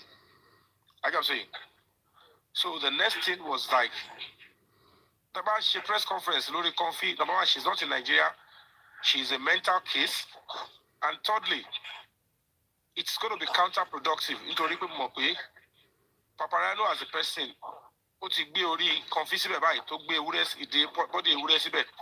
At the point, and some other press conference, don't complain. They frequent on Paparano's page, they frequent on Olorebi's page. That it is counterproductive. I'm only speaking the chances of getting justice. That to put laws into your hand.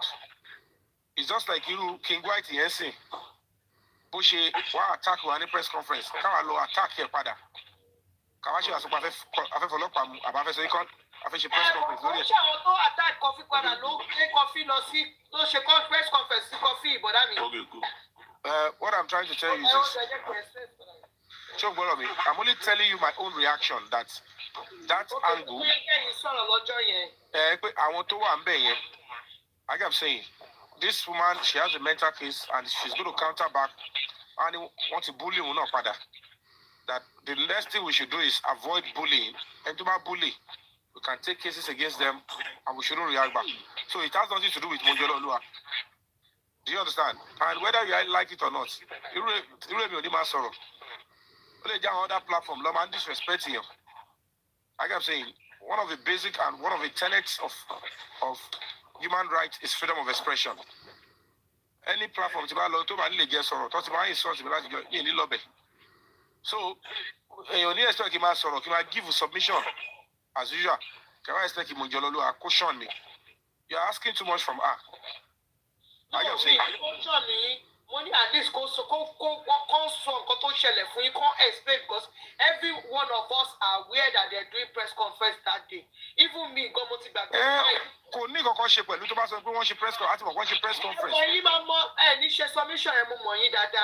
No, my submission came in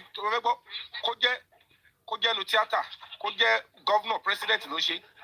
That's the same way I was still assessing because it came spontaneous. I am saying. I won't not believe okay, break the silence foundation. We are still making efforts. Okay, call visit the case of Mohbad, only visited. But point line, only confession, new lead, which to face in the light of a new lead, only part as any case. But in the light of a new lead, what is Abuja? And the key suspects that are involved, major anyone, at the Mukini, at the Spotisowo, warrant of arrest, at the session of our age, at the Mukini, we're going to be taking the other. And people were already saying publicly, justice said to Tawade Jishewala, putting our lives on the line, putting my resources. Personally, running into tens of millions, on many things, just to ensure that this case go on. But anybody came up and said it has ended. No, you got that when supposed to end. They told me, Baba Mohbad was supposed to end. Hello, Baba Mohbad is not part of us that are seeking justice. Baba Mohbad is not. I'm saying, it is our duty on this side. Ignore it. A minimum case, making sure I'm a father, I'm an adult, I'm a convener. I want the case, me Jawo. Show me insult the case Mohbad. And it's all the Lanu sort of see me, Yomi Wolowa, Yomi Shibako. I've received too many insults and I didn't back down. Muti Susile Letiti for 4 days. I keep running up and down. And name be Masasibi. Show me anything Shenu Doti, Yomi Erolo Pako Saloko. And I keep accepting all these insults. Could not have anybody like to continue to end. Everybody deserves respect. The only difference is that people who claim they support the donate. When Baba Mohbad said it, I said make a cuckoo go and be doing trending show. Baba Mohbad justice Mohbad has ended when you realize that we wrote a petition that he himself should be kept as a suspect and investigated and arrested. And we are still approaching the court of law to ensure that that is done. So, whatever the case may be, you dig or touch the law, or tell me some Confi doing press conference against Confi on cyberbullying when she has been cyberbullied too by some part of the complainant or people in the press conference. At the end of the day, it's still a German talk. When she come here, everything is about stopping bullying. I'm only speaking about the angle of the law that's called because so that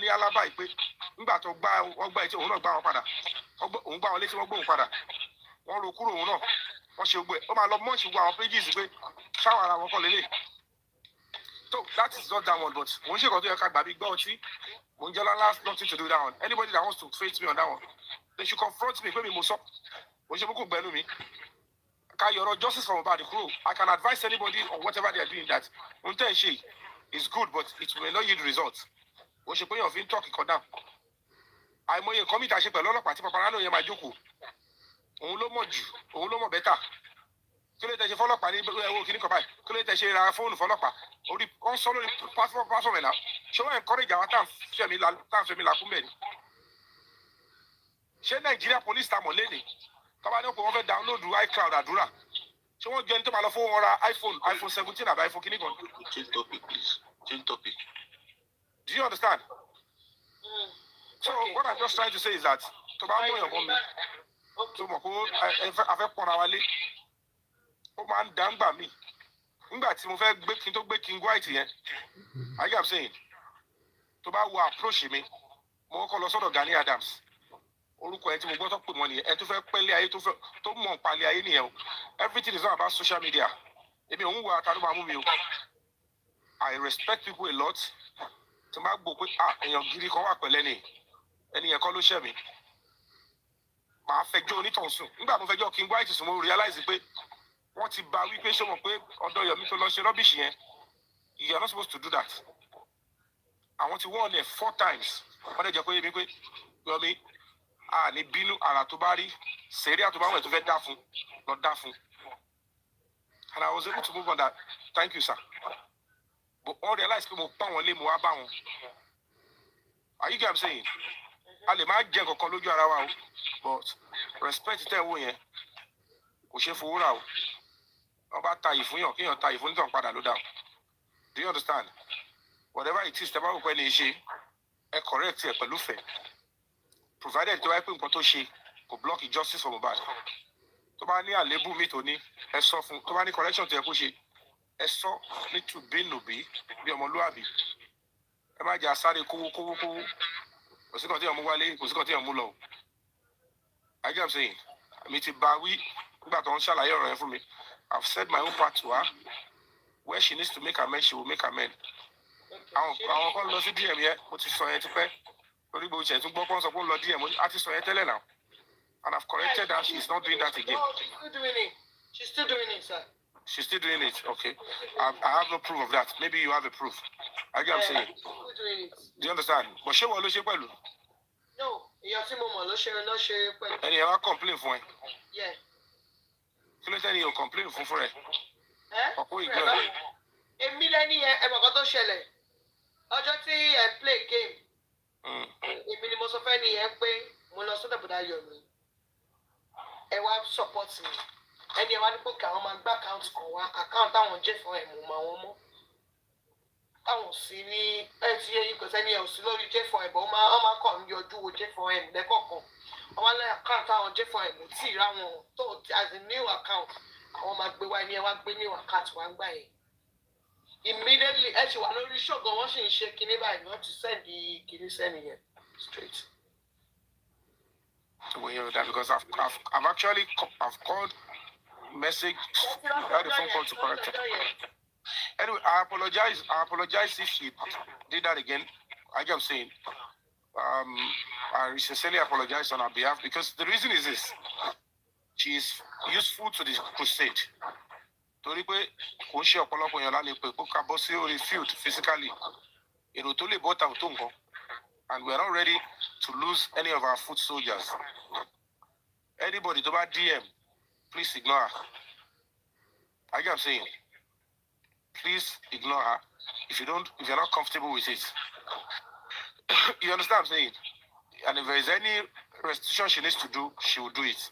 Yeah, she needs to pay the 1.5 million. She has to pay that 1.5 million back. 1.5 million time. 1.5 million later when you come. She needs to pay that 1.5 million back, and if she needs to return the land, she has to return that. She knows who I'm talking about. She needs to return it to that person. Well, anyway, if you can't come clear with it, or if it's somebody who knows what you're talking about. I'm not going to mention that person online yet. She knows. MOUJOLA sir. Yeah. I don't go 1.5 million. Yeah. You have to be sure of what you're saying because the boss so bad. Yeah. Come on, boss. See, the point is this. She don't bother me.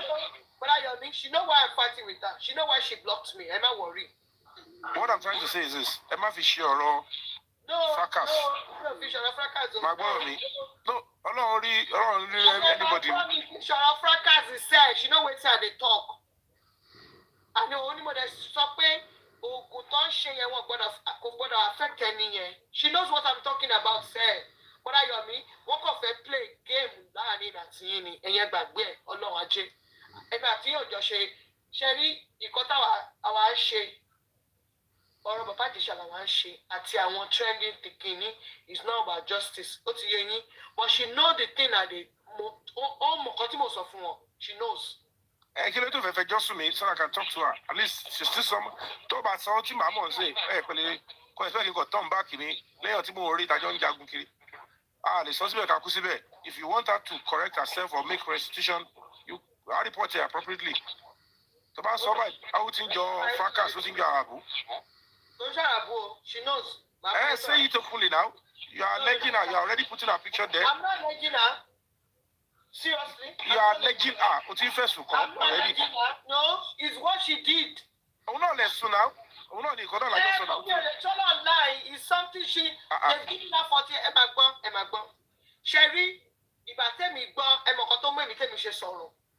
Just if I tell me come across videos of my Shelly page, money no, MOUJOLA, you're not supposed to do this. Why are you letting people dragging Brother Yomi? If you know you really like Brother Yomi, if I tell you Ben law, also my point kini yo ye Brother Yomi Fabi. Kilo ya poshe, ẹ̀gbọ́n, Brother Yomi o, kini ko orúkọ tó bá máa pọ̀ sọ pé ẹ kọ́kọ́ sáré hold on o, ẹ jẹ́ sáré sọ kọ́kọ́ fún yín, kó sáré mute sí wọn. Tell me if sáré sọ lórí phone pé ẹ̀gbọ́n, a máa explain fún yín, ẹ máa make submission bá yẹn. It's not about where she's shutting you down. but she's actually into some dragging. But that's what she should have done as an host on that page. Even she know how she can call you at the back and tell you whether you're me, Emma Binu. But that's only what I can do at that moment because of people that are screenshotting. Immediately by sorrow by you caution with me.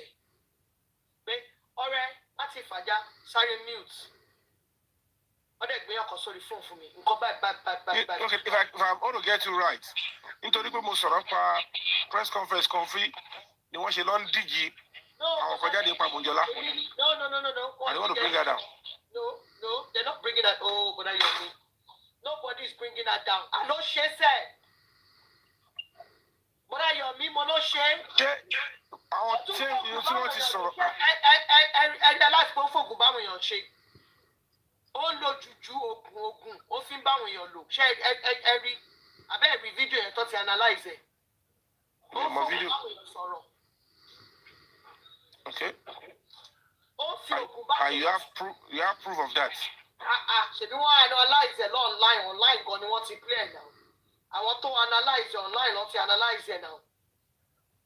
And when you got it, what you analyze it, yeah, Monjala number when you show it now. Online, not to analyze it now. Okay. But because you're comparing, but they're not friends now. Online, not to analyze it now. So online, not to share.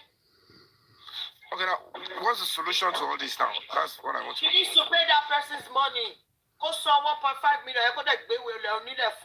Keep calling my share me. Okay. But because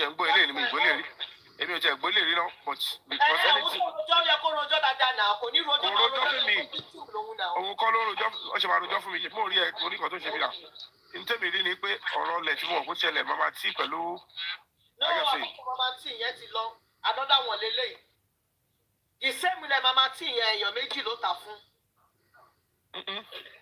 Yeah, one ilẹ̀ on talẹ̀ fún one ilẹ̀ your conquer ta fún your méjì. That's not okay. That's all right. That's why I'm upset that one fair you know the platform there law. But by at the platform anybody man not come on. Anybody not fair ring affect anybody not fair yin mo. No. Okay. Because they mean Jack when the body show to Moshe. Because you want Jack when anybody my friend give her your mimo. Okay. If that is the case, that's what we don't want. We don't want all that bullshit. And never say well, I will call my shame, come on, I will come my friend give her your mimo. Because and you can't lost the platform, we are neutral. If you want to platform, okay, but I think she pass but that's all. She can she neutral if you want to be by the shame of we got and she like run. But say oh my friend, what you hear you got them in jail, but come anybody my friend yi. That's you. Because I'm just like But anybody my friend you because I be able to understand. And like you want to buy more perfect call that's to my that's I will my friend cut to show one my friend so make so don't let him get involved. I don't understand what you are fighting for. So but the way I would have speak out for you. See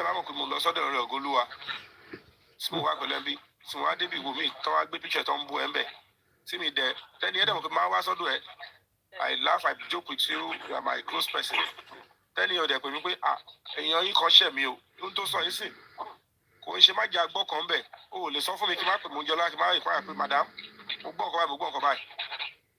I can say, if I realize that is it's a terrible behavior and it's true.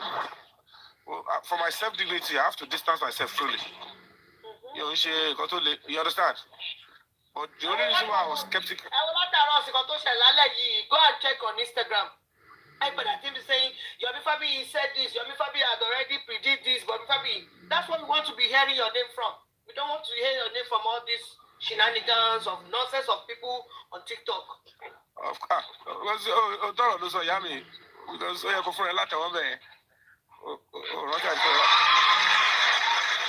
èmi ò aṣọ ní sọ̀rọ̀ dànù mi ò sọ kótókótó. That's what we want to be hearing your name from. Orí pé mo ṣe bọ́tà ń sè tí mo express ara mi pẹ̀lú ẹ̀ ọ̀rọ̀ wa yíra wa. I get what I'm saying because to a layman or ẹlòmíì tó bá yẹ pé ó bí gbé bákan lòun ò ṣe jẹ́ á kàn máa mú ọ̀tá ẹ̀ sínú pé eléyìí ò tiẹ̀ láǹkúrà mi ó kàn bójú mi jẹ́ because ojú tọ̀rẹ́ mi ojú ò tì mí ojú ẹ̀ lójú tì mí. I get what I'm saying. So and I want to believe apart from everybody will learn. But until come out, baby, funny way. Like I said, she's valuable for the justice movement because she's one of the few people we are seeing on the front line. All these ones, it will be investigated. If it's true, she will make restitution and remedy. If you're not like I can say, if a man buy your on principle, not on malice or ote. If you're moteshi, àròjọ máa bàyàn jẹ́ lẹ́yìn àṣẹ nǹkan mi lójú kò sínú DNA tèmi. I get what I'm saying. So if I think you did something wrong to me, I will say it to your face. Maybe I am having a wrong perception because nígbà míì ẹlòmíì tó rò bóyá nǹkan báyìí ló ṣe nǹkan ó lè jẹ́ nǹkan mi. I get what I'm saying. Ó lè jẹ́ torí nǹkan mi. Ṣèbí until recently wo tó ń yẹn sìn lẹ́yìn ọdún márùn-ún ló ṣe sọ pé lóòótọ́ kò sẹ́ni tó argue pé kò ṣe pé wọ́n set bàbá Ìjẹ̀ṣà up. So nígbà tẹ́mi dẹ̀ ti sọ 5 years ọmọ èèyàn tó ti sọ kọ́tọ̀kọ́tọ̀ mo ráwọn kan tó wá ń ṣe fídíò lédì kan òun fẹ́ kọ́rọ̀ òun jẹ òun ti sọ̀rọ̀ burúkú bàbá Ìjẹ̀ṣà òun máa lọ delete ẹ̀ I'm sorry ọ̀rẹ́ òun kan máa wò ó bá máa fòun ṣe ẹ̀yẹ. A lot of big people want to message me I'm proud of you tọrọ lẹ́ni ká má sọ̀rọ̀. Do you understand? So I acknowledge and appreciate you for standing up for what is right. I get what I'm saying. I get what I'm saying. And as a justice fighter, Monjololu is a justice fighter. He may come more also for him. He may come money post. And if as a justice fighter, show, I can be there to support. They basically got that for me for any project, except I want to contribute on that platform. So, but she's not somebody I can discard.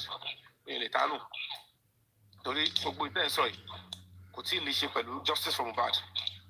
It's a personal issue. Personal issue, I am saying. So,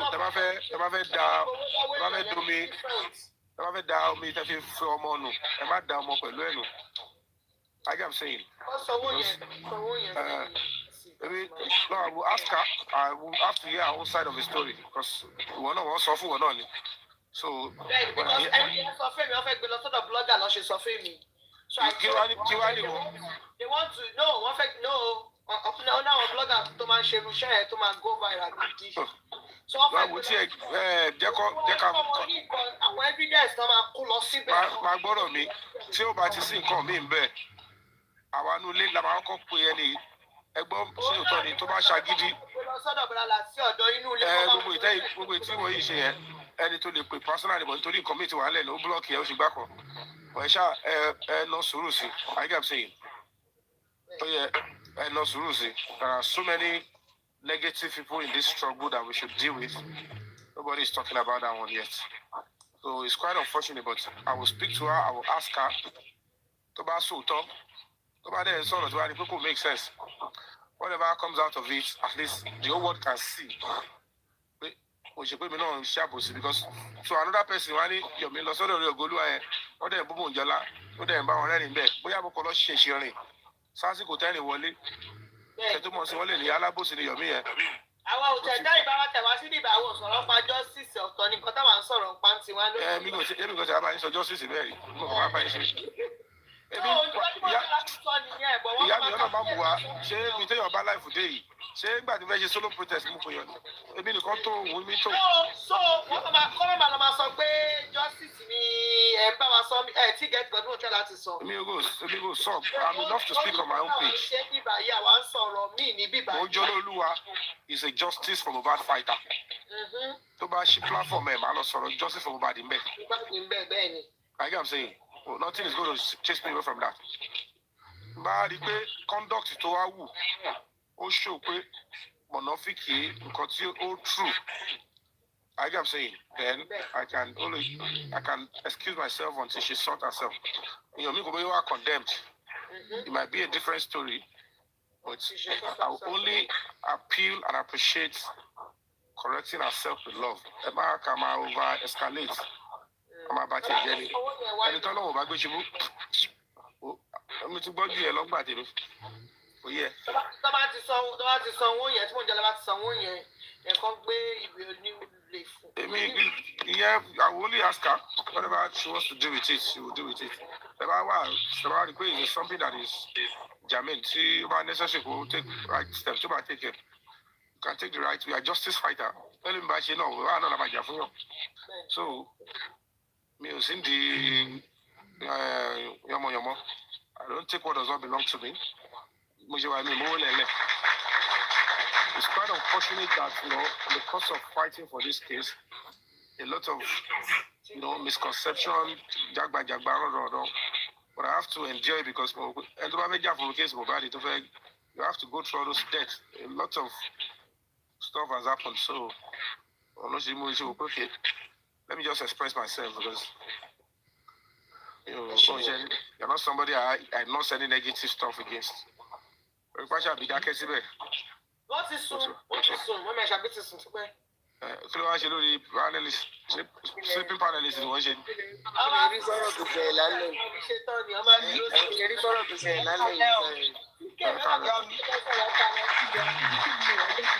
Hello, coming South 24. Ma? Araba 1. Ekula bell. Thank you because you came for my Monty's burial. I told you before on the Duken's platform. Oh. Yeah. That was 2008, 2009. That's a long time. Yeah. My kid sister. No, Larry. Oh, that's a long time. Yeah, it's been a while. Ah, it's well. You know me? See, Mojola, I respect her, honestly, but she messed up big time. Yeah, because come and so or conjure, she be otimo, or lobe shako. Abi, how do I say it? You know, don't let me. I may not be able to say it. Mom is 24. Yes. 24. She is a talk for you. Sir? Yeah. I'm not justifying whatever she's doing or whatever she has done.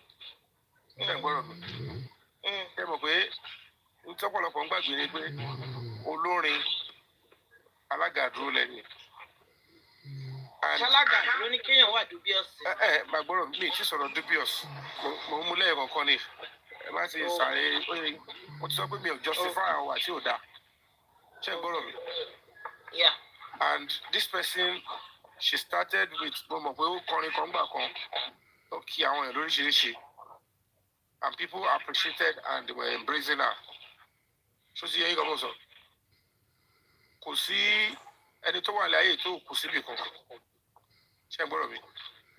And when we look at the stories time,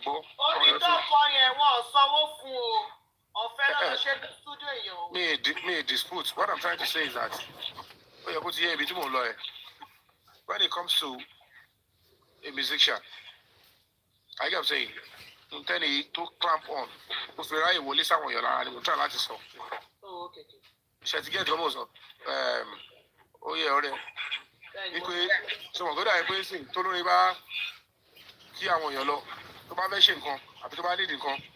I want patrons, I want to key, I want to like what I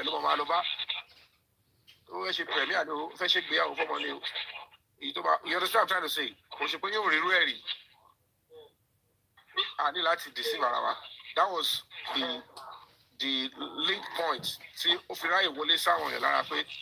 they are my people, record. Yeah, but it's not an excuse to abuse people's kindness. Yes, you understand? Then it will involve transaction. The only thing you should do, hey, the mobile baby, I say, not justice for bad. I feel to block justice for my thing.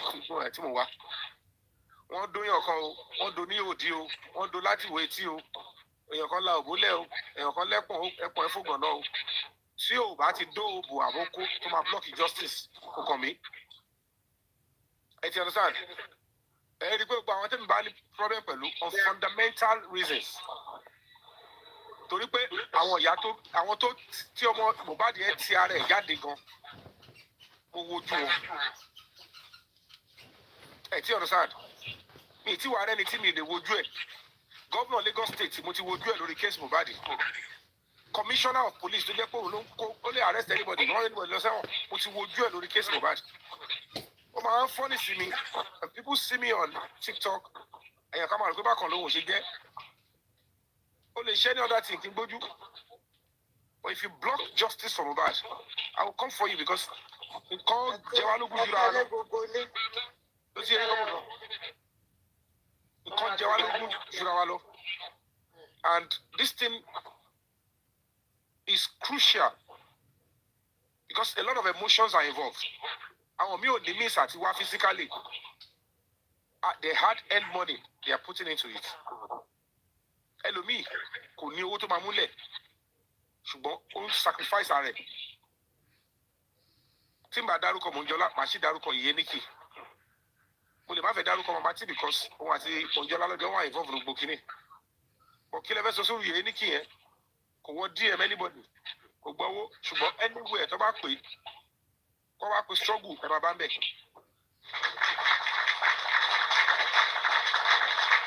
Ẹ ti understand? There are some other people there pé tẹ bá pé struggle ẹ̀ bàbá wọn bẹ̀ but kò sí pé àwọn náà ò wọ DM. Kò sí pé àwọn náà ò ní one or two problems. Mr. Yomi, mọ́mí fún mi. Mọ́mí ẹ̀ ò fún mi o. Tí wọ́n tẹ̀lé àwọn prime boy lọ sí kìíní. I don't know much about her now. I'm just getting to know her recently. So. Àwọn tó ti mọ̀ tipẹ́tipẹ́ náà sọ iye Nikki wọ́n ti mọ̀ ní. You understand? So àwọn tí mo ti pàdé tí mo ti pàdé lójú field ni I have not been on the same field. Àwọn láwọn ti rí mi but I've never mọ̀ pé aṣèlérí tó ń sọ̀rọ̀ recently. Àti Yínká náà Yínká. Ta ni Yínká? Alábùjá. I am Yínká Onípe I am Yínká Adé. I am saying. So the truth is, I will be untemolemo. I am saying, kò sí orúkọ tẹ́ fẹ́ dá, èyí tó bá kọ́gbó sí yín ni. I am saying, this TikTok on J4M or J4M on TikTok is already a family circle, a community. I am saying, àwọn míì wà tó jẹ́ pé bèrè lọ́wọ́ àwọn ọlọ́mà send me your account, I want to support you. We can accept the fact that maybe some people abuse it.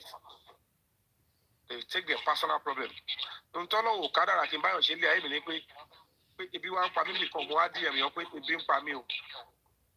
Abi money mo fẹ́ ra epo sínú mọ́tò mo fẹ́ lọ sí party kan Ọlọ́run jẹ́ kí ẹ ṣẹlẹ̀. Tó bá ti ṣe lẹ́yìn fọ́rọ̀ justice for Mohbad, you can't find somebody like me doing that. There are some things that we want to do. You can't even come and ask for support openly. Àṣírí kìíní lọ máa tú. Gbogbo àwọn tó ń sọ pé Yomi yẹn ó ṣe kìíní kan. Kí ló tó máa sọ when they arrest Damola kìíní kan. Damola ti dé Abuja. Ó ti wà nù cell. Wọ́n ti gba statement yẹ. Kàtẹ́ tó reveal kàtó gbé fídíò jáde pé Damola has been arrested. Only few people ló mọ̀ lẹ́yìn. People that contributed and were part of the operation like a transfer to Abuja. Like Expander, Kofi, I'm Slim, and you know, Light of the World and the rest of others. Because we got to the stage in this J4M, there are some operations and actions that you want to take. Coming openly to say, I want to donate to Apu Kabai, who are affected. Tó bá jẹ́ pé a fẹ́ kọ̀ wò pé lára nǹkan tá a fẹ́ achieve òun ni pé bí ohun mi yẹn ṣe ń ṣe show tó ń finger brain àwọn pé kò sí nǹkan tẹ́ máa ṣe èmi náà ti di host ẹ̀mí máa fẹ́ bọ́ a ní sọ̀rọ̀ nípa apá fẹ́ lọ wọ́n fẹ́ bọ̀ ògùn wọ́n fẹ́ bọ̀ kí ní ẹ̀ níta àwọn èèyàn gidi wà lẹ́yìn tó yẹ pé tó bá ti ṣàlàyé fún ọ pé kò bá ilẹ̀ máa ṣe déwó support a dẹ̀ máa achieve ẹ̀ gbogbo ló ṣẹlẹ̀ sí àwọn other side lọ́hùn àwọn queen mother queen right mother ṣé ẹ mọ̀ pé gbogbo àwọn ẹlọ́wọ́ fagbára di ọ̀rọ̀ justice Mohbad àríwọ̀ gbọ́dọ̀ dàrú ẹ̀rù bá játa bí ó ṣògùn òṣìṣẹ́ ni tí gbòǹgbò ní kàn ṣe lágídí tó fi pákéjì sí èdíṣì máa mú Ìyábọ̀ àti Wùmí yẹn èṣù láàlú ògùn òkú yìí máa kó sí wọn láàrin wọn máa rìn ó fúnra wọ justice adétẹ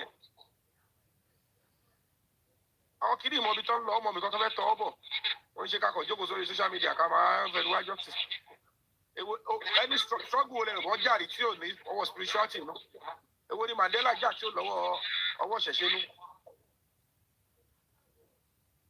kò sáwọn tó jàjà gidi tí ò lọ́wọ́ ṣẹ̀ṣẹ̀ nú sáwọn ẹfúróyè Tinubu lẹ́fẹ́ sọ ni àbí ìrasọ Kútì èwo ni ò ṣe kúrúdé tí ò ti ṣẹ̀ṣẹ̀ nú ẹ̀ ọlọ́mọdé ká ṣe àwọn òrìbá tó ní. So my own angle of saying let's correct ourselves alone. You cannot throw away the baby with the water. Any saw an advantage, she abused it. Correct yourself. If it is verified, she needs to correct herself. Ṣé o gba àwọn tó sọ pé àwọn òbí àwọn sì kì wọ́n ṣe òótọ́ ni? O gba àwọn tẹ̀ ń dáwọ́ fún pé èèyàn kan wà lọ́sítítù. Ṣé verify pé kọ́ ní lọ́sítítù yẹn tó tọ́ ni? Everybody kàn ṣe tóun pẹ̀lú tẹ inú ọlọ́run kan ni. Ẹlòmíì owó tó máa fi ra páàdì menstruation ó ti yá àdìẹ mọ́. Ilé ẹgbẹ́ ṣe sí. So àwọn tó ṣì máa ṣàánú. But when we see things because of somebody's mental health and because of any yẹn kú la fẹ́ sá ni àbá fẹ́ bawí. When you correct somebody, you leave the person to react and give gap. If you go about it too long, people will know that kò lè jẹ́ pé nǹkan tẹ́lẹ̀ ṣe nìkan lẹ́yìn sọ. Committee wà ń bẹ̀. Kó tẹ̀ wá jẹ́ pé mo sọ̀rọ̀ pa kíní ọ̀rọ̀ kan fí nìkan ni. Ṣé nítorí ẹ̀ lè ṣe ikú ló wá tọ́ sí nìyí? Ta ni mo wò rí physically kò sọ pé mo fẹ́ insult anybody. Yomi, I haven't spoken. I'm only the best way. Because spade is spade. Yomi, what was done. This one has go beyond. This one has go beyond 2 of them. Let's do it one after the other. You know what be shared, John, to be honest. That is an insult on us that we are being selective. It's an insult on us. Oh, Mommy Khadija, ẹ má escalate kìíní yìí. Ẹ má escalate rárá. Ẹ jọ̀ọ́, ibi iṣẹ́ ni mo wà mí. Lórí pé mo fẹ́ ìyá kì ẹ wálé. Ẹ jọ̀ọ́, let me talk. Ọ̀rọ̀ Ògolúwa, Psalm 24. Yomi. I was addressing Ọ̀rọ̀ Ògolúwa before you came up. Yeah, and I did ask for permission before talking, right? Àwọn kan tí ẹ máa ń submission me. No way I am supporting anything Mojolola did when it comes to mismanagement, fraudulent behavior. There is no problem. Tí bá sọ pé tọ́rọ̀ Ògolúwa tó ti post Mojolola tí ó post Mama T. Little Madam Khadija is she wasn't on this platform. I'm addressing Ògolúwa. And if I say she's been selective, I expect her, but Mama story to so she should speak about both of them. She's accessory after the fact too. I had some things. And you call him also ti get me. Irú Madam Khadija is saying, coming confrontational since pe mo kon sọ̀rọ̀ mi mo tí mo sọ. That's why we are telling her to be civil about it. Yeah? Àwọn tí ó yẹ kó ká gbàgbé kan tí ẹ̀ka àwọn abẹ́tò yóò dáàbò bọ̀. Wọ́n bá wá bíbá yìí, mọ́mí wá bá wa, mọ́mí ò tí wọ́n kàn gbọ́ submission. Wọ́n ní sùúrù, èyí tó sáré wà confrontation àìkò dá. But we are not. About branding, you see, about if you want to tell Yomi, I beg you with the love of God. I beg Mami Khadija, I beg everybody on this platform. Let's be civil. It doesn't speak well of any one of us. We are adults.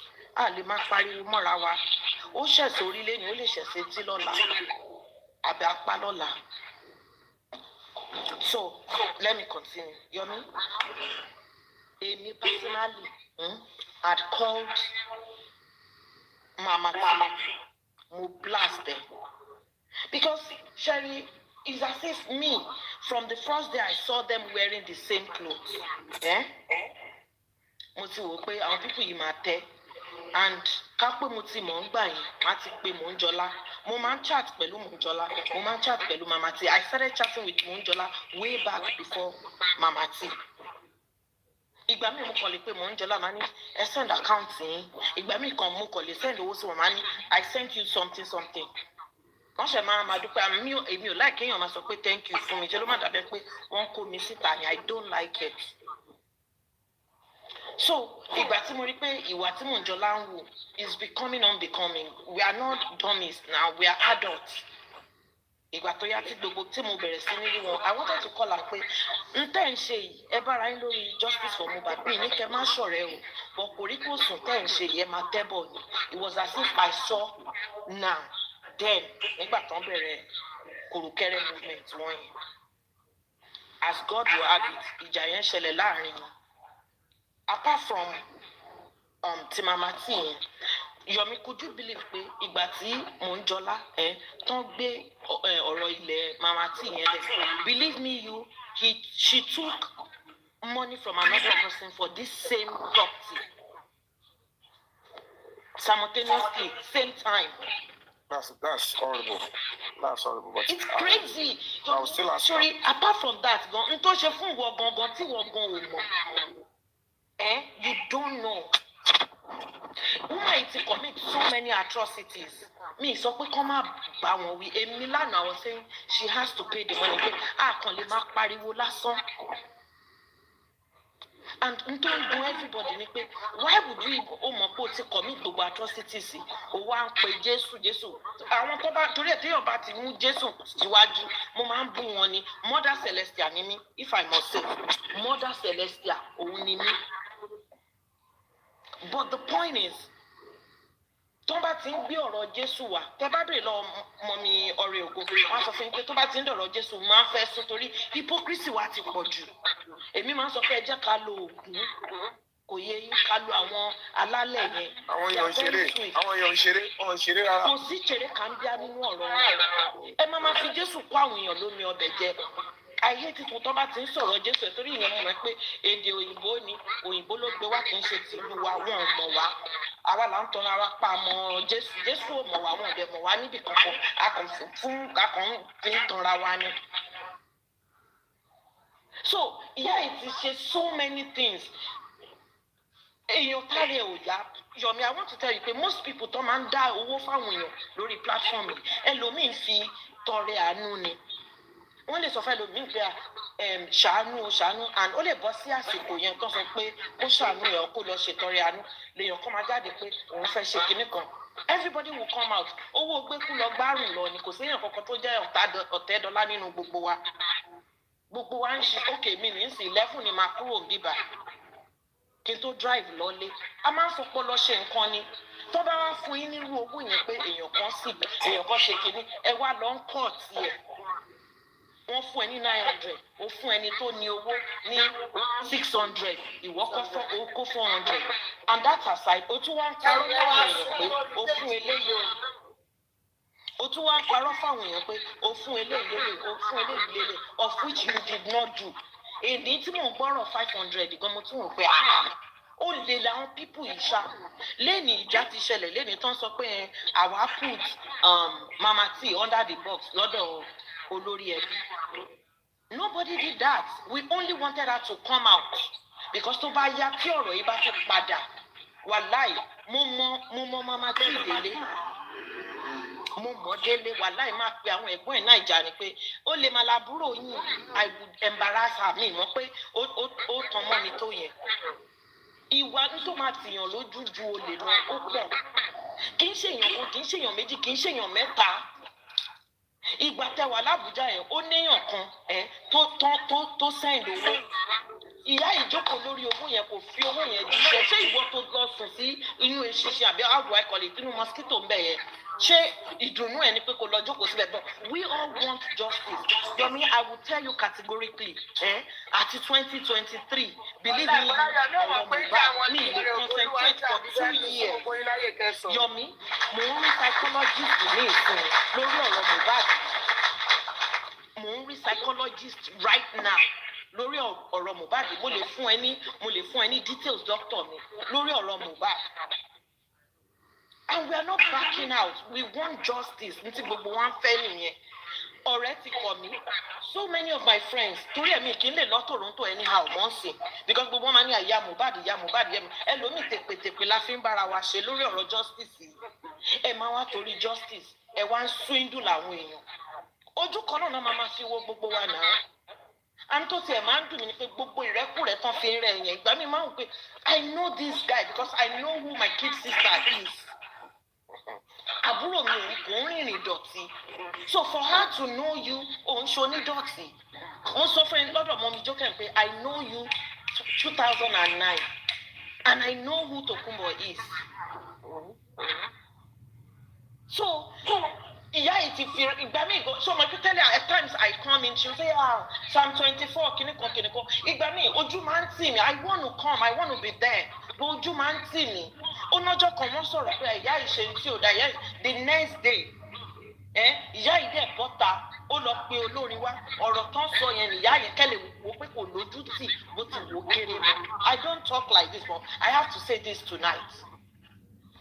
Ó ń fi ọ̀rọ̀ yóò lọ pe olórin wá ọjọ́ yẹn Aláṣàbí gan wà ń bẹ mọ́ kàn pé amúpé sísọrí mi ní ṣé sísá Aláṣàbí wà òkè pẹ̀lú tí gbogbo wọn lọ ń ṣe èèyàn ṣe tí ò dá gbogbo yẹn tún padà síbẹ̀ nínú pé kinní kan náà kinní kan I felt disappointed I like àwọn oníkálukú ló mọ ní tó fẹ́ bọ̀ me I want justice èpè dẹ́ni màá máa fún ẹni tí ò bá ti fẹ́ kí justice yẹn come to pass èpè ni màá máa fún ẹni náà because right now wọ́n máa rò pé ó lè ń gbogbo wa àìmọye ìgbà tó ti bú àwa yìí lórí ọ̀rọ̀ Yomi wọ́n máa ní Yomi kinní kan ó nígbà kan tó sọ Páláṣàbí ìwà Páláṣàbí ń dóra yín ṣé orí fóònù lẹ ti dóra yín ni àbí orí kinní so many insults láti gbà and eléyìí náà sì ẹnìkan wá síbi báyìí ìjẹta tá à ń sọ̀rọ̀ yẹn I had to start deleting I was at home mo kàn ń delete àwọn èèyàn ni mo ń mute àwọn èèyàn ṣeré mi tẹ̀ bèrè lọ́wọ́ sí sọ̀rọ̀ because they were calling òun àti Yomi lólè which shouldn't be. No. Yomi ìyá yìí ò lè change wọ́n lè kì ní. She can't change ó ń ṣe justice no doubt but only ulterior motive. You might have her motive is different from yours. Yeah, go ahead. I was able to join this platform later on, but I want your call attention. Why did you my teaching sort of way? Or a way of kissing $1 million now. Cover MOUJOLA to 1.5 million. I said, what? But what I noticed is that a woman was trying to condemn it. No, it cannot be going, but everybody will find a way to move past that. And she was able to quickly brainwash Oloribi and Ashabi. I saw the game. I saw the gimmick. Ashabi and Omo Atiba. They were the one. I want to interrogate Mama T. Lady. Hey, got more money. Okay. Now, Abuja. He witnessed today. Yeah. People say, "Our man saw. He saw the road to Poju." And I tell you, solo protest, people say Abuja, or anybody to down for me for. Nobody knew I was going to do the protest. Oh God. Am I borrowing me? Time 24. If anybody will know, and the Mac body, okay, including Perkins, a minimal ticket to go for Pada Civiton Law. And I gave them money because for a gala to what I will journal. Even when I don't know what I will hit that night, enjoy it. Even when it was later, the Yoruba sent the work, I should give all of them. And I ensure that I gave all of them individually. But they send the receipt to Benny. Give Benny Mushetiri 50,000 naira. Small if it can. But they have to survive. I stayed in Abuja for almost 3.5 weeks. But I wanted them to be okay.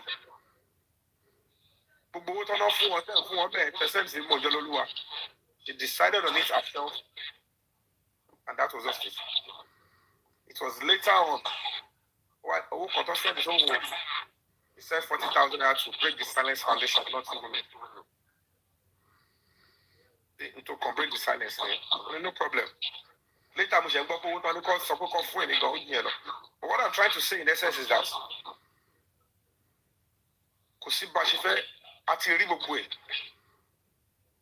we have seen how people took advantage of the struggle. Not that I'm trying to tell you last visitor.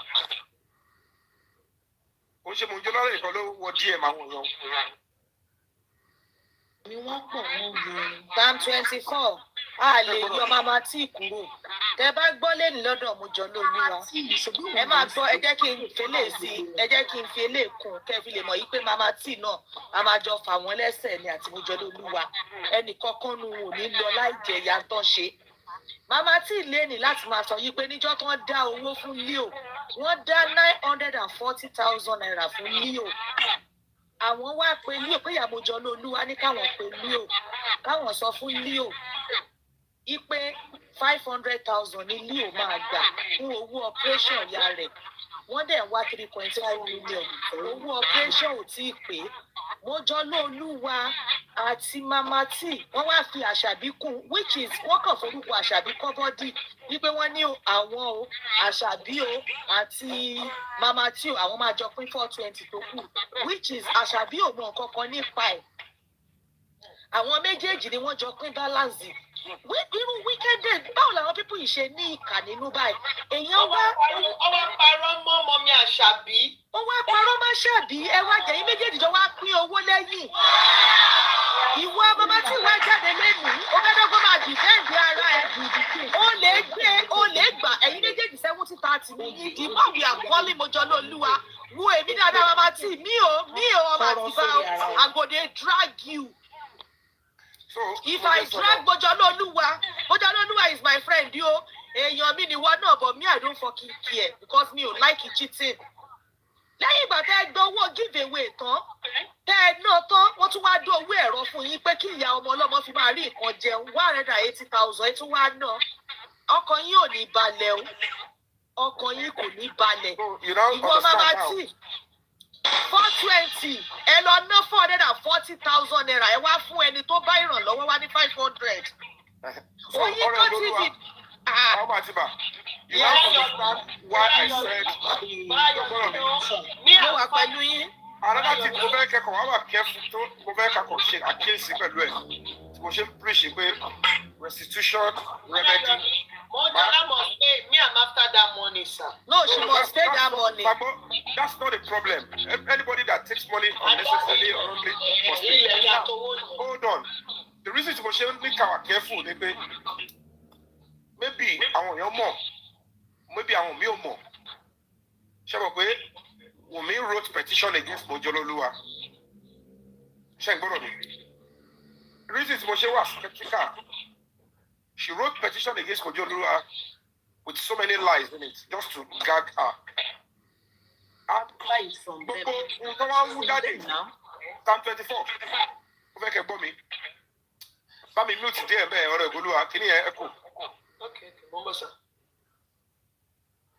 So one of the reasons why I am now looking at, okay, gbogbo nwo DM kò wọ DM. Wọ́n ti sort ẹ̀ ti pẹ́. Mo ti pe ẹni personally pé it is wrong, stop it. Now, the reality is that majority might not know. Persecution is connected to the fact that our common Umi wrote petition against Mojololua, and Sami Jojo is the one to take one front of Umi, and they are already planning that they will bring Mojololua's page down on the Jako Kokomo, based on whatever it is I have said on press conference and all of that.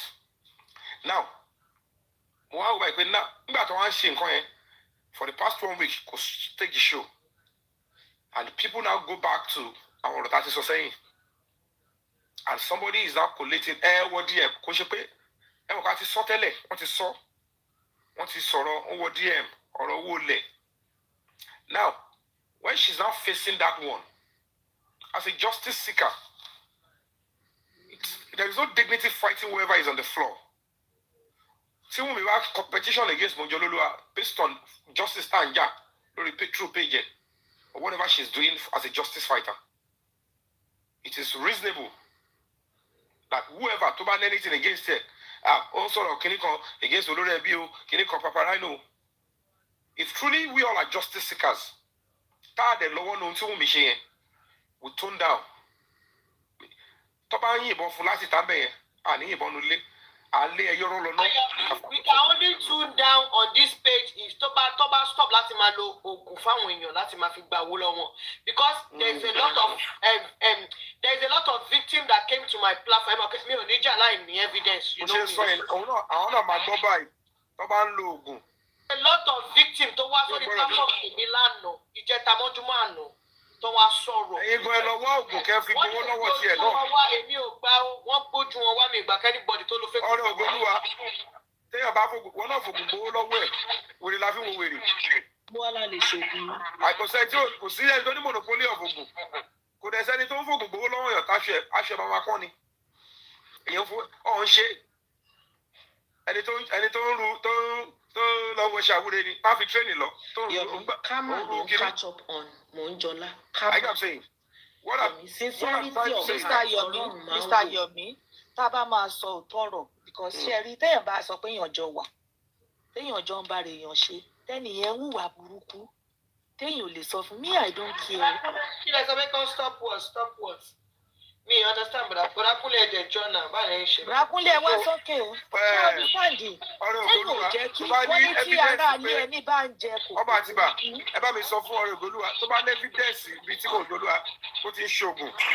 I kept saying, tó níbi tó ti ń ṣoògùn. Ẹ máa gbé fídíò yẹn wá fún yín, àwọn tó ń gbé Mojololuwa mọ́ra ń sìn náà ni àwọn náà lọ analyze fídíò yẹn fún wa àbọ̀dá yẹn. Analysis ló fọ̀ wọ́n ṣoògùn. Ọba nìyẹn ọ̀rẹ́ Ògbólúwa online ló ti tọ̀ nǹkan lánàá o. Online kẹ Yomi ti sọ fún mi. Ọ̀rẹ́ Ògbólúwa, what I'm trying to say is this. Mr. Yomi 180,000 owó ìjàbú àbí kí ló ń pọ̀ mọ́ yẹn.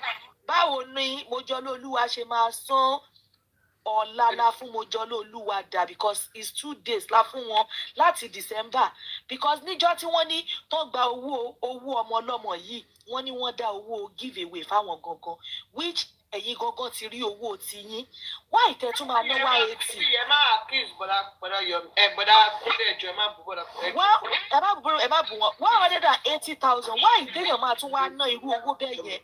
At least you are cashing out on your own. You don't have to spend. Owó olówó èké kò tún wá ná mọ́ tí owó tó fi ṣe ìyá oníyà láàánú ìyá arúgbó wọn kàn fi ra ẹ̀rọ fún ìyá yẹn. No. Tó bá jẹ́ pé ọmọ ìyá mi ni Mojololuwa. Ask me very well. Me I will call you out today o. Mi ò ní gan sẹ́yìn àbòsí láyé. Because téèyàn bá jọ wà, téèyàn bá ra èèyàn sòtọ́rọ̀, why only her? This is getting too much. Nàgbàtà sọ lé ní pé kíní tó wà lọ́wọ́ òun èèyàn tó wà lọ́wọ́ òun tó díẹ̀ mú òun tó wù ní evidence lọ́wọ́ 35 which is níbí báyìí lánàá if you are here yesterday many people are coming up láti say she come to my DM, she do this. Ìkan tún nígbà tí ilé ọmọ wọn jóná. Kí ló kan social media? You don't have to be doing that. Tán sọ pé àwọn ò fún ẹ lẹ́yìn tí o gbowó lọ́wọ́ wọn tán tún wá ń béèrè ọ̀rọ̀ lọ́wọ́ ẹ̀ o tún block wọn. Wàá tún máa threaten wọn. Ìṣí sọ pé wà okay. Okay, like I said. Tí mo ṣe láìkí wọn tó olówó dé yìí, kò sẹ́ni tí ò ní problem. Ọmọ Àtìbà. We are all part of this community. Mo ti rẹ́ni tó sọ pé Sami Jojo, tẹ́yìn sọ pé justice seeker ni. Tó ní tí Sami Jojo bá padà wá lọ́la ẹ máa gbà wọlé. Tí gbogbo yẹn ò rí nǹkan ṣe sí. Whatever it is. Whatever it is, tí à ń ṣe, what I want to tell us is this. And which are very clear. Tẹ́mi sìn, tẹ́mi gbọ́. Èyí tí máa sọ pé mi ò gbọ́n bẹ́ẹ̀ ni this DM mo ti bá sọ. You need to stop it. And I told her, except there is any good reason, don't go to anybody. Don't even come on your platform and be asking for money. You are seeking justice for heaven's sake, which is very important. But many people who answer you pé Mojola Olúwa fowó owó Mohbad kọ́lé owó public kọ́lé owó kíní kan kọ́lé. Tẹ́yìn bá ti ilé tẹ́yìn fi kọ́ ọmọ ìrìn ló máa wò náà. Ṣé ìwọ́n ṣe irú abẹ́ yẹn ni? Way forward, like Mr. Slim said. Òun náà ni mo ti sọ̀rọ̀ kí ọmọ Àtìbà ti sọ̀rọ̀ owó kọ́lé. Ṣé ìgbọ́dọ̀ ẹ bá yẹ ká gbàgbé pé we have to correct each other with love. We have to. Mo bọ̀ Madam Khadija. Any conclusion then you. I will speak to her. The money for the error here was very, very important to me. I mean, because any to that error here, what a neon. I am saying the only blame, more reason see, owó ẹ̀rọ tó dá. Nítorí pé tó bá yẹ pé mi ni Sáwà Ṣàbí ni wọ́n ló mú ẹni tó ní owó ẹ̀rọ wá. Wọ́n ni wọ́n send owó yẹn sí. Yóò dà fún yín. Ó bá jẹ́ platform tèmi náà ni bọ̀dá àmọ́ mi ká wait now. Ìtàṣàbí ṣe ẹ máa gbọ́ bọ̀dá yìí. Ẹni ẹ fẹ́ kéèyàn sùn. Rárá òótọ́ kọ́ ẹ máa gbọ́. Balance òótọ́ ọ̀rọ̀ èmi ò mọ̀ ẹ̀yin gangan náà tó bá jẹ́ pé ẹ̀yin náà ẹ̀yin host náà lè máa padà jáde. Ẹ máa sọ̀rọ̀ àti Khadija. Ẹ̀yin host náà lè máa padà jáde. Tẹ́ máa sọ yí pé Ṣàṣàbí ló bá yín ní platform ni. Wọ́n dẹ̀ dáwó yẹn ó dẹ̀ ṣe bó ṣe yẹ kó ṣe Mojola Olúwa ẹgbàá. Ẹ sẹ́ndì ẹ lọ bá òkè Mojola Olúwa láwọn máa lọ ra ẹ̀rọ yẹn fúnra wọn ẹ lọ bá ọmọ yẹn gẹ́ẹ̀tì ẹ̀rọ ká lè sẹ́ndì ẹ̀ sí àgbàlagbà kò sí big deal kankan bẹ́ẹ̀ gẹ́gẹ́ bí àpọ́nlé wípé mo fi pọ́n yín lé gẹ́gẹ́ bí pé wọ́n lo ní pílátífọ́ọ̀mù. Tẹ́ ń gbọ́dọ̀ mi let's learn from that. Ṣé o ti yẹ kọ́ mo sọ?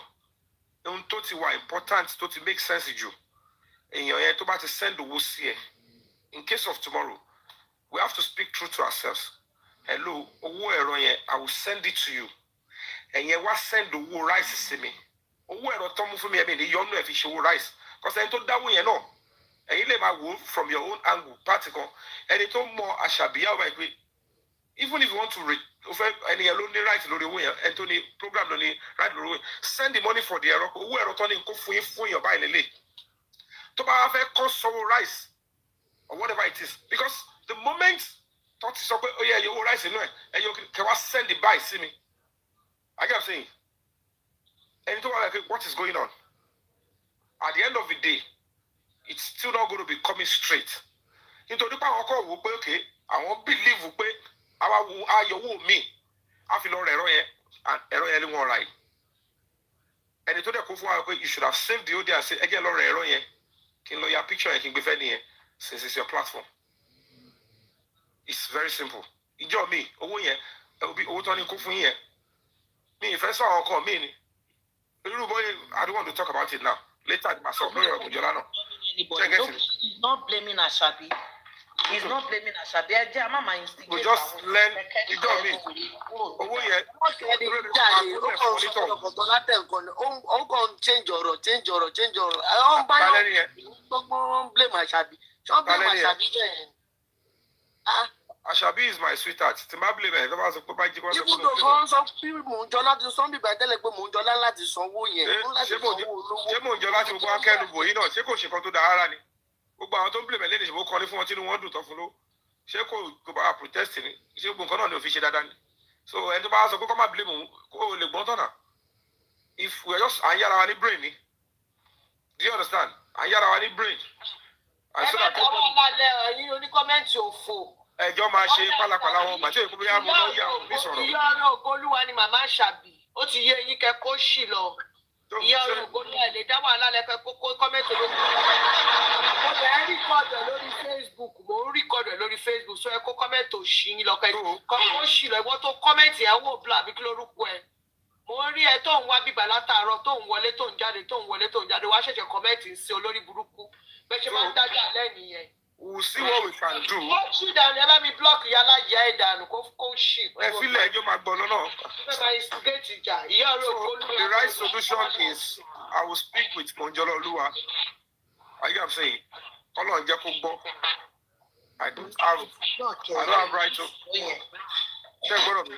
Ẹ ṣe jàre ìyá mi. Nítorí bí kò lè jẹ́ solution. How she will raise some. Tọ́ba lè kó gbowó yẹn lẹ̀ is good. I will speak to her. Afẹ́mọ ẹni tí ó ní ẹ̀rọ yẹn. Àti 1.5 million àti owó ilẹ̀. Èmi ò tí ì bá wọn sọ̀rọ̀ 1.5 million tí ó sọ yẹn because 1.5 million yẹn ò tí ì yé mi. I get what I'm saying. So ó lè jẹ́ àràbù ó lè jẹ́ ẹni yẹn. Ó ṣàràbù ẹgbẹ́ ayọ̀ mi a máa jà sí o. Ó gbẹ́ni bẹ́ẹ̀ jáde nípa ṣé kí ọmọ àgbà ẹ̀gbọ́n ni. Authority wo lo ní ṣé tó mo ti wá sí platform ẹ̀? Ó fẹ́ lu sọ̀kọ́ you are not part of it. Oh, my evidence jáde oníkì kan máa gbà gbọ́. Ṣé mo jẹ́ zombie ni? Àná mọ̀ ọ̀kan Mọ́jọ́lá mọ wetin dey sup. Ó mọ kí ni? Àwọn tó rojọ́ fún yín pé kẹ́ wá sọ̀rọ̀ yìí gan lálẹ́ gan, wọ́n mọ wetin dey sup. Èyí tí obi má fi nù wá mọ̀ jẹ́ o, má sọ̀rọ̀ ẹ̀ di má ṣe òun àkọ́ bẹ́ẹ̀. Èyí tó wà important tá a mọ̀ tí o bá mọ̀ ní ẹ̀rọ tẹ́sán. Nobody is saying she should not refund that. Tó bá ti mọ̀ pé o ní evidence 1.5 million, àbí kí ni kan, bring it out, we will confront her. Ask her for her side of it. Gbogbo àti ọ̀n sọ̀rọ̀ 1 million. After 48 hours 1.5 million tí o bá jáde. Ṣé o gbọ́dọ̀ mi? Nígbà tó ń sọ̀rọ̀ 1 million naira owó ilẹ̀ Mama T. Later kan Mama T sọ pé ó jẹ́ 1.5 million sí. Look at what we are hearing. Wọ́n á ní àwọn òun kọ̀ bó láṣìírí ni. Irọ́ o, Mama T lọ gbowó lẹ̀ lọ́wọ́ èèyàn, alọ́wọ́ lẹ̀ Mama T yan méjì lọ gbowó lọ́wọ́ èèyàn. We all add that. Ó ní kò ṣe 1 million fún 1.5 million gan lówó yẹn, òun kọ̀ bó wọn láṣìírí ni. It's not making sense. But owó ilẹ̀ yẹn ṣe gbọ́gbà tí Mama T sọ pé èèyàn méjì ni Mọ́jọ́lá gbowó lọ́wọ́ ẹ̀ fún ilẹ̀ yọ. Hello, you're not getting me. 1.5 million ló sọ pé owó yẹn jẹ́ kókò ṣe 1 million naira. But she was just saying that. Can I talk, please? Do you understand? So, tó bá ti ready fún ti 1.5 million tó sọ yẹn, tó bá sọ tó jẹ́ confront her. Bákan sọ pé only 1.5 million tí mi ò mi ní details lọ́wọ́, ìwò mọ evidence lẹ̀, kọ́kọ́ máa confront ẹ̀, will make any sense. Ẹ̀yin tẹ́lẹ̀ sọ ẹ̀rọ, ẹ sọ gbogbo ẹ̀kẹ́ làmọ́lẹ̀, so that we can know who this person is, confront her with everything. Bí tó bá dẹ̀ bá ti. Bọ́dá Yomi, the 1.5 million sure by the time I drag her house, she going to bring that 1.5 million out there. Okay, she knows what they talk unless she won't make her throw the evidence. I'm not going to. She knows what we are. Sorry, I just want to chip in something. Àgbàlagbà ń gbogbo.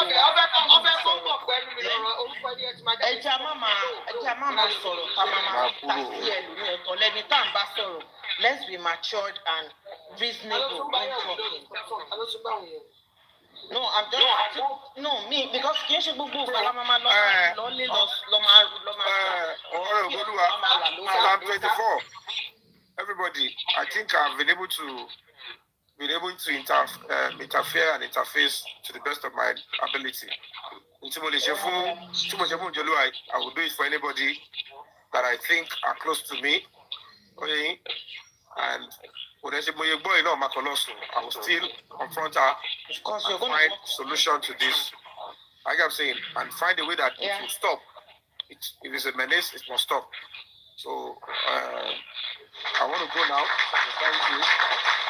Ẹ káàárọ̀ ẹjọ́ sà ẹ bá wa sọ fún wọn that owó ẹ̀rọ yẹn come make it as a matter of urgency. Kò ń ṣe nǹkan tó máa dájọ́ sí pé tọ́kọ́ fún wọn tó bá ní lọ́kàn páwọn fẹ́ san owó yẹn ẹ jẹ́ kí n sọ fún yín sometimes last week someone gave her 100,000 on the platform. Ká ní pọ́n fi sọ́kàn pé àwọn fẹ́ sanwó yẹn ni kò kọ́ọ̀sì wọn lẹ́nìtìn láti sanwó yẹn but wọ́n ti believe pé àwọn tún máa ṣe bíi ti last time yẹn pé kíní kò dá kíní yẹn máa bà wọ́n jẹ́ irú wa yìí àtọ́jọ́ kan ti ń sọ̀rọ̀ ọmọ mi yẹn ọkọ̀ Kúyọ̀mí owó ẹ̀rọ yìí ìgbà wo lẹ́sẹ̀ gbọ́ ìgbà wo ló ṣẹlẹ̀ kí ló tó pẹ́ kó yẹ kẹ́ tó gbọ́. Somebody must be aiding and abetting her. Because ó push ẹ̀ náà ni pé àwọn máa wá àwọn ní àwọn fi sọ́ọ̀tì kankan àwọn fi ṣe kinní kan. Ṣẹ́rí àwọn èèyàn respect wọn gan. Someone like me àtọjọ́ tán ti kọ́kọ́ drag wọn ni tẹ́lẹ̀ mo bá wọn fẹ́nu sí mo bá wọn fẹ́nu sí bọ̀ nǹkan tó fi lè mú ẹ̀dẹ̀ sọ̀rọ̀ yẹn lè má parọ́ náà kò dá. ẹ̀dẹ̀ sọ̀rọ̀ yẹn lè má parọ́. ohun tẹ́mi kọ̀ fẹ́ ká mọ̀ ní pé ṣé ń gbọ́dọ̀ mi tó wà very I want to know what has happened. Number two, ṣé kò ṣe nítorí pé number one, you all know what is going on with this J4M, and at the end of the day, so mo dẹ̀ wí pé ọ̀rọ̀ díẹ̀ mo wọ díẹ̀ mo ti sọ̀ tẹ̀. Bọ́lá Yomi àwọn ọmọ kan tó ṣẹlẹ̀ nígbà kan tẹ̀ ẹ̀sẹ̀ fún alálẹ̀ yìí. Nìkan ló mọ̀ Ọjọ́lá nìkan ló mọ̀ nǹkan tó ń ṣẹlẹ̀ àwọn ọmọ kan tó ń ṣẹlẹ̀ nípa ní. Òun ló yẹ sọ fún yín sí pé ẹ̀yin lè máa mọ̀. I've been able to suggest what I want to suggest. I will speak to her. What is solo dog in there? So I just keep my love. Thank you all for your audience. Thank you. God bless you. Thank you.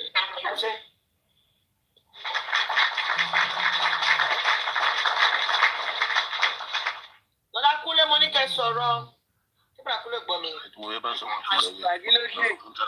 Bí o mọ tí mo ṣe fún kí ni mo wá tí ì sọ? Ẹ fẹ́ dààmú ọ̀nà ayé ni kí lè tẹ̀ ń fúláàgì mi. Because kí ni mo wí? He's gonna be throwing some charms. Ìgbà mi ẹ jẹ́ ká máa wà mature. Wọ́n ti sọ̀rọ̀ yìí tẹ́lẹ̀. Ẹ jẹ́ ká máa wà mature. Yomi ò lè máa sọ pé kí gbogbo wa máa jà. He can't say we should be quarreling or we should be fighting each other. Ó máa preach peace ni. Àwa ló wá kù sí lọ́wọ́ tá a bá fẹ́ peace yẹn àbá fẹ́ pieces. We are all adults. Ogun òkè ń rúru káfà rúru. He said he's going to talk to her. Kì í ṣe gbogbo ìgbà la máa ṣe yẹ̀yẹ̀yẹ̀yẹ̀yẹ̀yẹ̀ but tá a bá ṣe yẹ̀yẹ̀yẹ̀ we might not even pass any message. But tá a bá sọ ẹ wo bí mo sọ̀rọ̀ ẹ wo bí Àtìbá ṣe sọ̀rọ̀. Kì í ṣe gbogbo ìgbà ni ìjà náà ìjà ò dọ́là orúkọ ní sọ ni.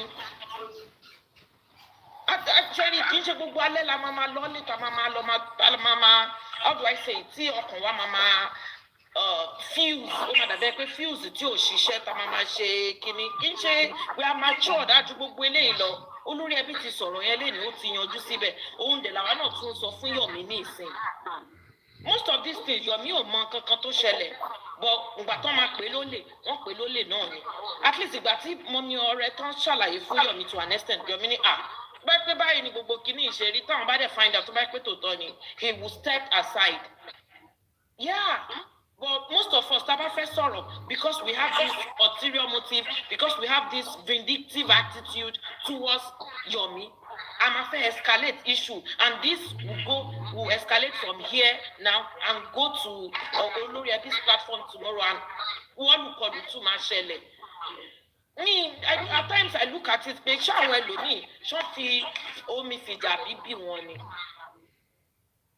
Ẹ wo àgbàlagbà ni wá ní forí képe o ẹ jọ̀ọ́ nítorí Ọlọ́run ẹ jọ̀ọ́ mo fi Ọlọ́run ọlọ́jọ́ ìní mo fi bẹ̀ gbogbo wa ẹ jọ̀ọ́. Yomi said he's going to talk to her, right? Then we are giving as a benefit of doubt là ń fún Yomi ní ìsìn. Wọ́n ní Tuesday.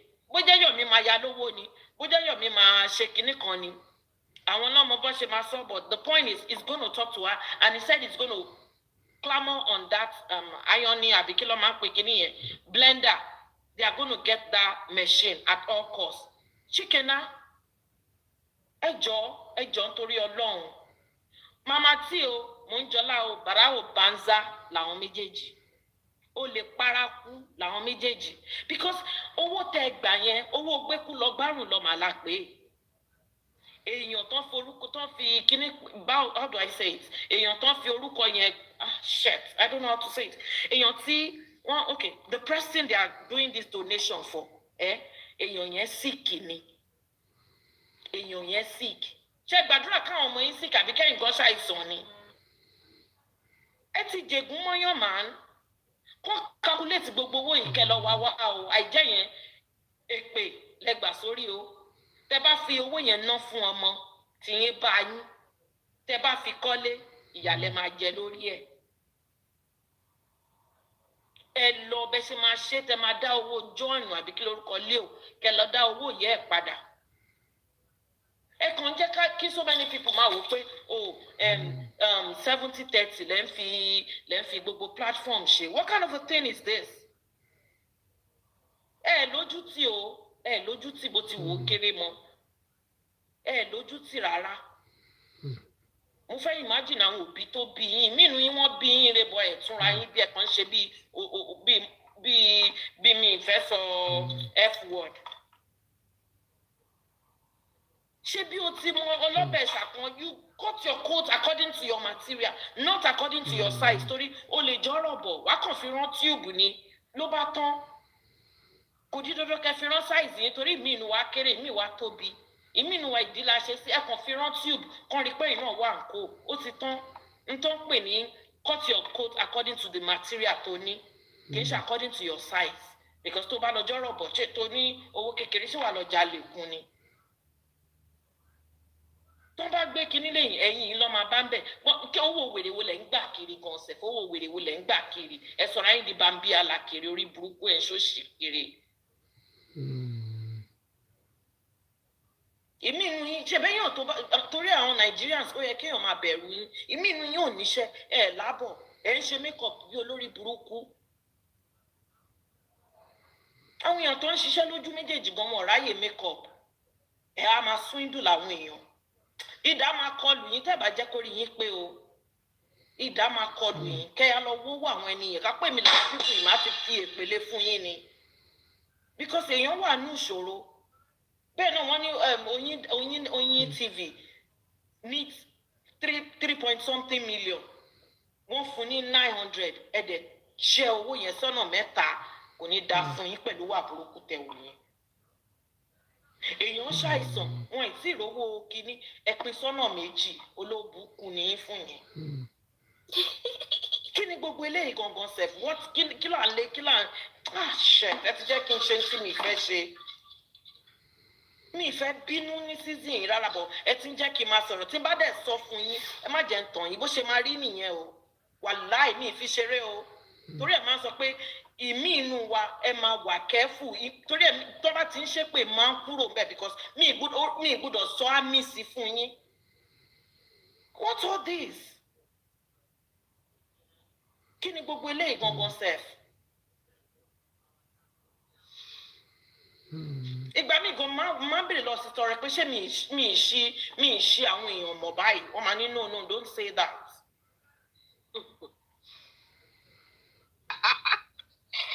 It's true. Ẹ bèrè lọ sí tọrẹ I talk to her a lot because lórí ọ̀rọ̀ justice yìí I want to tell you categorically I swear by àwọn òbí mi tán ti kú mi ò ní ọ̀rẹ́ mọ́. Calm down ma. Ọjọ́ tí mo unfollow Bukky nígbà tí Bukky bẹ̀rẹ̀ sí ní ṣe bíi pépà tí ò show yẹn bíi TV tí ò show ọjọ́ yẹn ọ̀rẹ́ mi kan bóyá ó ń monitor mi ni ó ní babe I see say you don unfollow Bukky mo ní lórí burúkú mà ní. Ó ní upon this justice thing ṣó mọ àwọn tó lose mo ń sọ fún yín pé mo ṣì ń rí psychologist lórí ọ̀rọ̀ justice for Mohbad. I'm not joking. Mo mọ tó gbà lára mi ẹ bèrè lọ́wọ́ sista ọrẹ àwọn ọjà mi máa fi hàn sista ọrẹ ní basement mi well over $50,000 mi ìtọ́ ẹni tó lè because mo imagine pé it could be my son kọ́lọ́ má jẹ́ rí it could be anybody close to me. Mo dẹ̀ sọ pé justice yìí ó lè pẹ́ but we will see it ẹni tó bá fẹ́ truncate justice ìdá máa kọlù well over kini well over $40,000 or $50,000 ọjà ni mo gbélé because I don't want to come out because rate tó fi ń gbé ojú èèyàn káàkiri ò ní sọ kankan wọ́n máa gbé ojú ẹ̀ wọ́n máa gbójú àwọn ọmọ ẹ̀ wọ́n tún wá dáwọ́ fún yín tó yẹ kẹ́ ṣe àwọn àjọ ẹni tó ń lè káàsì tó yẹ wọ́n rò pa ń lè káàsì ni my wife má dáhùn orí ìyálàyẹ tí ò pé yìí. Má dáńtàrí ìyálé. Wọ́n wá dáwọ́ fún yín tó ṣe bẹ́ẹ̀ ó yẹ ká community yìí mo tẹ̀rù kí community yìí máa grow tẹ́ pé a máa lè máa ranra wa lọ́wọ́. Most of you ẹ tiẹ̀ mọ plans èèyàn ní fún yín bọ̀ ẹ ti fi ọ̀kánjúà ẹ ti fi ọjọ́ iwájú àbí how do they say your future jẹ́ because people have plans for you bẹ́ẹ̀ dẹ̀ ṣe ń ṣe làwọn èèyàn ń wò ẹ lọ dẹ́kun ìwà bàjẹ́ tẹ̀ ń wù yìí o ẹ lọ dẹ́kun ìwà bàjẹ́ tẹ̀ ń wù yìí kí Ọlọ́run ọlọ́jọ́ ìní kó lè dáríjì yín gbogbo àwọn èèyàn tẹ́ ti fi one way or the other tẹ́ ti swindle ẹ lọ béèrè fún dáríjì ẹ̀ṣẹ̀ kí ọ̀run má bàa kanlẹ̀kùn mọ́ yín lórí. I am Mudakeno Sister Ore. Thank you for giving me this opportunity, and I am very sorry if I've spoken in a way to anybody you like. I am deeply sorry. Emma Binu, but you have spoken well, Mommy. Thank you. You have spoken well, Ma. Thank you, Uncle Slim. Uncle, I'm Slim. Mommy, my sweetheart, thank you, Mom. Mommy, Atiba, Emma Binu. Yeah, Mommy Khadija.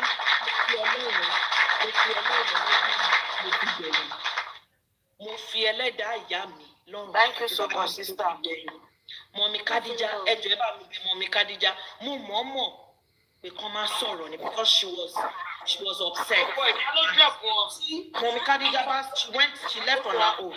Tí Mọ̀mí Khadija bá sọ̀rọ̀ ọ̀rọ̀ tí à ń sọ yìí àti Mọ̀mí Khadija àti Kúnlé if they are spoken wọ́n máa búyọ̀ mí lálẹ́ ìkódẹ̀ ní dáa. And this thing only escalates lọ́dọ̀ olórí ẹbí lọ́la. That's why I purposely came in. Ẹ jọ̀ọ́ nítorí Ọlọ́run gbogbo ń tẹ́ bá máa sọ sí Yọ̀mí mo fi Ọlọ́run ọlọ́jọ́ ìní bẹ́ẹ̀ ẹ sọ sí mi. Ṣé ti gbọ́? Thank you so very much. Thank you for your understanding. You've done well, Ma. Thank you.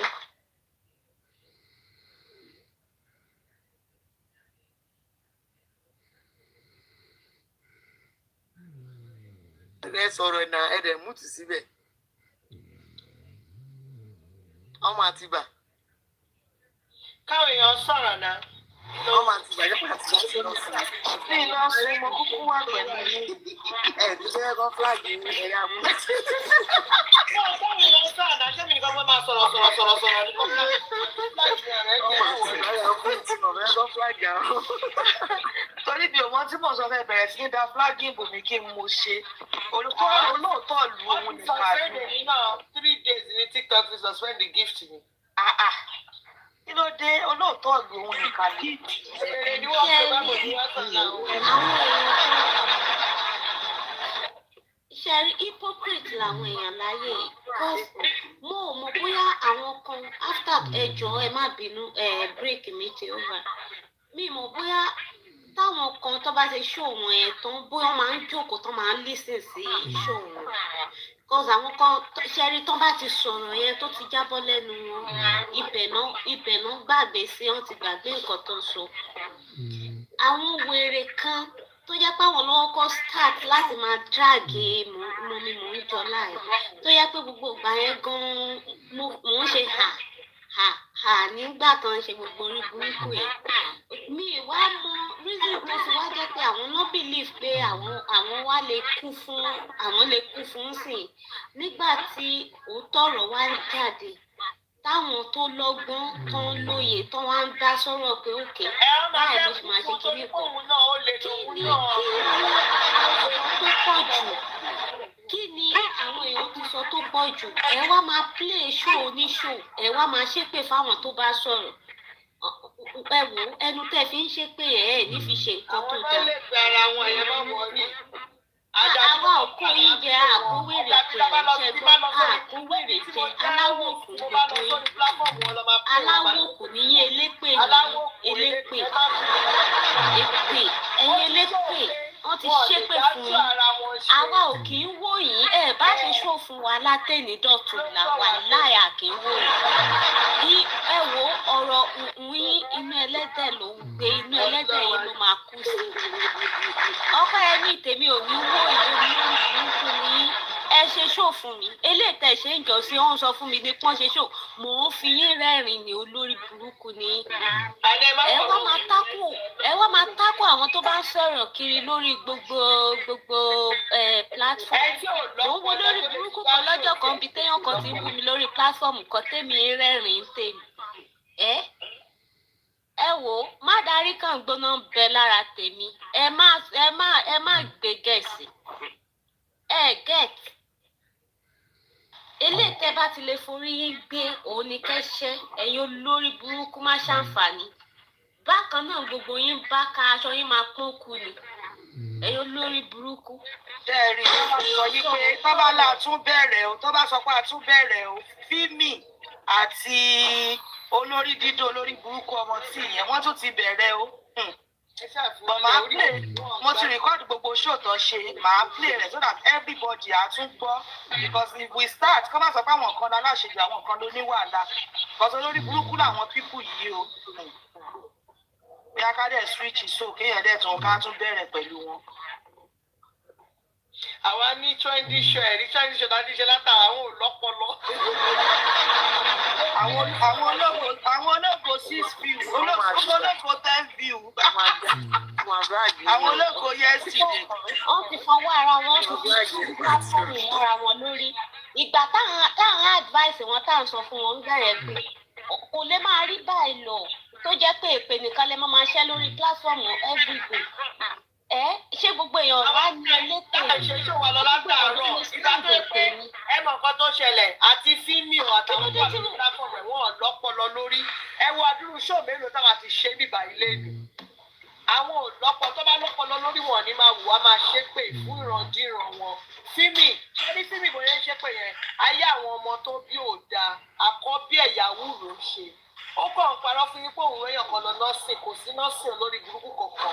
ó fún ọ̀pá ìtú máa fún èmi náà fún ọ̀pá ìtú máa ilé ìtẹ́ bá rí kẹ́ni kẹ́ forí gbé o káyé yín ó bàjẹ́ bàjẹ́. èpè tó bá ti ṣẹ́ ẹ sílẹ̀ wà láìbí láti yàgò àní Fímì ló lè fi ẹ̀sìn ọlọ́run ajé mo ti sọ fún tó bá fẹ́ mọ̀ fún dáhùn tó bá fẹ́ mọ̀ fún ìṣépè lóòótọ́ lórí TikTok lọ sí Express Road níbi táwọn big glory máa ń gbà yẹn lọ sí Express Road kò lọ sí. wọ́n máa ké ó dẹ̀ mọ̀ ní pé tẹ́mi bá bẹ̀rẹ̀ tí mo bá bẹ̀rẹ̀ wọ́n bí ẹ dá èmi máa ń jà mo máa gbogbo lẹ́ máa dàrú ní kinní kan tá lórí yín ta ló ń dún ṣé ẹni kí n gbọ́ rí mọ̀ pé yóò ń dún. ní ìnáyè ìgbà táwọn èèyàn fún ìjú ìra báyìí lọ ṣọ́ọ̀tẹ̀ wá fún ilé ẹ̀kọ́ kí ni mo sọ mo ní abẹ́ ẹgbẹ́ òlìvà kò pẹ́ tí mo sọ pé mo òlìvà báyìí mo fẹ́ máa analyze ẹ̀ báyìí kí ló ṣẹlẹ̀ èèyàn kan sáré gbé trendy show fún mi pé something dey ṣẹlẹ̀ for Instagram ọ̀rọ̀ ògbólúwa something kí ni mo ṣe mo sáré pàtẹ́wọ́ pé bọ́dá ayọ̀ mi ni mo sáré gbé píjọ bọ̀dá yọ̀ mí síbẹ̀ pé nǹkan tó ń sọ níjẹta ti padà ṣẹlẹ̀ àwa tútù ṣe yẹn àti gbé yẹn kúrò àti wá nǹkan mi ṣe àtútù play ẹlòmíì kan. sọ́ọ̀dì ọ̀fọ̀ àpàlà ti sún. àti jù wọ́n lẹ̀ wọ́n máa ké ni àní máìsìn ni mo fún ọ lógo máìsìn mo fún ọ lẹ́ẹ̀kan ni. wọ́n máa sunkún ní kí ni o máa sunkún tí sínágọ́gù máa fi dé ní ṣóun wáìnì ayé. máa jáde tẹ̀lé mi máa tún ṣe ṣóò mi ìyálà yá ẹ̀. I don't get that for you. I don't pass your leg. I don't leave you. You are my being. Kini ni ẹ gọ́tà kànáà ni ẹ. You understand? I don't leave you. You are trash. I've trashed you. Orí mo yẹ trash àtọ̀lé. Tí mo trash àtọ̀lé débi pé tí mo pé má fẹ́ gbà àtọ̀lé bí bàbá sọ pé no, don't play àtọ̀lé on my page. That's the way I've trashed you. Everybody that comes to my platform knows. Anybody bá fẹ́ play voice ẹ̀ síta, I will drop wọn lẹ́sẹ̀kẹsẹ̀. I've trashed you. I've trashed you.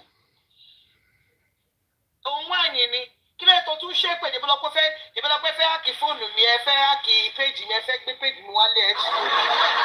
Ọkọ̀ all that. Láìsẹ̀ mi fẹ́ ṣe the same thing. No. Ẹ̀yin lẹ tún ṣe èyí lára ń ta tẹ tún flag mi tẹ tún suspend the pre. Ṣọ́sọ fún yín pé gift orí TikTok mo fi ń jẹ ni kò ní dá fún ìyá àgbàbà tó bí yín lọ́mọ.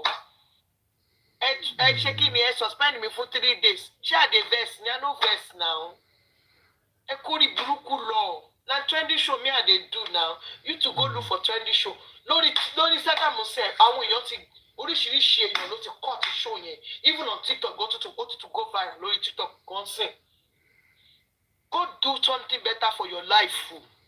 O lájẹ́ èyí school o lọ bábù primary school gan ló ti dúró. Ìgbà tó yẹ pé ṣe ni máa support mò ń jẹ lá because mọ̀ pé wọ́n gan máa dà wà lórí ọwọ́ irú tí mò ń jọ láyẹn lénìí. Ká ló mọ̀ pé wọ́n gan máa padà gbowó lówó lọ fi ṣí ṣọ́ọ̀bù lọ fi ṣorí burúkú tó ń ṣe o ò ní ṣe irú nǹkan tó ṣe fún Mọ́jọ́lá lọ́jọ́ tó analyze ẹ̀ tó gbé fídíò ẹ̀ jáde tó ti fi àwọn tó ti ń lá àwọn fi báwọn èèyàn sọ̀rọ̀ bí àṣẹ. You will not. But you know wetin dey pain you? E dey pain you say people no help you analyze that show. Ti get ó fẹ́ kẹ́ báwọn analyze show yẹn. Ẹ mọ̀ pé àwọn ṣe bí àwọn the other lady tó ṣe show wálé yẹn kọ́ wa máa sọ pé òun ló ṣe ó ti yé yín. Even if I wan analyze that show, I go remove your voice. Yẹn tún kọ́ ojú ṣe èrè. Oníkọ̀ọ̀kan tó ń dùn ẹ́ kí ló tó yẹ sí platform ẹ̀ torí owó. Oníkọ̀ọ̀rọ̀ kí máa fún ẹ lówó lọ́sọ̀ọ̀sù kí máa fún yín lówó lọ́sọ̀ọ̀sù gbogbo yín 360 kí máa tán owó lóṣooṣù. Mo dẹ̀ ní ṣé mò ń make owó lórí TikTok ní ṣé TikTok mo fi ń jẹun ni. Tí máa ṣe máa sanwó lóṣooṣù àzáùnà. Báwo ló máa tó ti máa ṣí péjì ẹ tí gbogbo àwọn ọmọ ẹ̀ tó bí fi wọ́n ṣépè pé kò ṣóhun ni gbogbo yín ṣe lọ ṣí péjì. Motive tẹ̀ ṣe ṣí péjì 360 tẹ̀ ṣí olórí burúkú yẹn. Olùṣe aláwòkù gbogbo àwọn tó bẹ́ẹ̀ ṣe ó ṣá wọn sí recording. Ọjọ́ wo lórí kan sọ pé èmi ṣá anybody sí recording? I no get time. Even if you come for me say I get ọ̀rọ̀ Ògolúwa kìíní kan màá sọ fún ẹ pé na justice for Mohbad that met you. Ṣé nǹkan recording tó record yẹn ṣóun ló pa Mohbad ni? No be that thing kill Mohbad now. Ìwọ gbogbo àwọn tó bẹ́ẹ̀ ṣe ó ṣá gbogbo wọn sí recording. Olórí burúkú ọmọ òfò ìwọ wá fẹ́ wá fún èmi kò ní dá fún ẹ kò ní dá fún ìyá tó tara wọn jáde fíìmì. Ìyá tó tara ẹ̀ jáde wọ́n tó wà lábẹ́ fíìmì yẹn kò ní dá fún ìyá tó tara ẹ̀ jáde àti bàbá tó tara ẹ̀ jáde kò ní dá fún yín papọ̀. Rí ẹ̀ burú àwọn olùfẹ́ máa ṣépè fún. Èpè tó bá ti ṣẹ́ o ti ṣẹ́ fún ìyá àti bàbá ẹ̀. Èpè tó bá ṣẹ́ o ṣẹ́ fún àwọn ọmọ tó tara ẹ̀ jáde wọ́n ló lè pé ẹ. Àdàbí tèmi bá fi for one day jẹ́ lẹ́yìn rí fíìmì. Àdàbí tí mo bá fi for one day ṣàbùrú sí ẹ. Gbogbo bó ṣe ṣẹ̀mí tó ṣe mo ra burú sí ẹ. Olórí burúkú ara ìwọ ló lọ ń rojọ́ fáwọn èèyàn. O gbọ́ tó ti wá sọ pé ọ̀rọ̀ ògo rojọ́. Èèyàn kan tí mo lè sọ pé mo rojọ́ fún ìgbà tí mo rojọ́ fún ẹni yẹn mo dẹ̀ gbé evidence ẹni yẹn sọ pé fíìmì ò sọ kankan báyìí fún àwọn mo dẹ̀ gbé evidence fún ẹni yẹn. Tell that person make she show you her phone. I gave that person evidence straight. Wípé olórí burúkú fíìmì tó wá ń rojọ́ fún yín òun ló kọ́kọ́ ṣépè báyìí ló kọ́kọ́ ṣe show báyìí fún mi. I still give her arm's length. Mi fẹ́ dá lóhùn.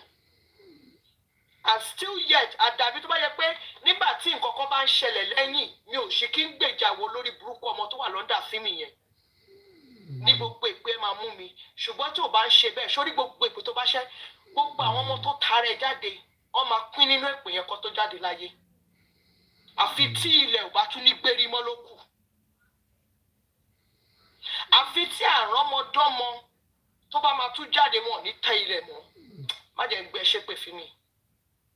Èpè ju èpè lọ mo lè push lójú o ọgbà àdé o mo lè dàgbà sílùú òyìnbó ọgbà àdé o but level tí mo bá fi máa ń ṣọgbà yàtọ̀ o jẹ́ kó rí ẹ lọ pé o àtọwọ́ bọ̀ mí lẹ́nu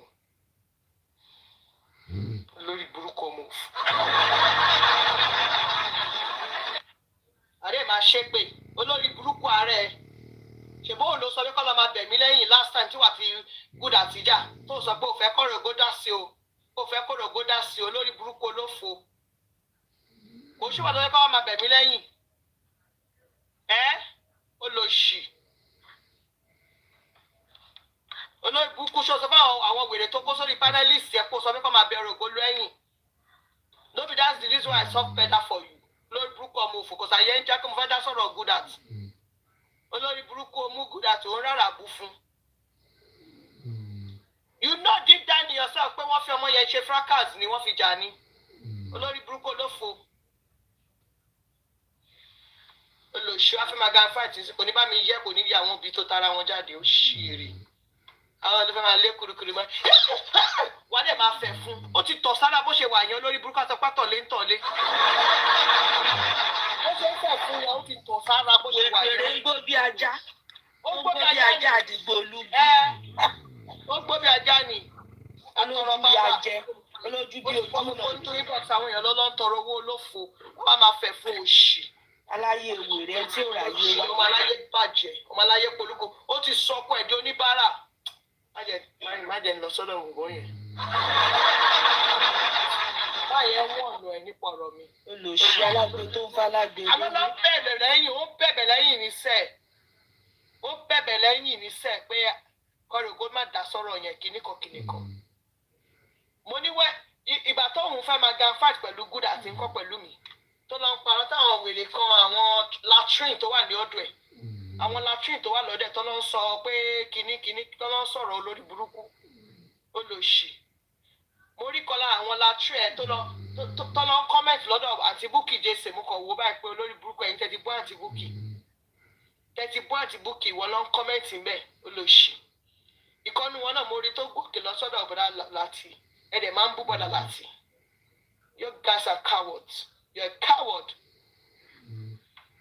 Ó bá pariwo dọ̀la ẹ ṣáà máa play show ẹ lórí bíbá yìí lórí page tèmi mo ti trash ẹ you are my latrine number 1 latrine ni ẹ follow by gbogbo àwọn wèrè tó kó sórí panelist ẹ you are my latrine olùṣí ọmọ àmà fọ́ǹbù òun nọ́sálábẹ́rẹ́ lórí burúkú wo irú wọ wọ́n jẹ́ ìwọ tó ó sí ajá tí ajá. nọ́ọ̀sìpírì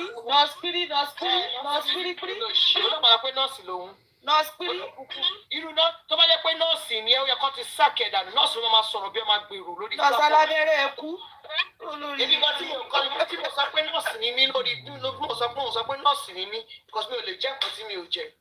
nọ́ọ̀sì tí òrógo lò. ó rí mi kí n máa pariwo bí ọmọ tí ò lẹ́kọ̀ọ́ ní common sense kankan.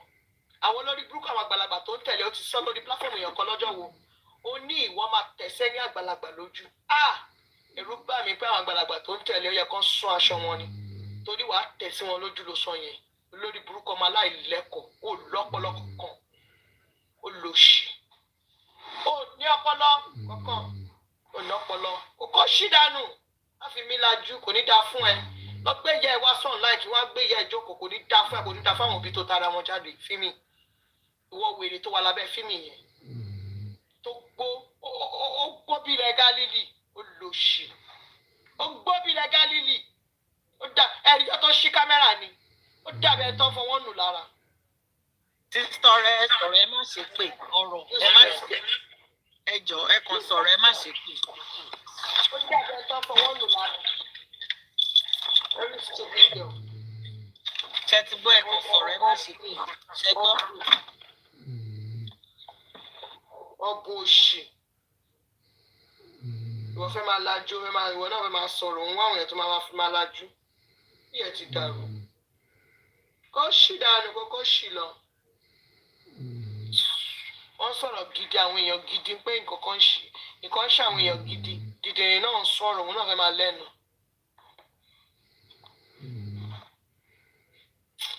ẹjọ́ ta ló fẹ́ sọ ọ̀gọ́ tá à ń sọ lọ lẹ́ẹ̀kan jàre kò ń sọ̀rọ̀ dìdìrín ọmọ fíìmù yẹn o nǹkan mi tá à ń sọ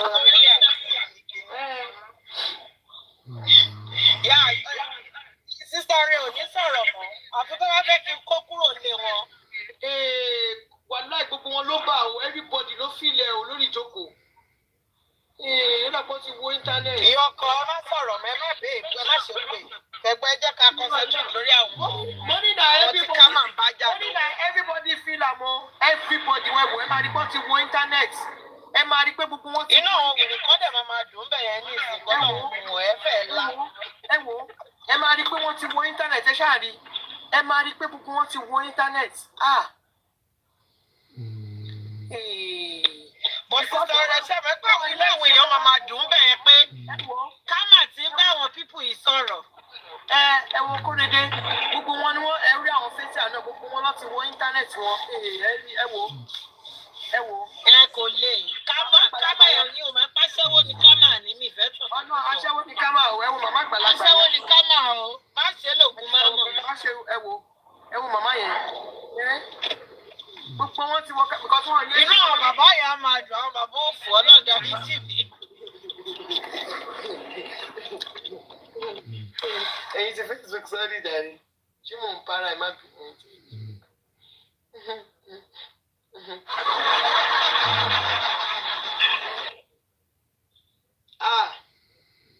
ilé ayé ikú kámà tó ń jáde sí gbogbo wọn orí àìṣẹ ẹ ṣọ́ra àbí how do I say be careful kéèyàn ṣe orí tí ó ṣe give people fair hearing àtìgbà tá a ti ń sọ̀rọ̀ Mọ́jọ́lá I was the one saying irọ́ o kìnnìkan tẹ́ bá rántí ọjọ́ tí ìyá ọba wá sórí platform wọ́n fẹ́ máa no ọjọ́ ìlèmí fi sọ pé ká máa lo ọkùnrin sílẹ̀. So give people fair hearing mo dẹ̀ dúpẹ́ lọ́wọ́ Ọlọ́run pé ọ̀rọ̀ bàbá Ìjẹ̀ṣà yẹn ojú ò tì mí because àwọn èèyàn ń sọ̀sọ́kúsọ ìwọ náà gbọ́dọ̀ ní kíní kan wọ́n máa ṣe fún ọmọ ìyá láyà bàbá wọn sódẹ̀ tán ní ìsìn àwọn wèrè ẹ̀ tí rí nǹkan kan ẹ sì máa lura yín Tóyìn you ain't seen nada continue. ọmọ máa jáde lọ láti máa apologize fún bàbá Ìjẹ̀ṣà àti rí wọn ti ń jáde díẹ̀díẹ̀ wọn bí ìgbésàn ti ń rò tó. wọ́n ní apologize ibi tí yóò bá ti burú nìyẹn kí apologize. àwọn kan kí apologize o mọ́ mi kíní. how tó jáde wá sọ. blogger kan ti ṣe olùgbà àwọn blogger míì ti ń ṣe ṣé wọ́n ti apologize. àfihàn lóun á kó wọn yọ o. bọ̀rọ̀ ká pé bàbá Ìjẹ̀ṣà kú sẹ́wọ̀n sọ́mọ lọ máa apologize fún. you give people benefit of doubt. ṣe ìgbà pé kì í ṣe pé lemọ́lemọ́ Mọ́jọ́lá pọ̀ personally I won't talk. That's why when something happens, people have to talk. When things happen, they need to talk. They can't just say, oh, I'm going to ignore it. Or let them say. No, not let them say. Right there, you give it to them. Give them back to back. And you can now say sorry later on, but you still give it to them.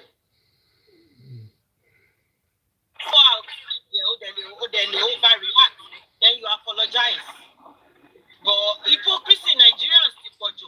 Ẹni tó dá wàhálà Ìyábọ̀ àti what's this girl's name? Fúnkẹ́ Akíndélé àti bébì ilẹ̀ ń sìn. Wọ́n ò concentrate lé lórí o torí pé ó ti jẹ́ fún ìmọ̀dúrà wọn. Wọ́n ò sọ̀rọ̀ lórí ẹ̀. Àwọn ìdílé méjì tó ń dúró bó lórí ara wọn ló ń bá wí. Eléyà sáìdélé, eléyà sáìdélé. Kámà lèmi mọ̀ pé ó ń ṣiṣẹ́ yìí. Kámà ló ń ṣiṣẹ́ lọ́wọ́ and it's gonna be a long thing o. Ẹ túmọ̀ nǹkan tó ṣẹlẹ̀ ni kò ń ṣe ó lé àwọn méjèèjì nìkan ni. Ẹ tún wo nǹkan, ẹ wo nǹkan. Ó ń bọ̀. Ilé ayé yìí kò lọ títí. Akin ló gbà kò lọ títí. Ọmọ mi olórí kò lọ títí ò sí lára òun. Wàhálà mo kàn ń kọrin mọ́mì, ó kàn ń kọrin, ó kàn ń orúkọ mọ́mì kọrin ni.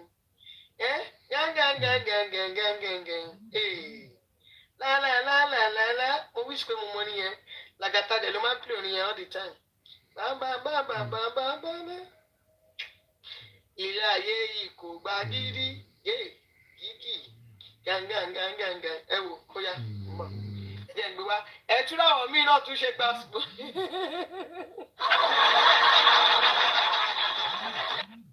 Ṣé mo ti kọ́ tiẹ̀? Ẹ máa fún mi ní 2 minutes kí sáré fi kọ́ kí sáré fi amẹ́ẹ̀dì kankan bẹ̀. Ẹ wò gbà tí mo tún rí ìyẹn náà mo tún gbà bọ̀ àwọn èèyàn tí ìlàdùn eléyìí tí fún kẹ́yẹ àti tó yẹ ló sì ń du gbogbo àwọn sọ. Wọ́n jà sí number 1, number 2. Wò sọ àwọn èèyàn ló sì ń du. Ẹlòmíì náà tuntun ṣẹlẹ̀ o. Ẹlòmíì náà ṣẹlẹ̀ o. Ẹlòmíì náà tún wá kùn o. Bọ̀ ṣe rí ẹlòmíì tó wá kùn yẹn the other girl yẹn ló máa wá jẹgba ilé the other girl yẹn ló máa jẹgba Fúnkẹ́ finally because this lover gan máa prefer kó fún yẹn jẹ than kó fún Fúnkẹ́ jẹ tí get because Fúnkẹ́ actually help Ìyábọ̀ ó help ìyá wọn so wọn ò ní fẹ́ fún Fúnkẹ́ jẹ wọ́n máa fẹ́ fún the other girl yẹn jẹ ju Fúnkẹ́ lọ. Okay, ẹ jẹ́ sáré save mo ń save lọ́wọ́. Ẹ̀yin ti Facebook ọwọ́ ẹ̀yin dà o. Ṣé mo ń ṣáàjì fóònù o? Àlá ìṣájà mi gan-an ó lọ ń slow ní ṣá. Ṣájà yìí lọ ń slow ní ṣá. How many percent ní ti TikTok o? Ẹ̀yin ti Facebook ṣájà yẹn ní ìlọ́kọ́ tó ṣe o. But ṣájà yìí tí mo fẹ́ fún gbogbo fóònù mi ló fẹ́ kó sójú kan náà. Mo ń bọ̀ ó ń save lọ́wọ́. Tó bá ti save tọmọdé kìíní.